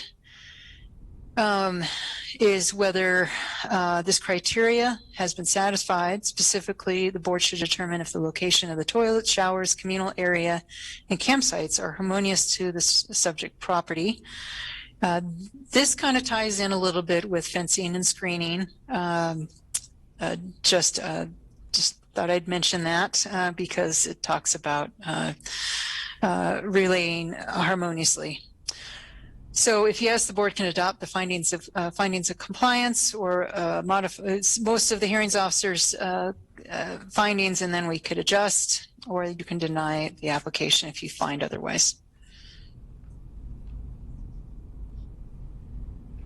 Well, it jumps right out at me, this the previous Father's House decision stating that proposed small-scale development does not create more disharmony than other uses. You know, a campground is kind of pretty harmonious to seeing RVs, tents, and if they're not there, it would just be open space generally with gravel spots anyway. So that's the starting point for me. Is it generally fits the area. Yeah, harmonious is a pretty subjective thing, but I don't find this proposed facility to be unharmonious or less harmonious than anything else. So, yes. Okay, so there's 3 yeses, and then a comment about a grading plan. So it's already been kind of mentioned that grading is not to be expected to be a large intrusive event at this property. I'm envisioning, when you see those, like one rock bump sticking up out of the road, and you kind of need to just either remove that rock or do something, but it's not going to be changing elevation by more than 6-8 inches. And I don't know that for sure, but that's my vision on this. Well, I mean, this one, this old map, it even has some of the I think these are topographic. Yeah, there's topographic lines on here. It's I mean, it's not flat like a pancake, but it's pretty gentle. Yeah. It's pretty gentle terrain. You have what you need on that one? The 3 of us are supporting a yes decision. Okay. Thank you.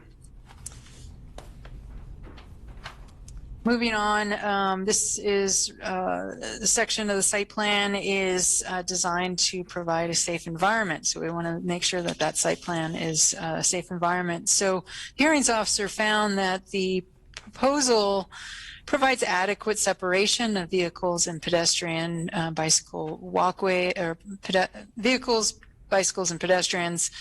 And met other sections. However, because the campground did not have all the aspects that were required, such as showers and lavatories, she was unable to make a confident determination here. However, She does mention a condition of approval requiring the applicant to install sections of solid fencing to cover any gaps in the existing fencing. Should be required if the final decision is appealed. So we have discussed about fencing on the property. The opponents talk about the presence of an irrigation ditch. There is one there. The applicants are proposing to fill in the irrigation ditch, and they're also willing to install that solid fencing to help with providing a safe environment and provide privacy in transition. And let's see here. So the board, before the board is whether to determine if this section of code has been satisfied. And there's a couple parts to this. First is the board should determine if the location of the showers and lavatories ensures a safe environment as it relates to this code. Further, the board should determine whether the location of the showers and lavatories provides appropriate opportunities for privacy and transition from public to private spaces. In this case, on-site private spaces include the campsites and the existing house. And the adjacent private spaces are those associated with the residential uses. So it's kind of a two-part question there for this first section. One, does the board should determine if the location of the shower and lavatory ensures a safe environment? Yes or no? Sure. That wasn't one of the options. Yes. Sure. Yes. And whether the location provides opportunities for private and privacy and transition from public to private spaces. Yeah, I mean, this is kind of an interesting terminology. Yurts are naturally a private space relative to being able to be inside, and then other than that, you're bringing your own, which hopefully is a tent or RV of some sort.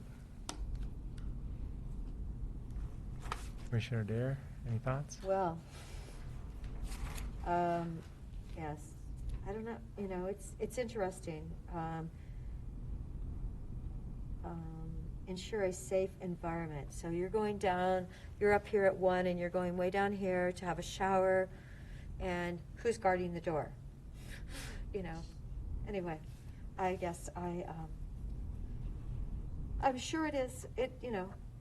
It's safe as long as the public is doing things the way they should be doing it. Okay, so we're comfortable with both of those? Yes. Yes, okay. So this kind of goes to the fencing. The next part is if the board approves the project, the board should determine whether solid fencing should be installed to cover any gaps in the existing fencing. So we have decided that installing solid fencing of some sort to provide, the gaps, or not to provide privacy and buffering and screening from neighboring property owners. I'm kind of jumping to I believe the board has already said yes on this, but why don't we get your formal yes, or unless you have something else to say? Yes, it has to be solid fencing. Yes. I'd say yes, and the terminology is should be installed to cover any gaps in existing fencing. So as I say, I don't envision wrapping the whole property in a privacy fence, but very much on that south border, which is where the conflicts are, and it can be sections on and off of other style of fencing, whichever may be there.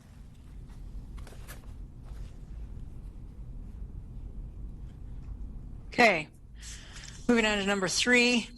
This is accessibility standard. ADA. The hearings officer notes that the applicant proposes one ADA campsite adjacent to the restroom. It has a paved pad along with a trail accessing the toilet facility. Since not all required aspects of the project proposal were proposed, the campground were proposed, such as the shower facility, she was unable to make a confident finding of compliance. She does note that if it is appealed and it's approved on appeal, that a condition of approval should be established to ensure compliance. The opponents believe that because of the narrow width of this developed area, the 130 feet, that they're not going to be able to adequately comply with the ADA requirements. They also bring forward some other ADA requirements. I've got one marked here: a minimum of 2 campsites must be ADA accessible. I do have a footnote in here that states that the applicant in this section of code, or not the applicant, the opponent quotes this one section of code. We believe it comes from the Guide of ADA Standards. Talking with the building official, I don't note this down here, but I did confirm it's not in building code. He's not sure where it comes from. It could be just from this Guide of ADA Standards. Wanted just to put that out there, but the opponents are saying more needs to be provided.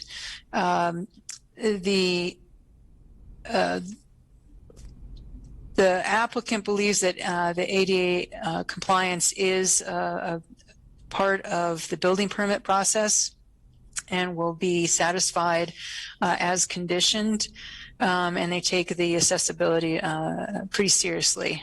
So before the board is to determine whether the criteria has been satisfied. Specifically, the board should determine if review of the development plan by the county building official is sufficient to ensure compliance with this criteria. I trust the county building officials to ensure ADA compliance. It looks like it's in the perfect location, that it could be compliant, you know. It's Yeah. logical, it's right next to the restroom. So yeah, I support the fact that there's the processes and checks are in place and the applicant's responses. I support that. Great. Yes. Thank you. Moving on again, this one is transportation again, but it's specific to the site plan review criteria. Location, number of points of access to the site, interior circulation patterns. We look at all this information and shall be harmonious. The hearings officer finds that the proposed improvements have been designed to be harmonious with the existing development, which included a statement by ODOT regarding a right in and right out only for transportation. However, because the shower facility and other things were not addressed, she was unable to make a final determination of compliance. The opponents do not provide any comments on this. The applicant does believe that it has been satisfied or can be satisfied as conditioned. And it is harmonious with the based on transportation. So before the board is to determine whether this criterion has been satisfied. Specifically, the board needs to determine whether the proposed parking, circulation, and access is harmonious with the proposed shower facility as it's been modified. Or we could just say, is this satisfied as modified by the third modification? Yes. It's definitely made a lot of changes since it originally was applied for. But yeah, the shower facility makes it more complete, and the transportation issues have been discussed, and I support that we can adopt the findings. Yes. Okay. I mean, I did this thing in here about that ODOT did not require a median concentrating or restricting northbound traffic from making a left turn. I mean, is that something that we could require? No. Okay. I don't. Not going to worry about it then. I think that might take an act beyond our grade at this moment, but I'm sure it's going to be there. You know, they've got 3 steps in there, I think, isn't it, to get it all separated? Yeah. Mm-hmm. The timing.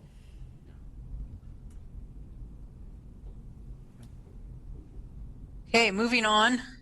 Another site plan review criteria, this involves areas, structures, and facilities for storage, machinery, equipment, services, etc.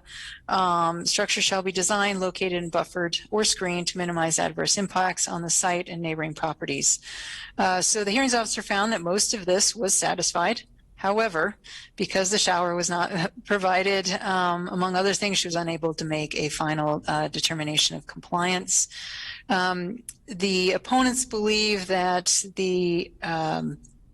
because of the close, we discussed this before, because of the close proximity to the neighboring property and the communal area, the restroom and the communal area, needing more buffering and screening. And that of course, the existing vegetation has been reduced by the goats grazing in the area. So we did discuss about providing a solid fencing along here to mitigate any visual impacts here. And then the applicant had noted that it was found that the existing vegetation, existing vegetation is insufficient, as noted previously, that the applicant is willing to include segments of a solid fencing to ensure screening. So we discussed that before, but just needing to go through this one section of code.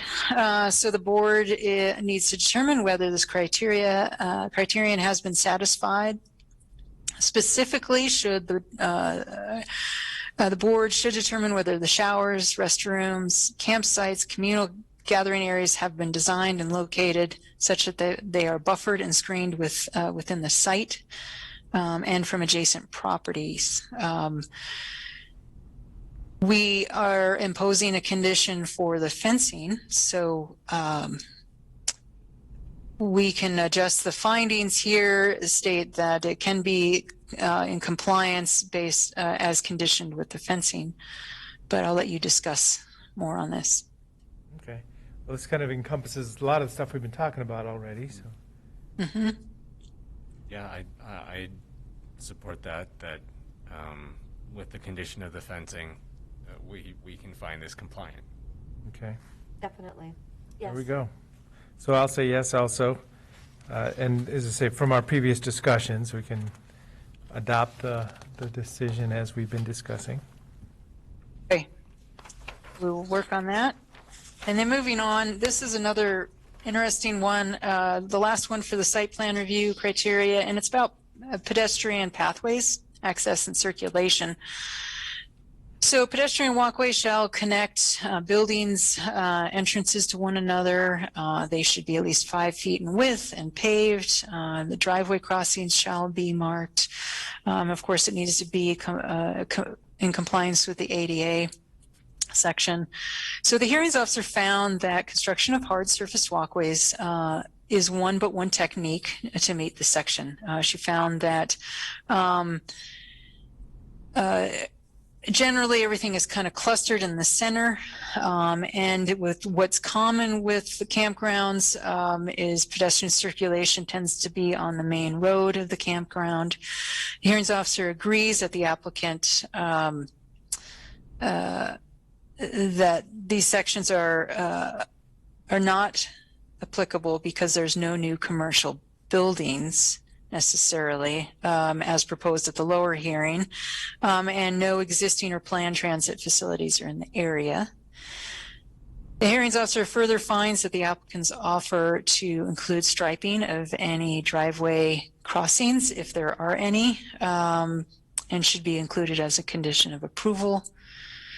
The applicant notes that there will be a pavement used in the ADA yurt site, also to the toilet facility. They are willing to do some kind of striping if there's a crossing, in particular near the trash enclosure and to the bathroom, some kind of signage or striping that we could condition it. They're willing to accept that. The opponents state that, okay, campgrounds, Deschutes County recognizes campgrounds as commercial development, and that there should be more hard surfaced walkways connecting the caretaker's house and the trash disposal, the restroom facility, the gazebo in the communal area. And they believe these buildings are not clustered as they are required by county code. The board has two things to look at here. Board must determine whether the criteria has been satisfied. Specifically, the board should determine whether the proposed campground use is a commercial use. And if yes, then that kind of brings us down to the second question. The hearings officer and staff noted that this is, we recognize this as a commercial use. So, but the board, we'd want to see that the board is also recognizing that a campground is a commercial use.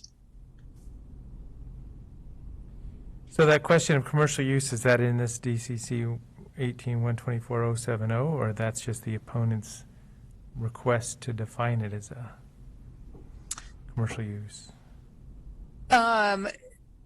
It's that the opponent's argument that because it's a commercial development, that all these other, the sidewalk, the pathways need to come up to compliance. And that they need, all this needs to be applicable. The hearings officer said, yes, it's commercial, but we're looking at campgrounds a little differently. Also, not everything is new here. There's existing structures. And that also what's common in private and public campgrounds is the pedestrian access is typically on the road in the campground.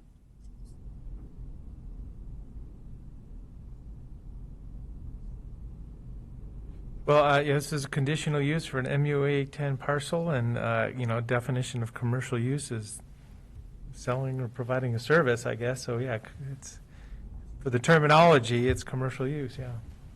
That seems right to me. And it does seem like it is a campground. So the fact that they're not right all close together, and yet they really aren't using that much of the 9.53 acres or whatever. You know, they're still pretty close together. Okay. We can work with the hearings officer's findings, and with that, it sounds like it's all three of you are in agreement there. So if the board, since the board has determined that it's a commercial use, the board should determine whether a caretaker's house, restroom building, and gazebo are sufficiently clustered to comply. It sounds like they're, at least Commissioner Dare believes that they are kind of clustered, similar to what the hearings officer said.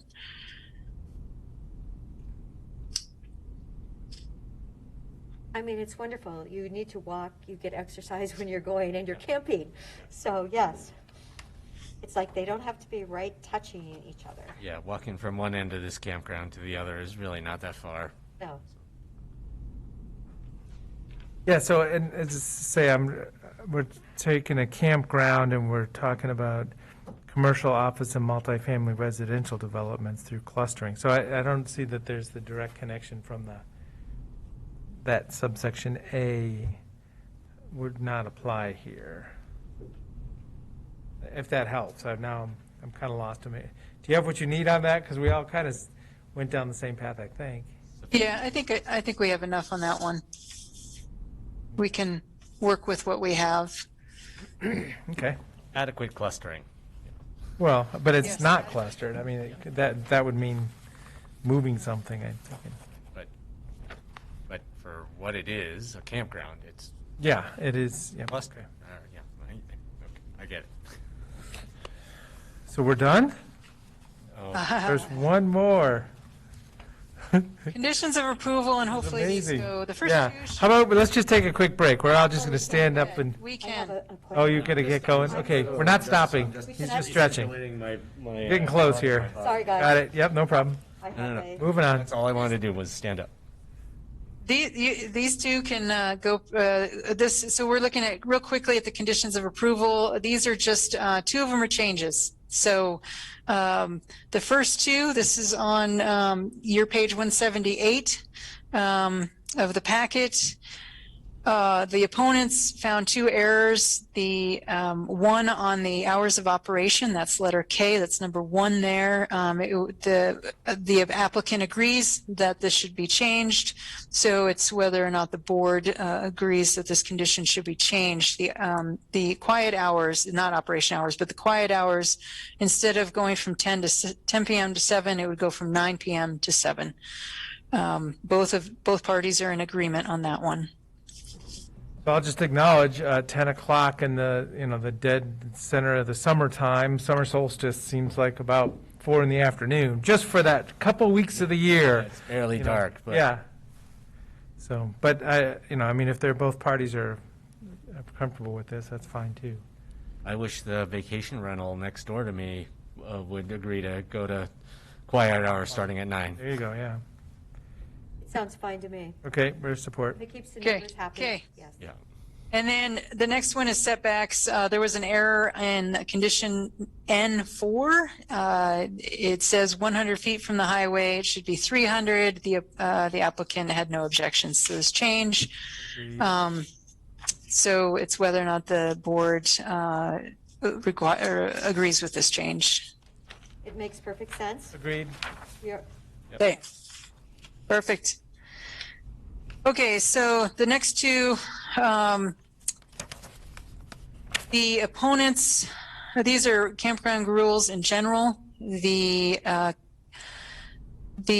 opponent presented some rules, and then the applicant came back with their version. This would be called out as condition JJ based on the hearings officer's conditions of approval. This was not proposed by the hearings officer, but it sounds like the applicant is willing to accept some version of what the opponents are proposing. It's basically stating that each guest will receive a copy of the rules and sign an acknowledgement. At check-in, the rules will also be posted. And let's see, the rules must include a minimum of those that are set forth. At least the applicant has some set forth, or not the applicant, the opponent from September 2019. However, the applicant provides more of a general listing, as you see the slight change. And that the opponent would like to see pets not allowed in this campground. So that can dive into another issue, but we don't have to make it a big issue if depending on how the board wants to go. So the board must determine if conditions like this would be a good idea with the approval. So I like the idea of a condition that both parties are agreeing upon, and then it's making a pet policy right now it's a bigger choice, I'm thinking. So for discussion.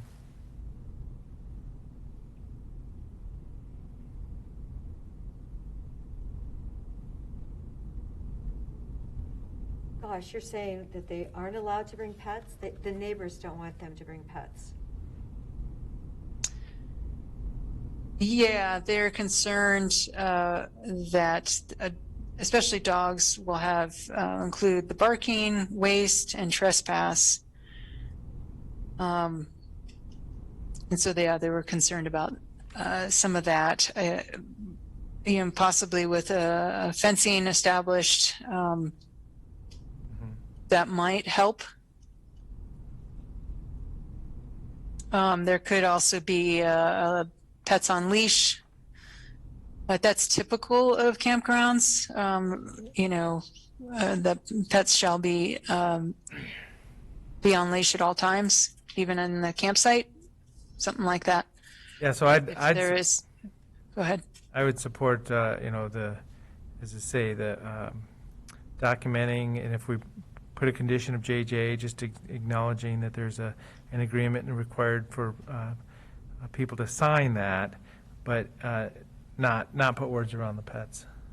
Knowing that there's standards out there for campgrounds and responsible pet ownership.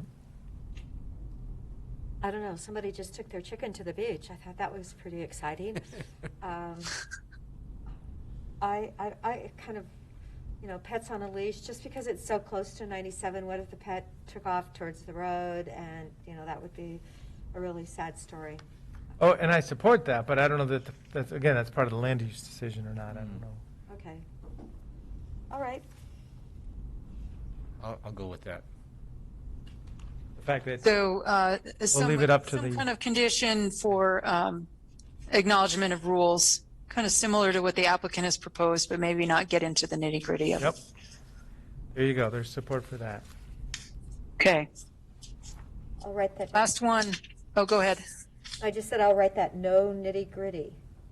Thank you, Cynthia. I guess my one question about that is, each guest will receive a copy of the rules and sign an acknowledgement. I mean, so if you have a family pull up, does that mean that mom or dad is going to sign the thing, or that you're going to have Junior and everybody else each sign on the form, which seems unreasonable to me?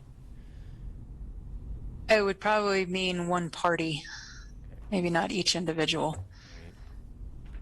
Each party should sign.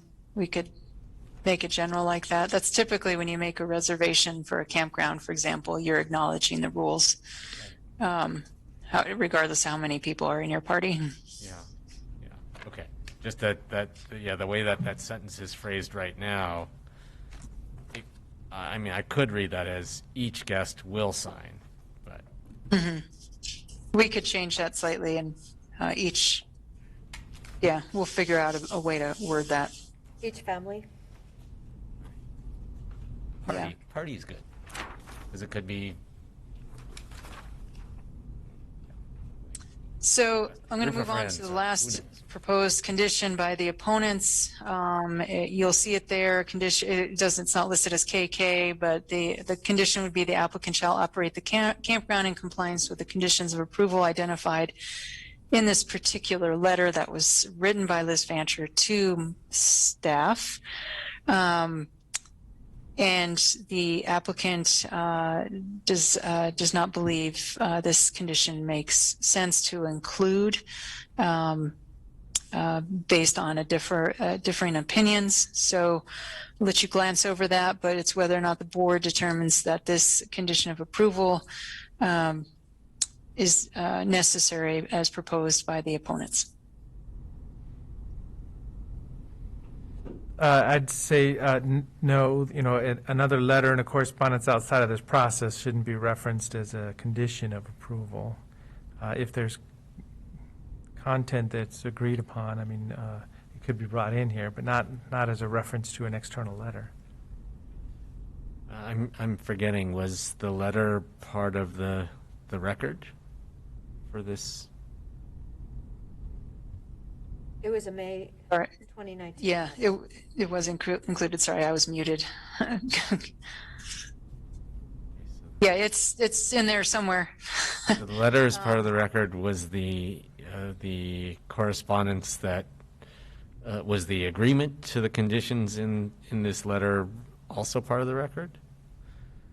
Yeah, so as the opponents put it, that they included this letter from July 26th that shows that Mr. Cormandy would agree to conditions of approval that were listed in another letter that was written by Liz Fancher. The request would be that, this request by Liz Fancher was modeled off the Mazamas campground, and some of the board members may remember the Mazamas.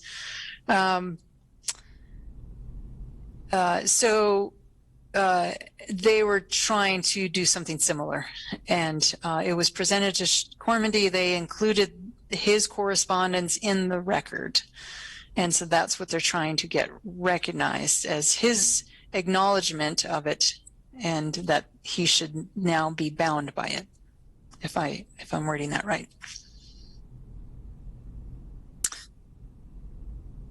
And the applicant is stating, it was never formally agreed by the applicant because there were some significant alterations that were part of that agreement. And so they don't feel, the applicant's party does not feel like that this is this condition makes sense.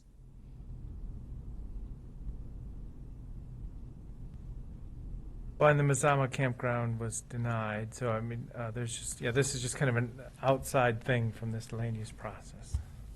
We never talked about taking the pond out. I did talk about the magnet that the pond will be, but we never did discuss actually taking it out, which apparently that's what the letter said. So, yeah, hopefully we'll be able to make it clear enough so that people will follow the guidelines and will not be at the pond getting muddy. So you do not support this proposed KK requirement acknowledging this letter? That is correct. Yeah. I mean, if I could just ask one more question. Actually, if we could ask Adam, if there are documents like this, a letter back and forth, with some degree of agreement to do something, I mean, how legally binding is that? To go back to an earlier comment I made, I still think the conditions of approval need to be tied to code criteria, and it's not clear to me how all of these additional issues that may or may not have been agreed to by the applicant are tied back to code criteria. It sounds like there is some disagreement amongst the parties whether or not this was ever agreed to, and so at this point, this very much sounds like a private matter between the parties, and as Commissioner DeBonne noted, may not really be something that the board can easily resolve as part of these land use proceedings. Yeah, but I mean, what's clear is that the parties disagree on whether or not that there was an agreement on these additional conditions. Yeah, but thank you for that reminder that conditions should be tied to code. And with that, I don't want to include these conditions. Okay, there we go. We've made it through all 4 sets of matrices. And it sounds like Commissioner Dare might need to be leaving. I'm not too sure when. But we can try to put something together for you and try to iron out some of these other little issues you wanted us to, and we could come back with a draft decision soon, probably early March maybe, or early April or something like that. Does that sound appropriate? Oh, yeah. Yes. So, seeing the written decision with the decisions that we've made today will be valuable. Cynthia, it was really amazing working with you on this type of a project and how incredibly thorough you were and how much sense it made. So I just want to thank you for that. It's that 20 years of experience. Yes. Anyway, amazing. Yes, thank you. Thank you. Thank you, Cynthia. I appreciate it. And this is, Okay. I just want to acknowledge that this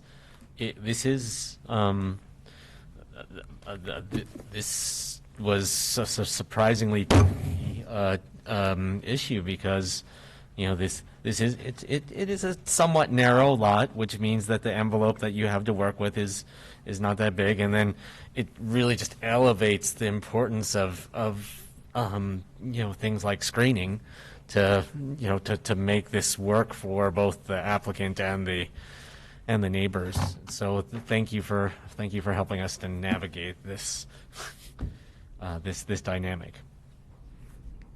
Thank you. Okay. Appreciate it. Anything else for this matter? No, I think we all need to take a little break. Yeah. We all do, don't we? With that, we'll call that an item done. Okay. Thank you, commissioners. Thank you.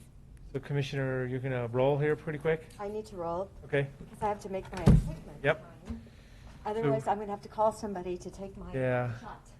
Is there any other items then? Some from Tom. So I'm thinking the two of us will get into an executive session, share some information, and then we'll get it to you however's appropriate, as a All right. A matter. So. I know. Another issue. Okay, so at this time, we have one executive session at the end of the day here. Let's see here.